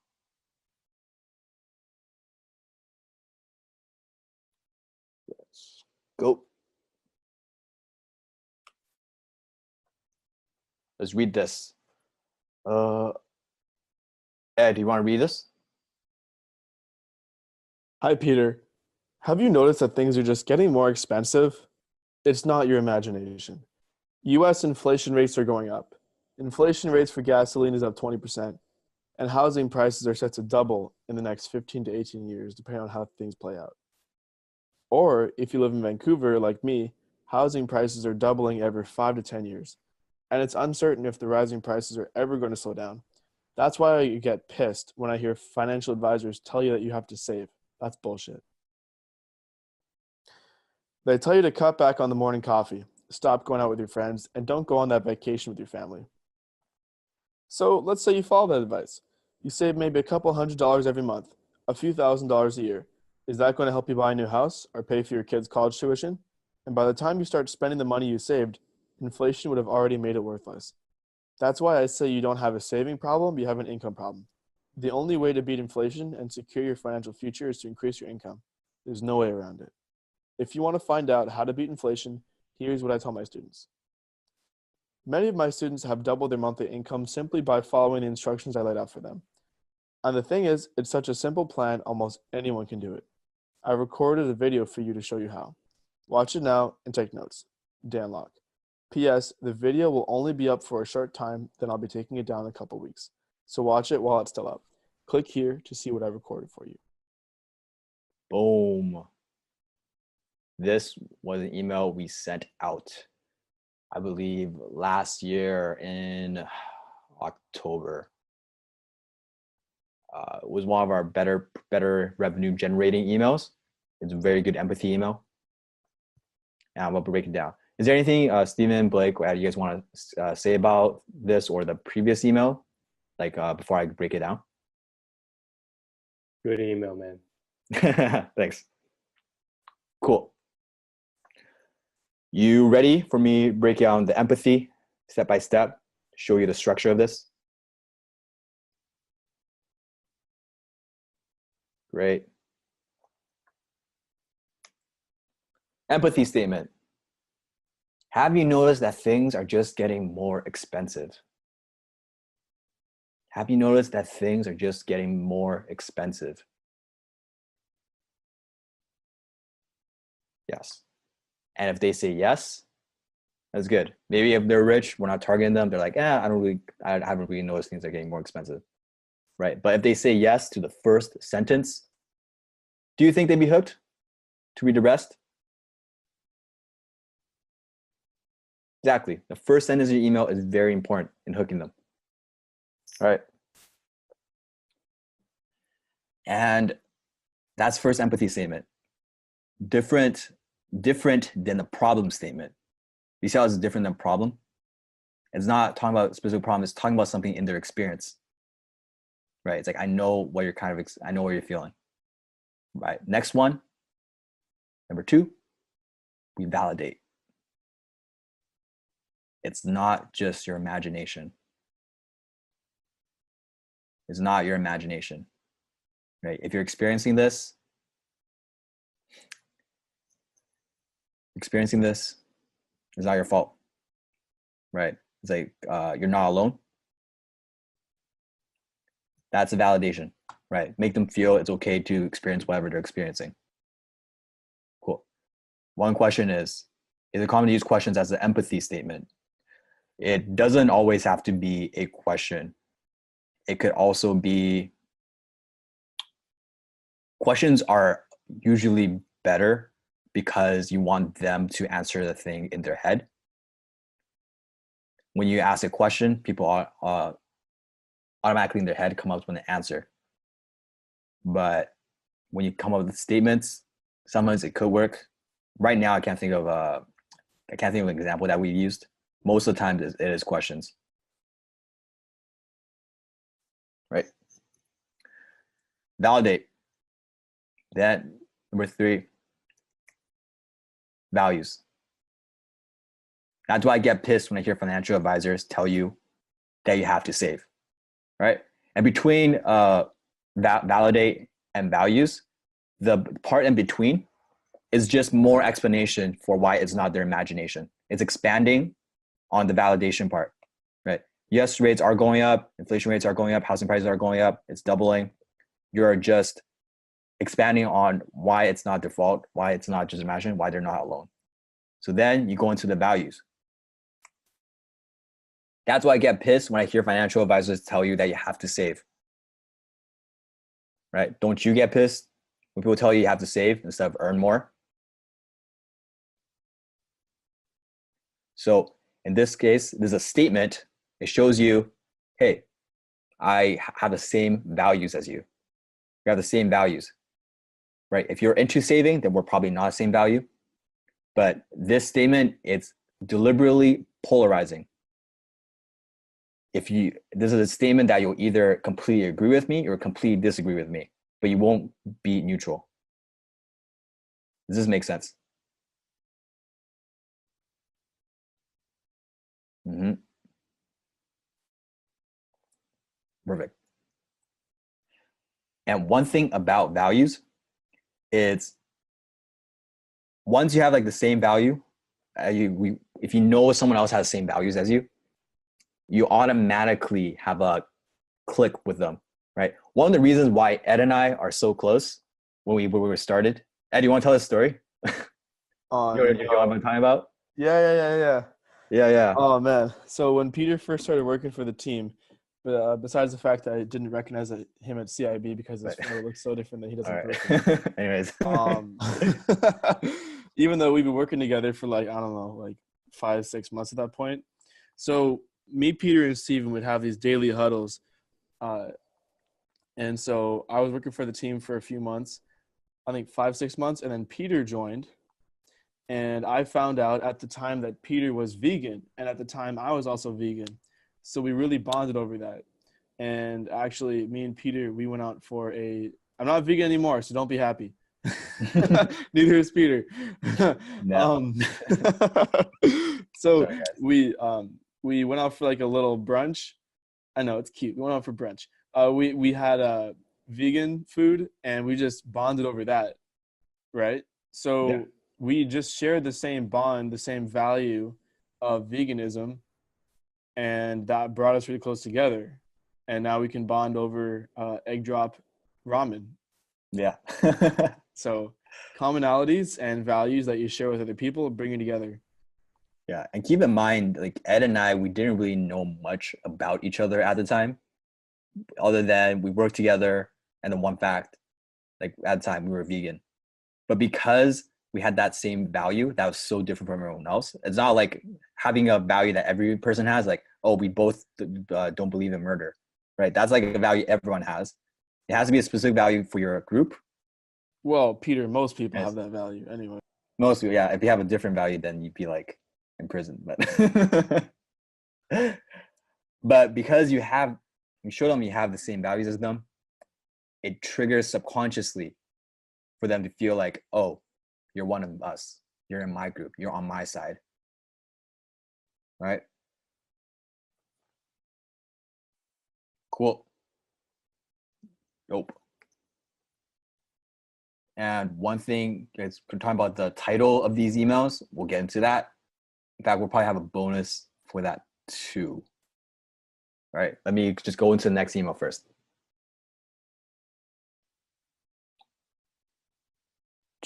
Our next part of this, and it's the solution. Right. So we had empathy statement, validate, values, solution. And between the values and solution, it's again, it's expanding on why we have the same values. It's expanding on the first value statement, right?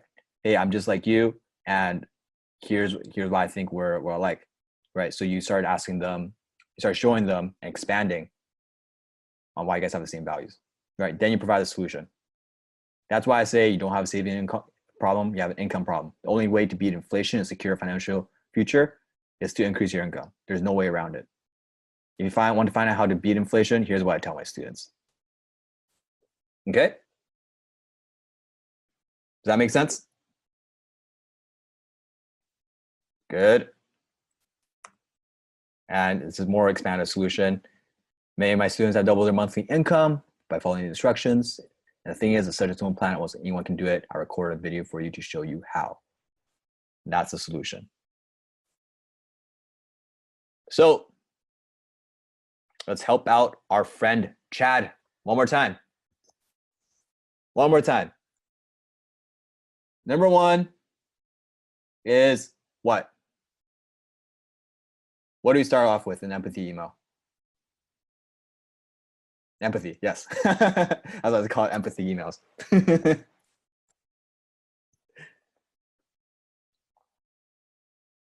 There you go.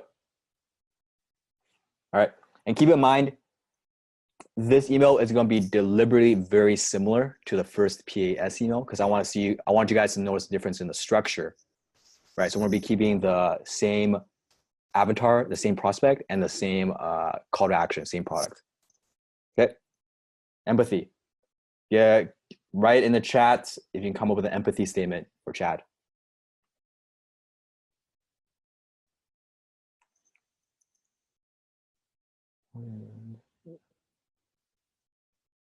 Have you noticed you're working all day and every day, not getting anywhere in life? That could work. That could work. Great. All good stuff. Good stuff. Let's get into it. Empathy. Have you noticed that the world is just getting busier and busier? Simple. Blake, would this get you? Would this first line get you? Nah.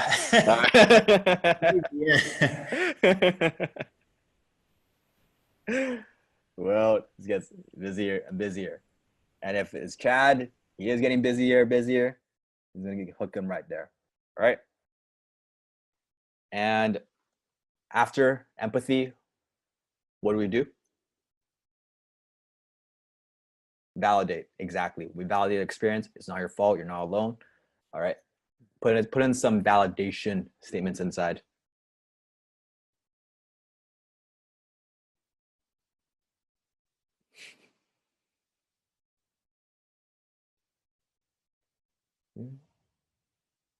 Imagination. It's our imagination. It's reality everywhere. Yes, you're right. You're not alone. You're not alone. Those are the same thing at work too. Yeah, good stuff. Good stuff. Good stuff in the chat. All right. Validate time. It's not just your imagination. It's real and has nothing to do with you.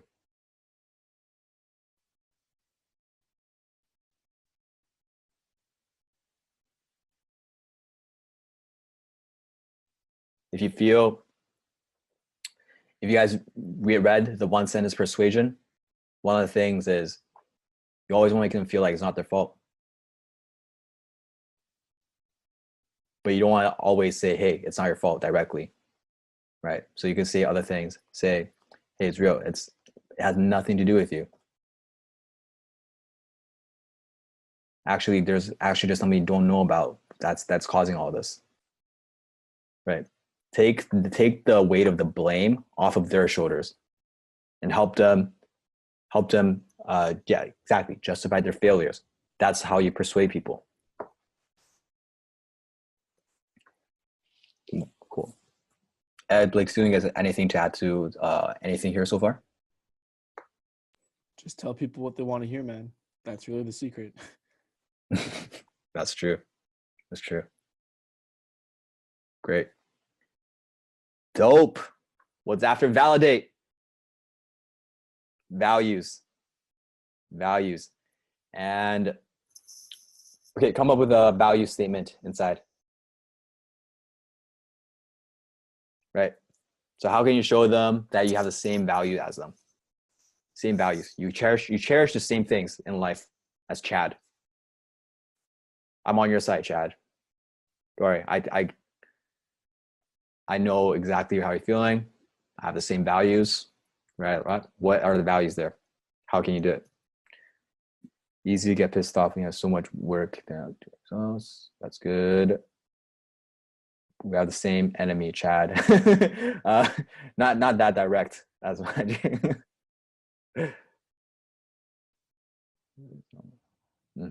Probably like you, I believe strong work-life balance. Good stuff. Good stuff. All right. 20 more seconds.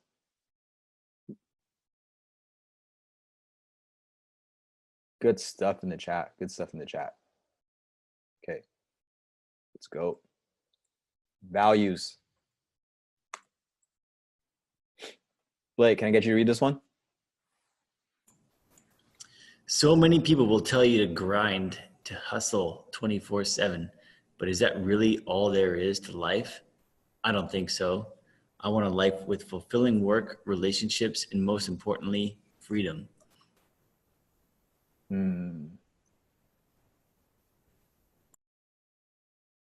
Did I hit for you?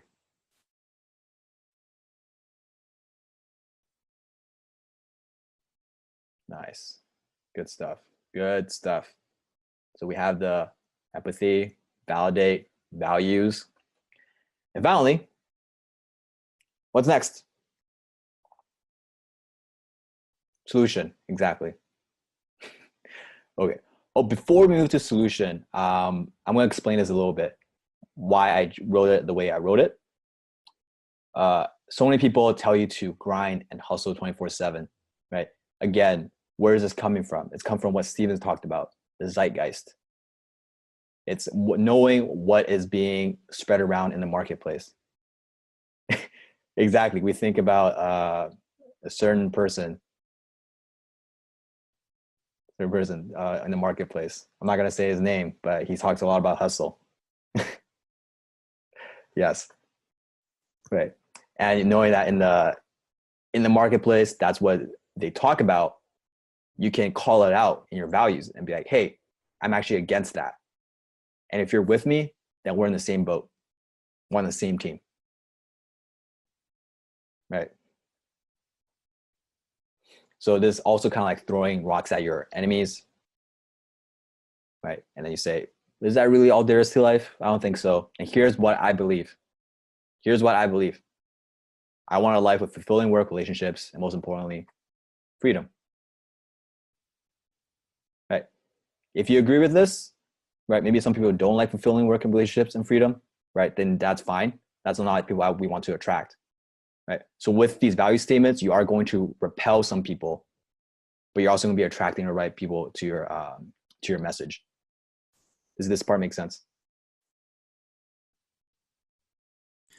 Isn't there an expression for that, Peter, where it's like, if people don't hate you, then they don't love you. And if there aren't people that love you, then they will never buy from you. Yeah. And I love you, Blake. I love you too. Yeah, I got to say that being polarizing is pretty important. You have to make a stance a lot of times. And If you're somebody who cannot, right? If you're somebody who's also always a people pleaser, right? That's going to show in your copy as well. It's going to come through. Oh yeah. Oh, for the love of God, don't be a people pleaser, like in emails, but also like in life. So, like, one of my pet peeves are the people. So imagine this scenario: is a dude. He starts talking with a girl, and they're talking about music. The guy's like, "Yeah, I'm really into rap music. I love rap music." And the girl's like, "I don't know about rap music. I'm more into country." The guy's like, "Yeah. I like country too. I like country too." God, I hate country. Right? So being part these value statements, be polarizing, know what you stand for, stand by your values. Don't give up your values just to be liked by someone else. You know what's Right. really powerful? Just to add on to this, you stand by your values, and then right after you say your values, you can say, if you don't agree with this, you can stop reading now. Do the takeaway. Yes. Have a firm stance on what you believe in. And literally tell them, you can literally tell them, if that didn't just resonate with you, read my next email. This one isn't for you, or whatever it is. Boom. Yes. That will make this even better, right? It's like, hey, I don't think so. I want a life with fulfilling work, relationships, and most importantly, freedom. And if that didn't resonate with you, you can read the next email. This is not for you. Yeah, you can stop Okay. reading here. Don't waste your time. Go back to whatever you're doing. Yes. And that divide, that stance, creates stronger attraction. Like Blake said, they love you more. And the people who hate you, they hate you even more. But the thing is, they were not going to buy anyway. So it doesn't matter how much they hate you, right? They're not going to be paying you. So why do you even care? Good. Okay. Let's go into next part. After values, it's what solution. How are we going to offer a solution to Chad?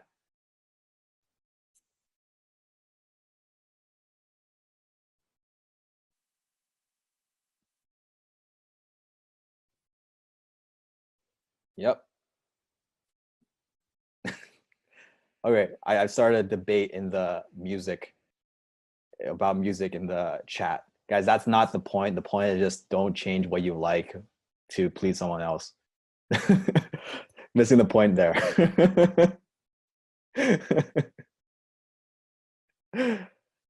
Oh man.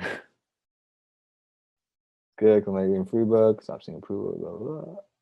Okay, good. Let's get to solution.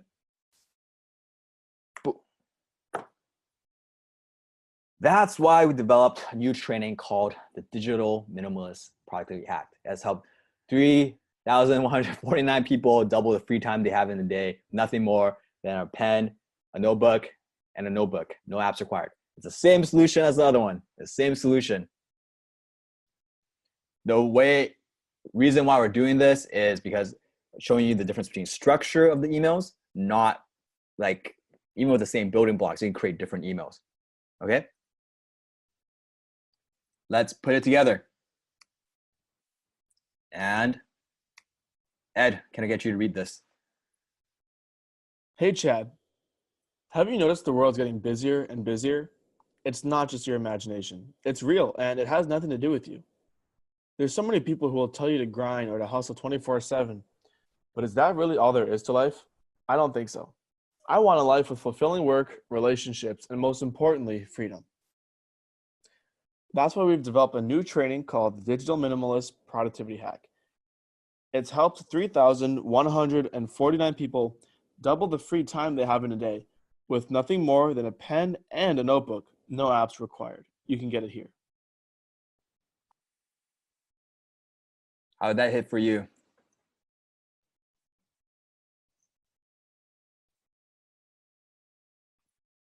Boom.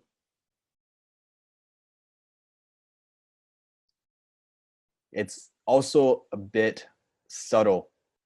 It sounds like problem, agitate, solution, but you're not agitating. You're validating what they're experiencing.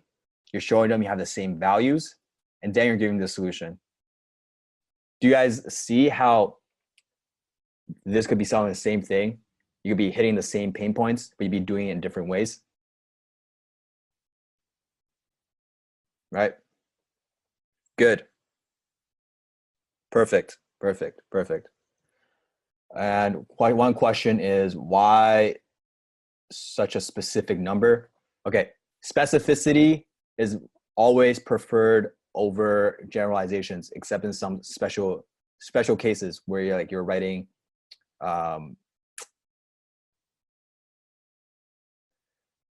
specificity is good when you want it to be believable. Sometimes you want to just round it off to be if it's part of a bunch of other numbers, just to show off. But in terms of this, specificity is credibility, right? Being specific, imagine like it's helped 3,149 people as opposed to it's helped over 3,000 people. Personally, my gut, my little bronze silver gut tells me that it's 3,149 works better. Cool. Does that answer the question? Nice. Good stuff. The last email, story email. All right. Actually, before we get into story email, do you guys have anything else to add, Ed, Stephen, Blake, to the previous two? Nah, man, you've done a great job. Dope. I think this is really cool. This is the last one. All right. Story email. This is the most, my favorite email to write, but also takes the longest to write and a lot more skill to write. It's a lot more effective. And I love story emails because stories bypass the conscious filters you have in your head. When you tell a story, like people don't assume you're gonna be selling them something. So the other day I was talking with Ed and we were having like a chat in the kitchen table, and he was telling me something really interesting. He was telling me something about the HIC students and what he didn't really understand about like the HIC students. And I asked him like, okay, what is that? Can you guess what he said? No. Okay. That was just an example of a story. That was an example of a story to get you to the point. All right. It's the curiosity. The curiosity. Notice how when you tell a story, there's like almost no filter for this. You're just basically drawn into it. Right. I'm sorry to you guys an open loop. You guys aren't weird. You guys aren't anything. I didn't say anything bad about you guys. He loves you guys. So my apologies for unethically using that. Great. So how you do a story email, and I'll tell you a bit more about how to actually tell a story a bit. But you tell them a story, you link it to the offer, and you can do a call to action. All right. So let's get into it. When you tell a story, here's what you need to include into your story to make a golden story. All right.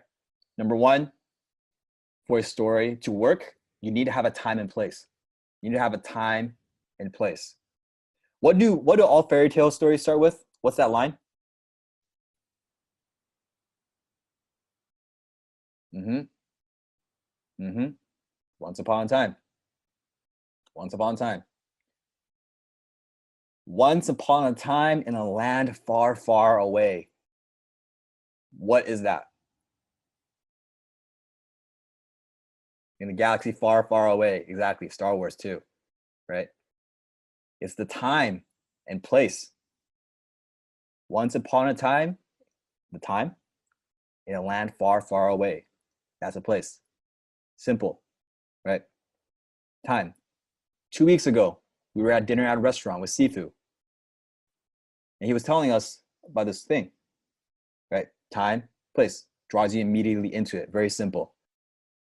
You tell, and then the Fire Nation attacked. All right. Time and place. A few years ago, Steven and I were at a coffee shop. We were both working together, and we saw this weird person come up to the store. And right, another example. Time and place. Number 2. Wait, before I move on, first one, time and place. That makes sense. I just want to expand on what you're saying, Peter. The time and place, if anybody has like a playwriting background, what happens is that your mind, like it sets up the environment and the setting of the story, right? And when you do that, immediately, it kind of sets the stage, right? So like using the Chad example, imagine if I tell you, it's 11:45 and Chad was the only person left at the office. So you got the time, right? 11:45 p.m. Place, office, right? What do you imagine in your head? Immediately visualize the place. I imagine him like stressed in Dark, office, dark. lonely. Yeah, he's leaning back on his little wheelie chair, and then he's like, oh, hand on his head, right? Just setting the time and place. I imagine one of those like downtown buildings where there's only one level with the lights on, one light's on, and that's Chad. Mm. Time and place. Time and place. And it's all you need to get into a story. All right, first part. Does that make sense for you? Yeah. Does that make sense for you? Good. Number 2. You need a goal and conflict. Every good story, the character is trying to achieve something, but they're being stopped by something else. They have a goal, but there's also a conflict, right? Notice in every good story, in every good movie, can you even name a movie without conflict? Can you name any movie without a villain, without a relationship struggle, without financial struggle? No. Conflict, or if you want to think about it as a problem, that's also good too. A good story needs to have a problem or it's conflict, or else it's not going to have that flair, right? If the 3 little pigs were a story and there was no wolf, it would not be a good story. If the Little Red Riding Hood didn't have the big bad wolf, it would not be a good story either. You need the conflict, you need a goal for them to achieve. Does that part make sense? Goal and conflict. Right. Number 3, the story. You need a resolution and moral of the story. A resolution to the story and a moral of the story. So resolution, the conflict is resolved. You solve the problem. Moral is, okay, what was the lesson of that story? What happened as a result of it? What was there a transformation? Right? Did they learn a lesson? Are they not going to do something ever again? Have they learned that something is more important now? That family is more important than money? What's the moral of the story? Right? If you don't have resolution or moral of the story, at least in the emails, it's not going to work out. I know there are TV shows where they leave you on cliffhangers and there's ambiguous morals and stuff. I'm not talking about that. I'm talking about simple stories we're writing here. And there's one question: should a story be true event? If you can, it's always better to have it as a true event from your prospect. Or you can also paint a hypothetical one, like we did for the two men graduated from college, the Wall Street one. That's probably a fabricated story. So it doesn't always have to be true. Make sense? Good. All right, let's go into an example of a story email. Are you ready? Sick. Title is Chipped Tooth, Scarred Chin, and the Secret to Taking Control of Your Life. When I was in high school, 3 big guys took me out into the high school courtyard and kicked the shit out of me. They kicked me in the face and chipped one of my front teeth. They left a scar on my chin that I could still see today if you look closely. But that's not the worst part. They took away my confidence. They made me afraid of the world. afraid to go to school in the morning, afraid of strangers. I started entering school from hidden side doors. I wanted to avoid these guys any way possible. But one day I thought to myself, this isn't the way I want to live my life. I don't want to hide forever. That's when I decided there'll be no more of this. That's when I decided to learn martial arts. I started practicing Wing Chun. Now, if you don't know what Wing Chun is, it's a martial art style you see in Ip Man movies. Wing Chun was first developed by a female because she needed a way to defend herself against a larger opponents, which is perfect for me because of my 110-pound frame at the time. The earlier generations of Wing Chun users were assassins. It was designed to end the opponent or end the fight within seconds. One of the first major principles you learn in Wing Chun defies all human instincts. It's this: only attack, don't defend. This goes against all natural human instinct because when you're attacked, the natural instincts fall back, cower, and protect yourself with arms covering your head. However, this is the position you find UFC fighters in before they lose. This is the position I found myself in as the 3 bullies took turns kicking me in. But in Wing Chun, you don't fall back when attacked. You do what your attacker least expects. You step forward. You step forward into the trap range and go for the throat. Before they can react, the fight is over and they're choking on the ground. This was one of the first principles of Wing Chun I learned. After a few more months of training, I was no longer scared of the bullies. I knew how to take care of them. The funny thing is, after I started practicing Wing Chun, those 2 guys stayed away from me. It's as if they could sense my newfound skills and confidence and knew that I wouldn't take any more BS from them. Now, what does the story have anything to do with you? You see, when we face a problem in life, our natural human instinct is to play defense. All the conventional advice you hear tells you to play defense, to save, to conserve, to play it safe. Financial advisors tell you to skip the lattes, pinch pennies, and make the most of what you have. But sometimes playing defense will only leave you cowering on the ground with life kicking your face in. Sometimes the only way out is fight back. Sometimes the only way out is to say enough is enough and go on the attack. That's why I call BS on financial advisors who tell you to penny pinch, save up, and wait 4 years before you can have a moderately comfortable retirement. That's why I teach my students go on the offensive, not the defensive. This goes against all human natural instinct. Instead of saving what you have, why not go out and earn more? Instead of pinching pennies, why not capture more dollars? Instead of waiting years with no certain payoff, why not create the life you want now? No, don't defend. Sometimes the only way out is to attack. Dan Locke. P.S. For those who found this helpful and want more, I put together a 4-day training that gives you the skill you need to attack life head on instead of cowering away from it. Get access to it here. It's free, no credit card required. Go through the training. Leave a comment if you found it valuable. You'd be surprised by results when you apply it in the field. Mic drop. Oh, this was one of my favorite emails I wrote, actually. Love it. There's some, I would do some things different now when we're mature, but Damn cool. Good. Yeah. What do you guys think of that email?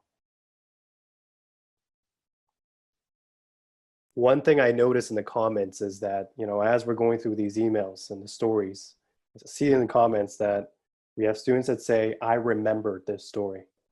Mm. Isn't that crazy? It's like, to me, that's just insane. It's like, There's so many stories that, everybody goes through and so many different things that go in and out, but that's the power of a good story. It just prints, gets like hard coded, gets branded onto your brain. It's like, you just can't forget it. Yeah. Oh, later, Stephen, I want to talk about the story that everyone remembers you for. I know, right? We'll talk about it a bit later. I have a slot set for that. Sure. So Okay. I'll talk about it a bit later. But you guys see this story email, how if you sent a good one like this every day, people won't get tired of it. People love reading stories. People love being entertained, educated. People love hearing stories. Like at all during this point of the email, did you feel like we were selling you? Did you feel like, oh my God, there's a salesperson? No, it's under the radar. It's sharing something, it's sharing value. It's value driven. It's not pitch heavy. It's giving them a lesson, example in life, or a lesson in a life. So if you can learn to craft story emails like this, it takes a bit more skill, it takes a bit more practice, but I think almost anyone can do it if they learn the structure, they learn the flow of it. So let's break it down. You guys ready to break it down? By the way, I'm just curious, who would be interested in just training in just storytelling? Because this is a very, very high level, but very, very, very, very powerful one. Okay. Oh my goodness. Yeah. Stories are so freaking important. And by the way, I always thought I was not a storyteller. Always thought stories are just for the, that one charismatic friend who has all the other friends like encapsulated when they're speaking. That one charismatic friend who's like, oh yeah, something crazy happened this weekend. You should hear about it. Because I was a more introverted, shy person. So I thought, he's a natural storyteller. But really, it's a very learnable skill. It's a very learnable skill. All right. Cool. You guys ready to break it down? Boom, boom, boom. Let's break it down. Time and place. Actually, one thing before we get into it. You guys notice a lot of white space there, and there's excuse me. You know how it's very thin in terms of the margins? Do you guys know why that is?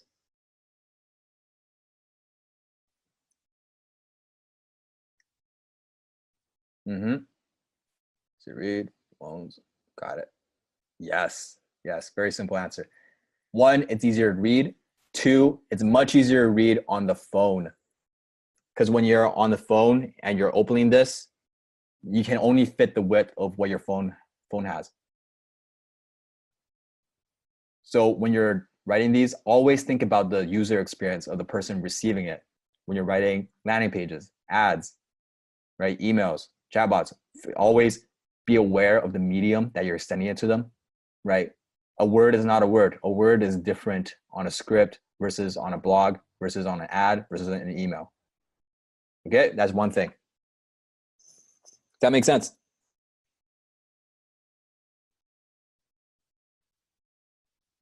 Dope. Cool. And first one, time and place. When I was in high school, time and place. 3 guys took me out into the school courtyard, kicked the shit out of me. All right? That's time and place. Can you, within the first sentence, can you imagine it? Can you visualize it? Yes. Create a picture.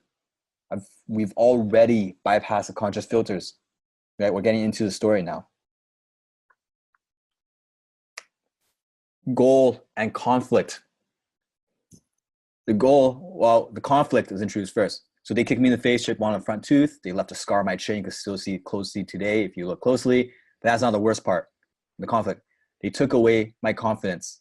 They made me afraid of the world, afraid to go to school in the morning, afraid of strangers.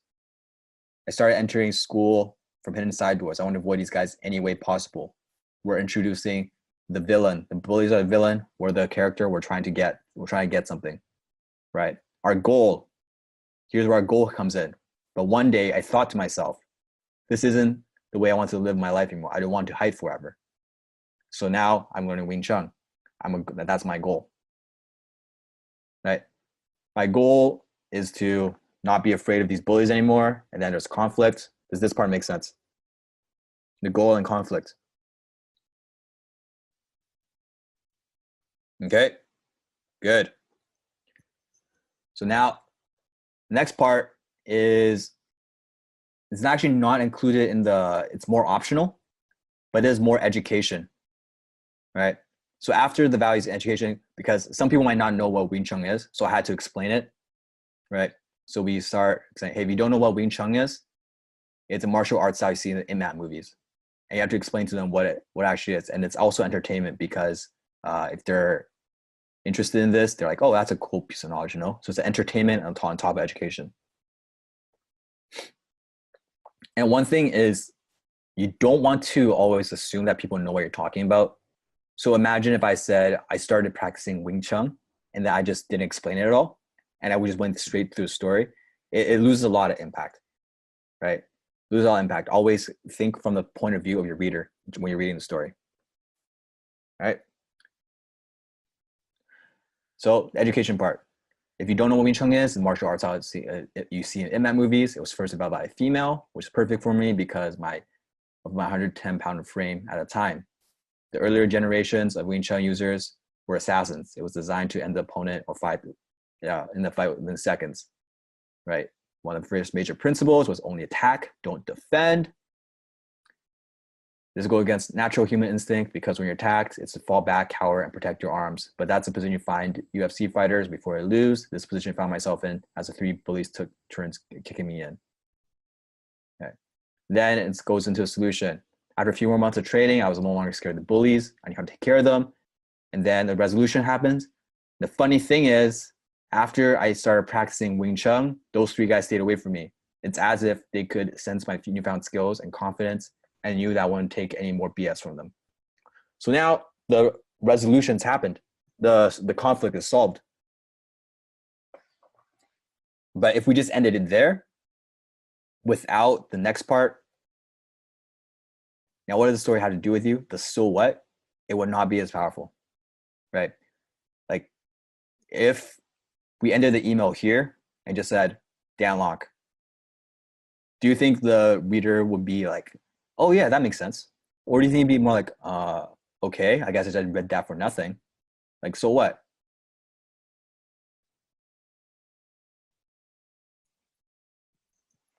Right, so now we build it up. It'd be a weak ending. Yep, anticlimactic, exactly, loses impact. Now, but then we tie together with the moral of the story, right? And one easy way to do this is just exactly how I do it here, right? You tell them a story and you say, now, what does the story have anything to do with you? And then you explain it, right? You tell a story.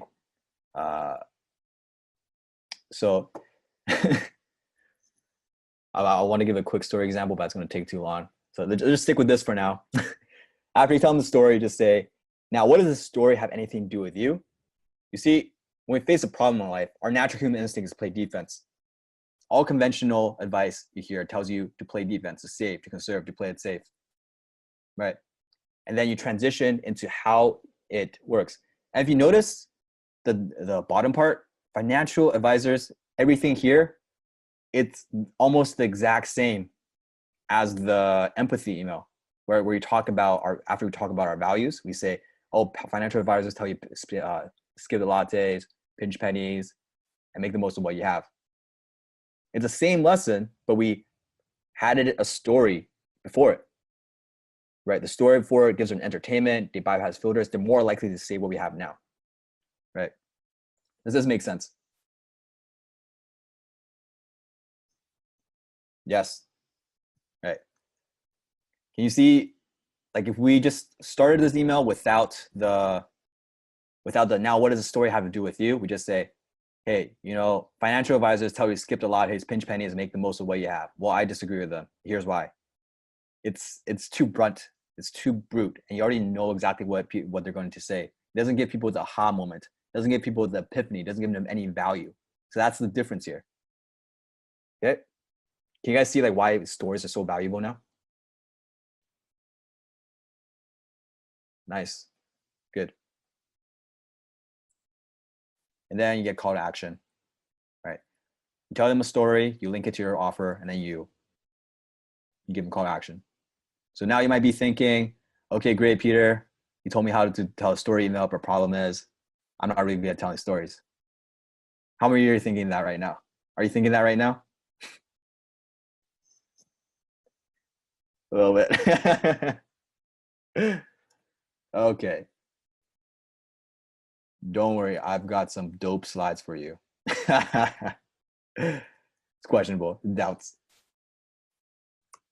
Boom. Let's talk about 3 quick storytelling tips. This is the Swiss Army knife you need to use, handy for any situations. Right? But before I get into it, like Steven, Ed, Blake, do you have anything to chime in on? Last section? Man, you did such a good job. What can I say? Thank you, my man. All Hey, right. just keep going. You're on fire, man. Okay. So, Steven, this is going to be the part where we talk about your story, by the way. All right, You know cool. what I'm talking about? So 3 quick storytelling tips. Number 1, be specific. How many times have I said be specific on this class already? I think I've said it almost as many times as I've said be dope. Hey, specificity, because generalizations kill. Okay. Have you watched this video on Steven's channel where Steven presented? He was talking about copywriting. How many of you have seen that video? How many of you have heard that story in the beginning?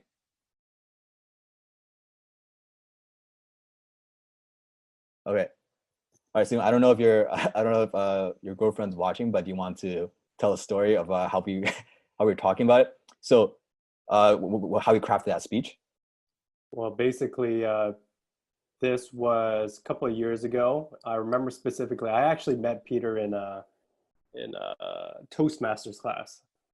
So he was practicing public speaking. I wanted to get better at public speaking. So when the opportunity came up to speak on Sifu's stage, I was like, all right, I'm going to teach about copy. This was maybe 4 or 5 years ago. And basically, the way I was thinking about it was like, you know what, I could go on stage, I could, talk about all these different tactics and things like that. But what's the point of that, right? Might as well practice what I preach, which is story, right? Story is one of the most powerful ways you can persuade and also teach as well. So basically, I thought about, okay, what's a good story? And I just remember this one time where basically, this was before I became a copywriter. I was writing copy without even knowing it, right? The message I wanted to drive home was basically that, you don't have to be like a super crazy trained copywriter. You could actually get started with copyright pretty easily. So not going to get into the story. So you can watch that YouTube video. It's a great story. But what happened was after that video went on YouTube, basically everybody who came up to me for years later, they're like, oh, I watched your YouTube video on Sifu Danlock's channel.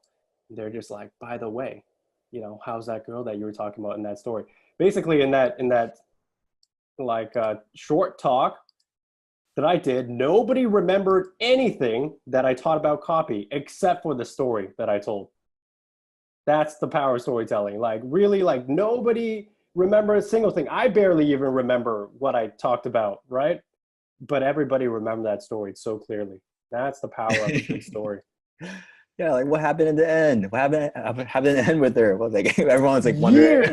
Years later, I'm like, what the hell? Why are you still asking me this? Yeah. I know, Stephen, I asked you too. It's one of the FAQs. Yeah, on Steven's website. So what happened with, and then he would. Steven in that story, if you listen to it, he used a lot of what we talked about here in terms of 3 quick storytelling tips, right? Steven did really well in number 1, being specific, right? What do I mean by this? So, how do I use a good example? Okay. Imagine you go on a traveling trip, let's say to Europe, and then you come back, you're like, oh, how was it? You're like, yeah, it was good. I went to a lot of places. I ate a lot of food, met a lot of people.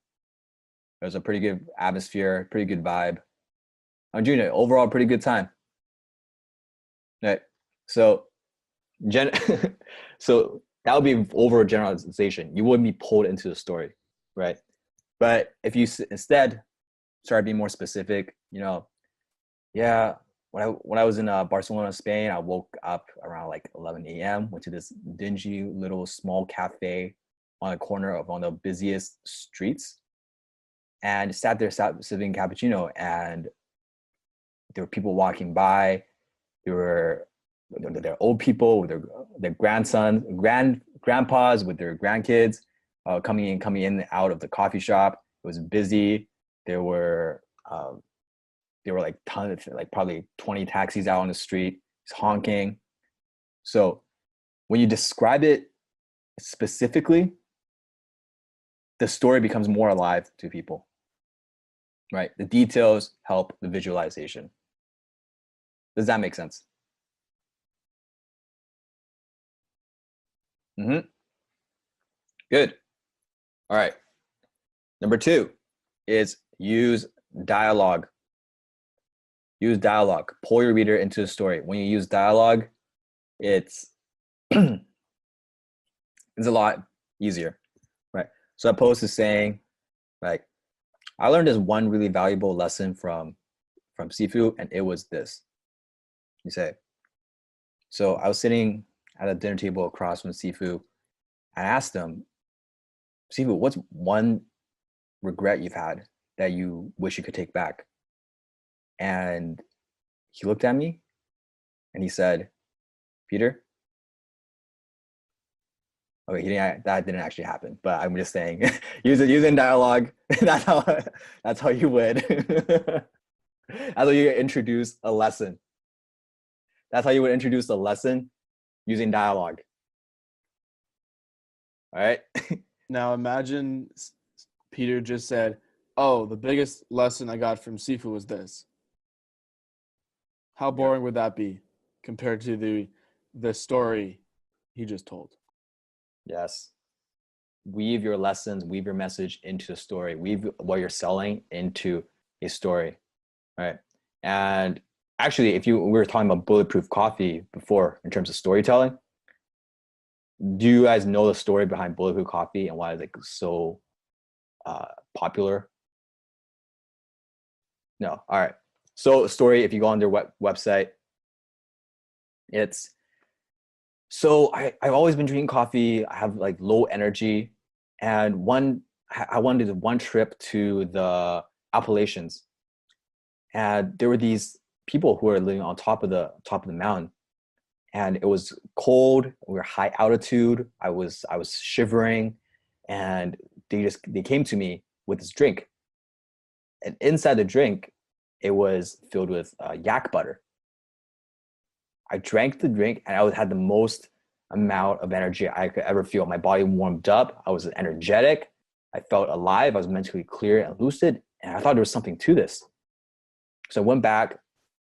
I did research on coffee, and I invented my own bulletproof like coffee with the butter, right? And that's how it came up, right? So that's the story, right? He went to the top of the mountains. These yak people gave him this yak butter coffee, and that's how he discovered it, right? As opposed to saying, "Hey, here's some coffee with butter.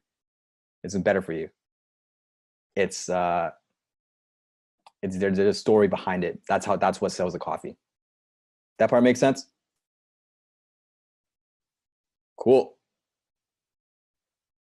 Last part, number 3. We're getting close to the end almost. All right.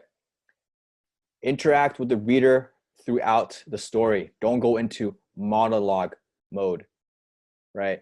So monologue mode, meaning, hey, so here's what happened to me. Here's what happened to her. And then I did this and I did that. And I said this and I said that. And here's what he said to me. And I was me. And then here's what I did, right? Interject with you statements. So what I mean by you statements in the beginning, it's, hey, so here's what happened to me. Have you ever felt that way? Have you ever experienced that? It's so annoying, right? So here's what happened. And you did this and did this.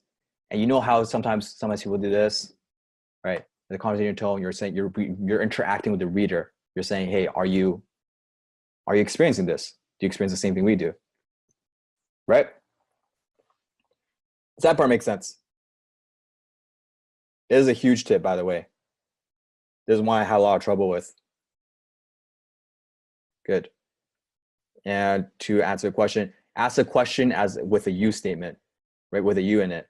Ask a question that involves them into the story. Cool.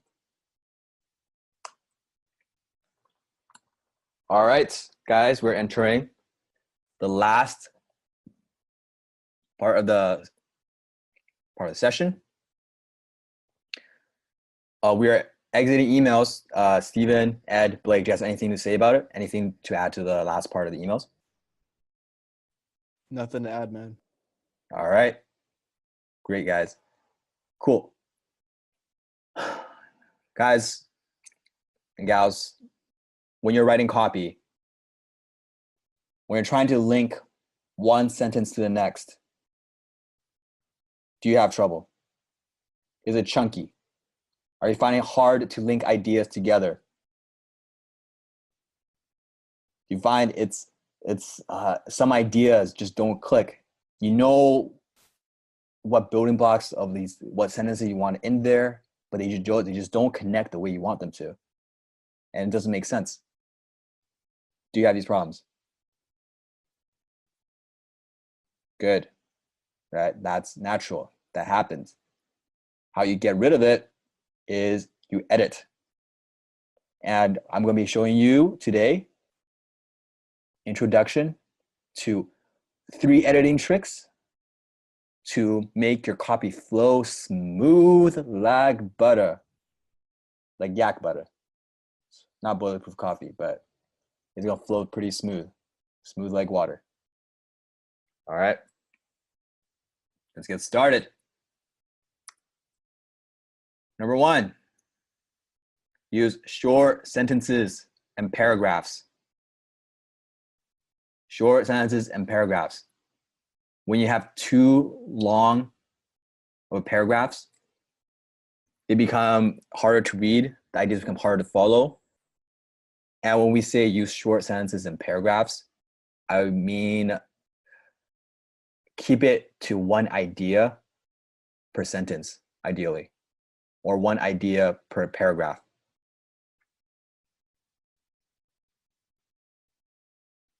That way, it makes it easier to read, easier to mentally process, right? And when you're writing copy, it's okay for your copy to be long, but it can't be long-winded. Can't be long-winded. It's okay to be long if it gets a point across, it helps to sell, but it's not okay to be long-winded, as in you're writing words that contribute nothing to the message, that contribute nothing to your offer, that contribute nothing to what you're trying to sell. Communicate. Okay? Yes. Long-winded means you're saying a lot of words, but doesn't really mean anything. Great. Fluff. All right. And these are just quick editing tips, right? Doing this will give you probably like 80% of your copy better. Number 2, read your copy out loud. Read your copy out loud. All right. So why do we have to read out loud versus reading in our head?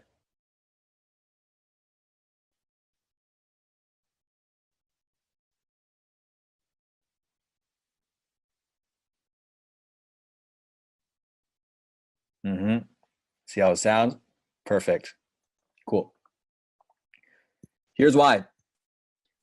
When you read it in your head, sometimes your mind mentally skips over things that will that doesn't click.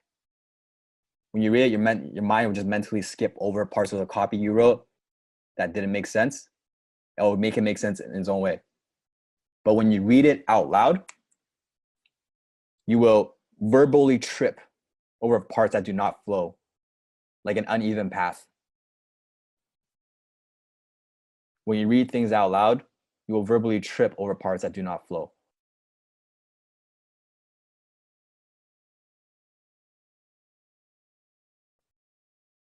And this is so simple. This is like my Saitama, the 100 push-ups, 100 sit-ups regimen. I say this, people won't do it. They're like, oh, it's too simple. It's too simple. It's not, like, it is simple, but it works. So just do it. Okay? And in fact, I challenge you guys to go back to the copy that you've written in the past, so far for the past 4 weeks.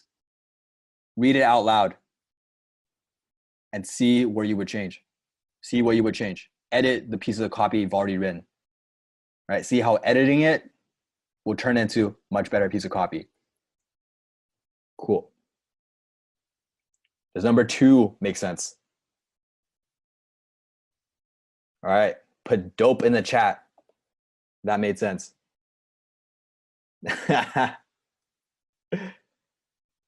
Dope. Boom. Number 3, use transitions. You guys are going to want to take notes for this one. If you don't want to wait for a replay, get your note taking out right now. All right. Transitions. How do you link an idea that's seemingly different to another idea? How do you link from paragraph to paragraph without it sounding like hitchy or chunky or choppy? Transitions. We're going to be using transitions. Transitions are like the link, or you see those train tracks, not train tracks, those trains, and how they're different sections and they're linking to each other. These are little hooks, the links. Wagons. I'm not a train person, so that might not be the best analogy. Okay, good. Let's look at transitions.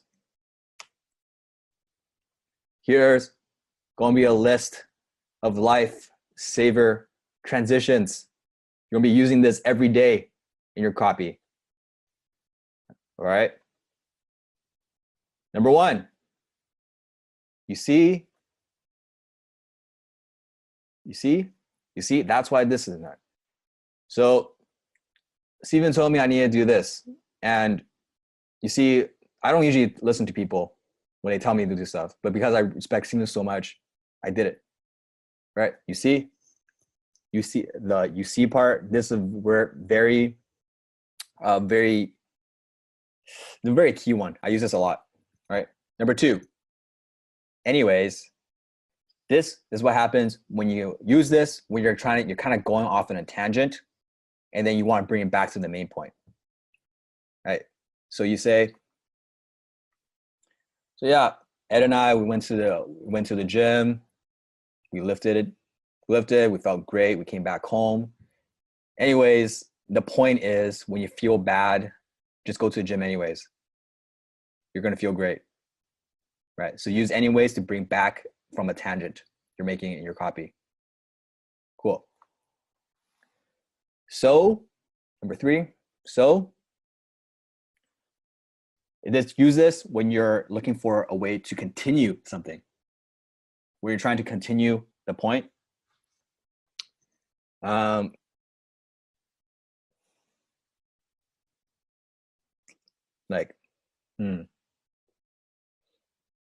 Maybe here's an example. I wanted to increase my financial confidence. So here's what I did. It kind of explains what happened in the previous sentence. Right? Number 4.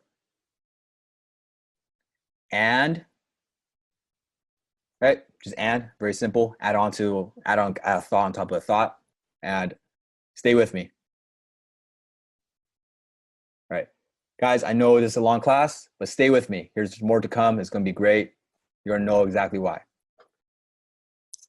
Cool. Here's a question you might be wondering. I'm going to go through a bit more of these. Here's a question you might be wondering. Well, Peter, why are you even teaching me all of this?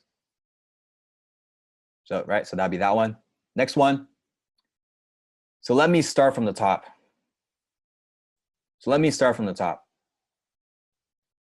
This happens, this is what you use when you want to recapture some point or re-emphasize a point you made, right? And then, so here's the thing. You usually use this when you want to transition into the call to action, or you want to transition into the offer, right? So here's the thing. We have this offer we just created for you. Here's what it is, blah, blah. So here's the thing. We created a digital minimalist productivity pack, and here's what it is, right? This is page 1, page 2. Want to know a secret? Want to know a secret? And then you tell them the secret. Right? Oh my God. I hope you guys are taking these down. Like I took so long to dig these up out of the copy vault. I don't know where else you guys will find these, to be honest. I did parts of this, Steven, I pulled this from like years ago. I think something you shared with me and Ed. It's like the bridge brigades. Yeah. Cool. Want to know a secret? Then, okay, enough background. Let's get back to business. Third one, and here's the big part I don't want you to miss. And you reemphasize benefit after this, okay? Then let's be more precise. Let's be more precise and go more into the offer you're talking about, all right? Then let's jump in. The weird thing about that is then you want to explain about an unconventional part of what you're talking about, right? So it's like, you see this Wing Chun email. It's like, yeah. Then after a few months, I learned about Wing Chun, and I learned how to take care of the bullies. The weird thing about that is they stopped coming up to me. So, right now you may be thinking, especially when you're saying something, when you say something where you know there's gonna be an objection, right? It's like, yeah, I found a new method to double your free time. Now you may be thinking that's ludicrous. There's no way that's possible. Okay. And then, but is when you want to make when you make a point and you want to make a counterpoint, right? Most gurus tell you to hustle 24/7, but here's what they don't tell you. All right, and the last page, are you guys ready for the last page of transitions? Good, good. Boom. Come on, don't worry. Don't worry. Number 2. You see what I mean? Financial advisors are telling you to pinch pennies, save on the lattes. And that just doesn't really vibe me because it doesn't make sense to save instead of to earn. You see what I mean? Good. Now, why am I telling you all this? Goes back to the story after Wing Chun. So what does the story have anything to do with you? Why am I telling you all this? Relay it back to the person. I'm about to show you an unusual breakthrough. I'm about to show you an unusual breakthrough. Why? The answer is simple. Now we're about to offer all HIC students this new productivity training. Why? The answer is simple. The more you succeed, the more we succeed. Then, last one. And that's when it happened. I sat down on at the kitchen table, and that's when it happened. I learned the biggest lesson of the week. Great. And these are just a list of transitions I personally use. There are definitely a lot more out in the marketplace. I know Ed, Steven has a lot. But here are just the core ones we use. This is the 80%. Sorry, this is the 20%. It gives you 80% of results. Cool. Boom. Oh, okay. It's a bonus number 4. Do you guys want to number 4 tip?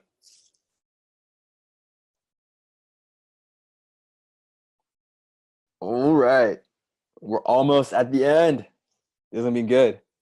This editing tip is very a bit more advanced and nuanced, right? There's a bit more advanced and nuanced. There are simple applications to this, but there are also deeper, advanced details to it. I can't quite teach in like in the time we have today, but let's just get into it. Bonus number 4: keep thoughts incomplete. Keep thoughts incomplete. Here's what I mean by it. There are 2 kinds of information. There's complete information, and can you guess what the other information is? Other type of information is? You got it. You got it. Incomplete information. There are 2 types of information in the world. There's complete information and there's incomplete information. Which one do you think interests humans more?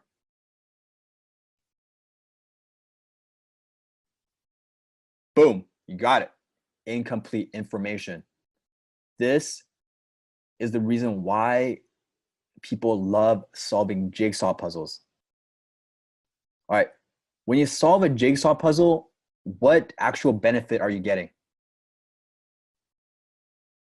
What? You're getting satisfaction.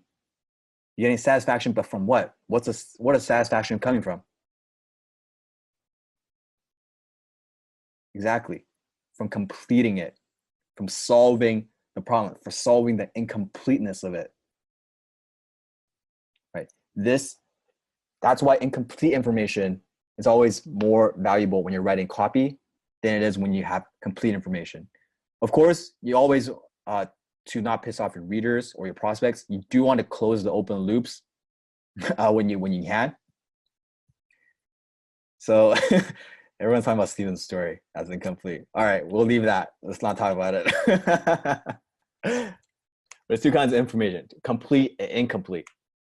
All right. How you apply it to your copy is the simple part is where it makes sense. End your sentences with ... This will indicate a pause in your copy. Do not overuse it. You don't want to use your ... too often. So ... it's like ellipses. So at the end of the sentence, I'll show you what the difference is. All right. She told me the news. She told me the news. Do you see the difference here?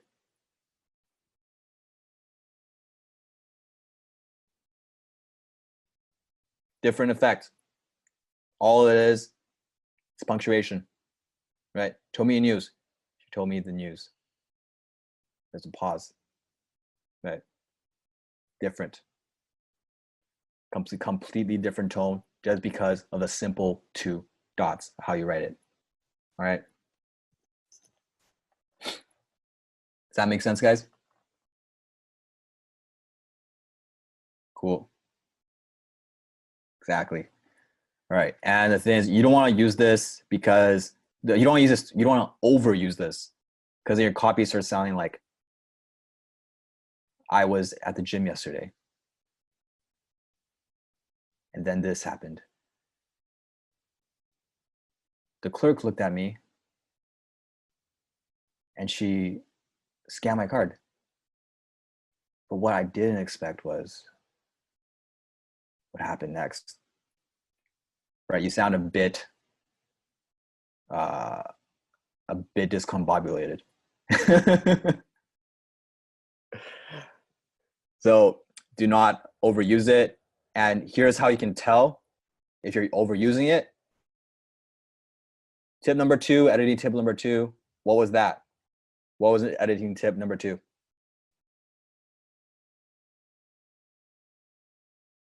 Yes. Read it out loud. Every time you see the ellipses, pause 2 seconds. Pause 2 seconds when you see it. Then you'll start seeing where you're having verbal trips when you're reading out loud. Okay? Cool. Sounds good. And more advanced application of this is you don't always need to use ... It could be a complete sentence, but it can be an incomplete thought, right? You don't need to always use ellipses for incomplete thought. You could have a complete sentence, could be incomplete thought. So, an example. Then he showed me a concept that would change my life forever. That would forever change my life and how I make my money. Right? This is a complete sentence. But let's say there was a next paragraph. Would you want to read it?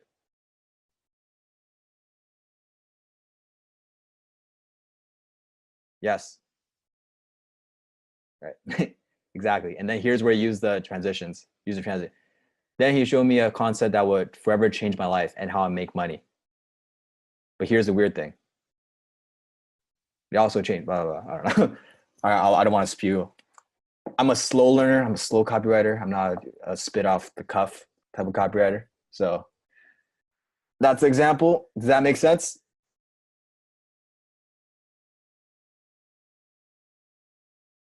Boom, boom. You guys are awesome. All right. That concludes our lesson today. I want to review, put in the chat. What was your main takeaway? Main takeaway from class 5?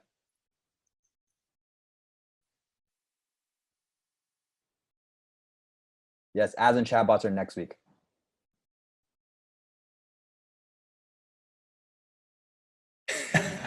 They go through all that. They're already asking about the pillars. Yeah, actually, ads and chatbot. We're learning that right now. It's gonna be another 7 hours. All right. Now that's part 1 done. We're going into part 2 for the night, folks. Yes. Or all right, get your bio breaks done. Thank Oh, you man. all for hanging in there. And thank you very much, Peter, for totally blowing all of our minds, even some of us behind the scenes here. And I hope that you guys really do not take what Peter just shared with you for granted. And with that said, Peter, let's go into the Don't do homework. assignments. Assignments. All right. But I was going to say thank you to Ed as well. Steven, super awesome, right? Like Steven provides so much insight. Ed as well, because we're so in the trenches, right? There's so many insights that each one of us can share that like the other won't. So yeah, Ed, Steven, you guys want to share a word before we get into the assignments? Ed? I was waiting for Steven to go first because I thought he'd jump in. You go first. Oh, good, man. All right. There's a lot to take in. Just review the video when you can. We're giving you everything you can. Like this time, we're making this the most valuable copywriting course in the world. And really, it's going to fast track your growth. Right? So review and re-listen, and you'll absorb something new every time. Nice. That's so true. And if you're feeling overwhelmed right now, that's okay. Remember, it's better to be overwhelmed than underwhelmed. And to keep moving forward with vigor, to keep doing your daily assignments, which we'll get into in just a second here, and to really take what Peter and the rest of the team just shared with you tonight to heart, because this is really this is what's going to get you paid. Mm-hmm. All this stuff before, Mm-hmm. That's the important stuff, but in the eyes of your client, this is the stuff that's going to get you paid. So it's very important that you rewatch the classes and you take notes and really do your best to internalize what we've discussed here tonight. Yeah. You guys, stay till the end. I have an important announcement today. Important announcement after the assignments. Very important. All right. Stay for the last 5 minutes. Okay. Number 1, every day, read your HIC creed and affirmations. Hand copy the HIC creed once a day. Start your morning with the attitude of gratitude video. In the middle of the day, watch the Millionaire Mindset. And before you go to bed, program your subconscious mind for success and wealth. Keep doing this. I know you guys are already doing it. Keep it up. Remember the 1%. This is what's going to make the difference in the long run, right? Keep going into Sifu's teachings. We watch this week's class when you get the replay. Binge watch Netflix and chill. Minimum of how many videos a day? Minimum of how many videos a day? Boom. 10. Minimum is 10. That's a minimum. Okay? Especially the ones on copywriting, high-ticket sales, and productivity. Number 3, read one of these books. And more importantly, apply these books. If you're reading One Sentence Persuasion, find a way to apply on the principles. Dazzling dialogue, start using dialogue. Apply it in your writing. You're just reading it and not applying it, it's just gonna go in one ear and go out the other. All right, apply these. And number 4, keep hand copying, right? 30 minutes, 60 minutes a day. Keep up the 1% improvements. Which parts can you use for swipe to landing pages? Headlines, which bullets can you use? Are there any stories you can use for your emails? Right, keep these in mind. And I swear, please, I don't know why I have to motivate people, but just hand copy.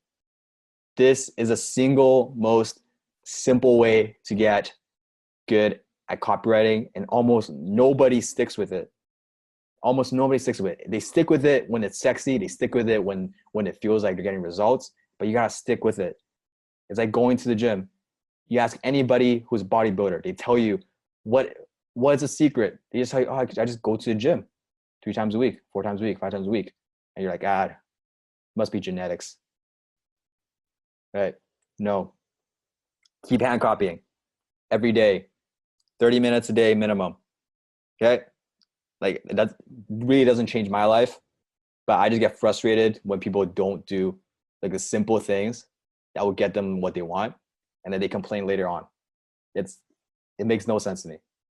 All right? So do it. Number 5, write your own landing page. Okay? Let's say we have a free training for HIC students who might be experiencing some lower self. How would you write the landing page? What would the headline be? What would the bullets be? What would the call to action be? All right, write out the full landing page, just like we did today. And because you're HIC students yourself, you're in a community of HIC students, you know everyone, the research is almost already done for you. All right, so just focus on the headline, focus on bullets, focus on what you learned today. Sound cool? All right, put dope in the chat one last time. Great. Step 5, write your own emails. Or, yeah. For the same HIC students who are experiencing lower self, write emails to them, right? And the call to action is going to be mindset training, right? Write the problem, agitate, solution email, write the empathy email, write a story email. Does that make sense? Perfect. Submit all your assignments to assignments@highincomecopywriters.com. It helps if you put it into Google Docs and you make the Google Doc available for anyone to access. So that way, if we go into it, we can actually see what you wrote. All right. And any admin technical questions, email support@downlock.com, et cetera, et cetera. And now the important announcement. Are you guys ready for this? Are you guys ready for the important announcement? Good. Week 5. You will receive an email around the same time the class replay is sent to you. It's going to have a unique link inside.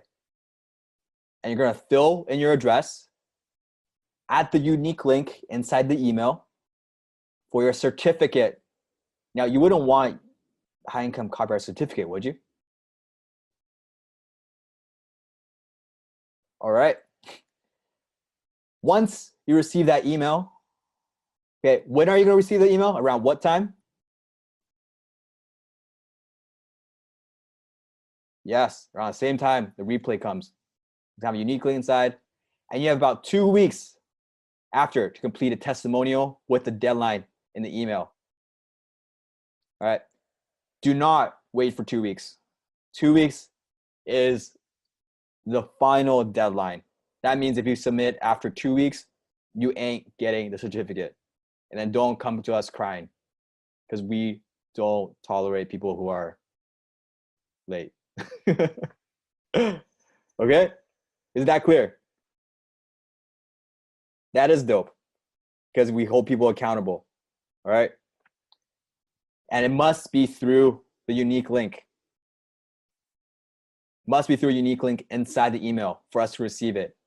Do not email your address, to support@downlock.com or assignments@hightechsales.com. All right? Do not email to those addresses. Use it through the link inside your email. That makes sense? The instructions will be inside the email you receive. Cool. Are you guys ready? Week 5 is over. We got week 6, we got week 7, and you guys keep your attendance rate up above 80. We are getting what? What are we getting if we hit it above 80? Boom, exactly. Class 8, bonus week 8 if we hit above 80. All right, so go do your homework. Tame your lower self. If your lower self is strong, come back to community. Don't be a lone wolf. Keep working hard at it. Don't take the assignments lightly. Keep working at it. And you're just going to be so thankful that you kept pushing. And we'll see you guys later. See you guys in class 6.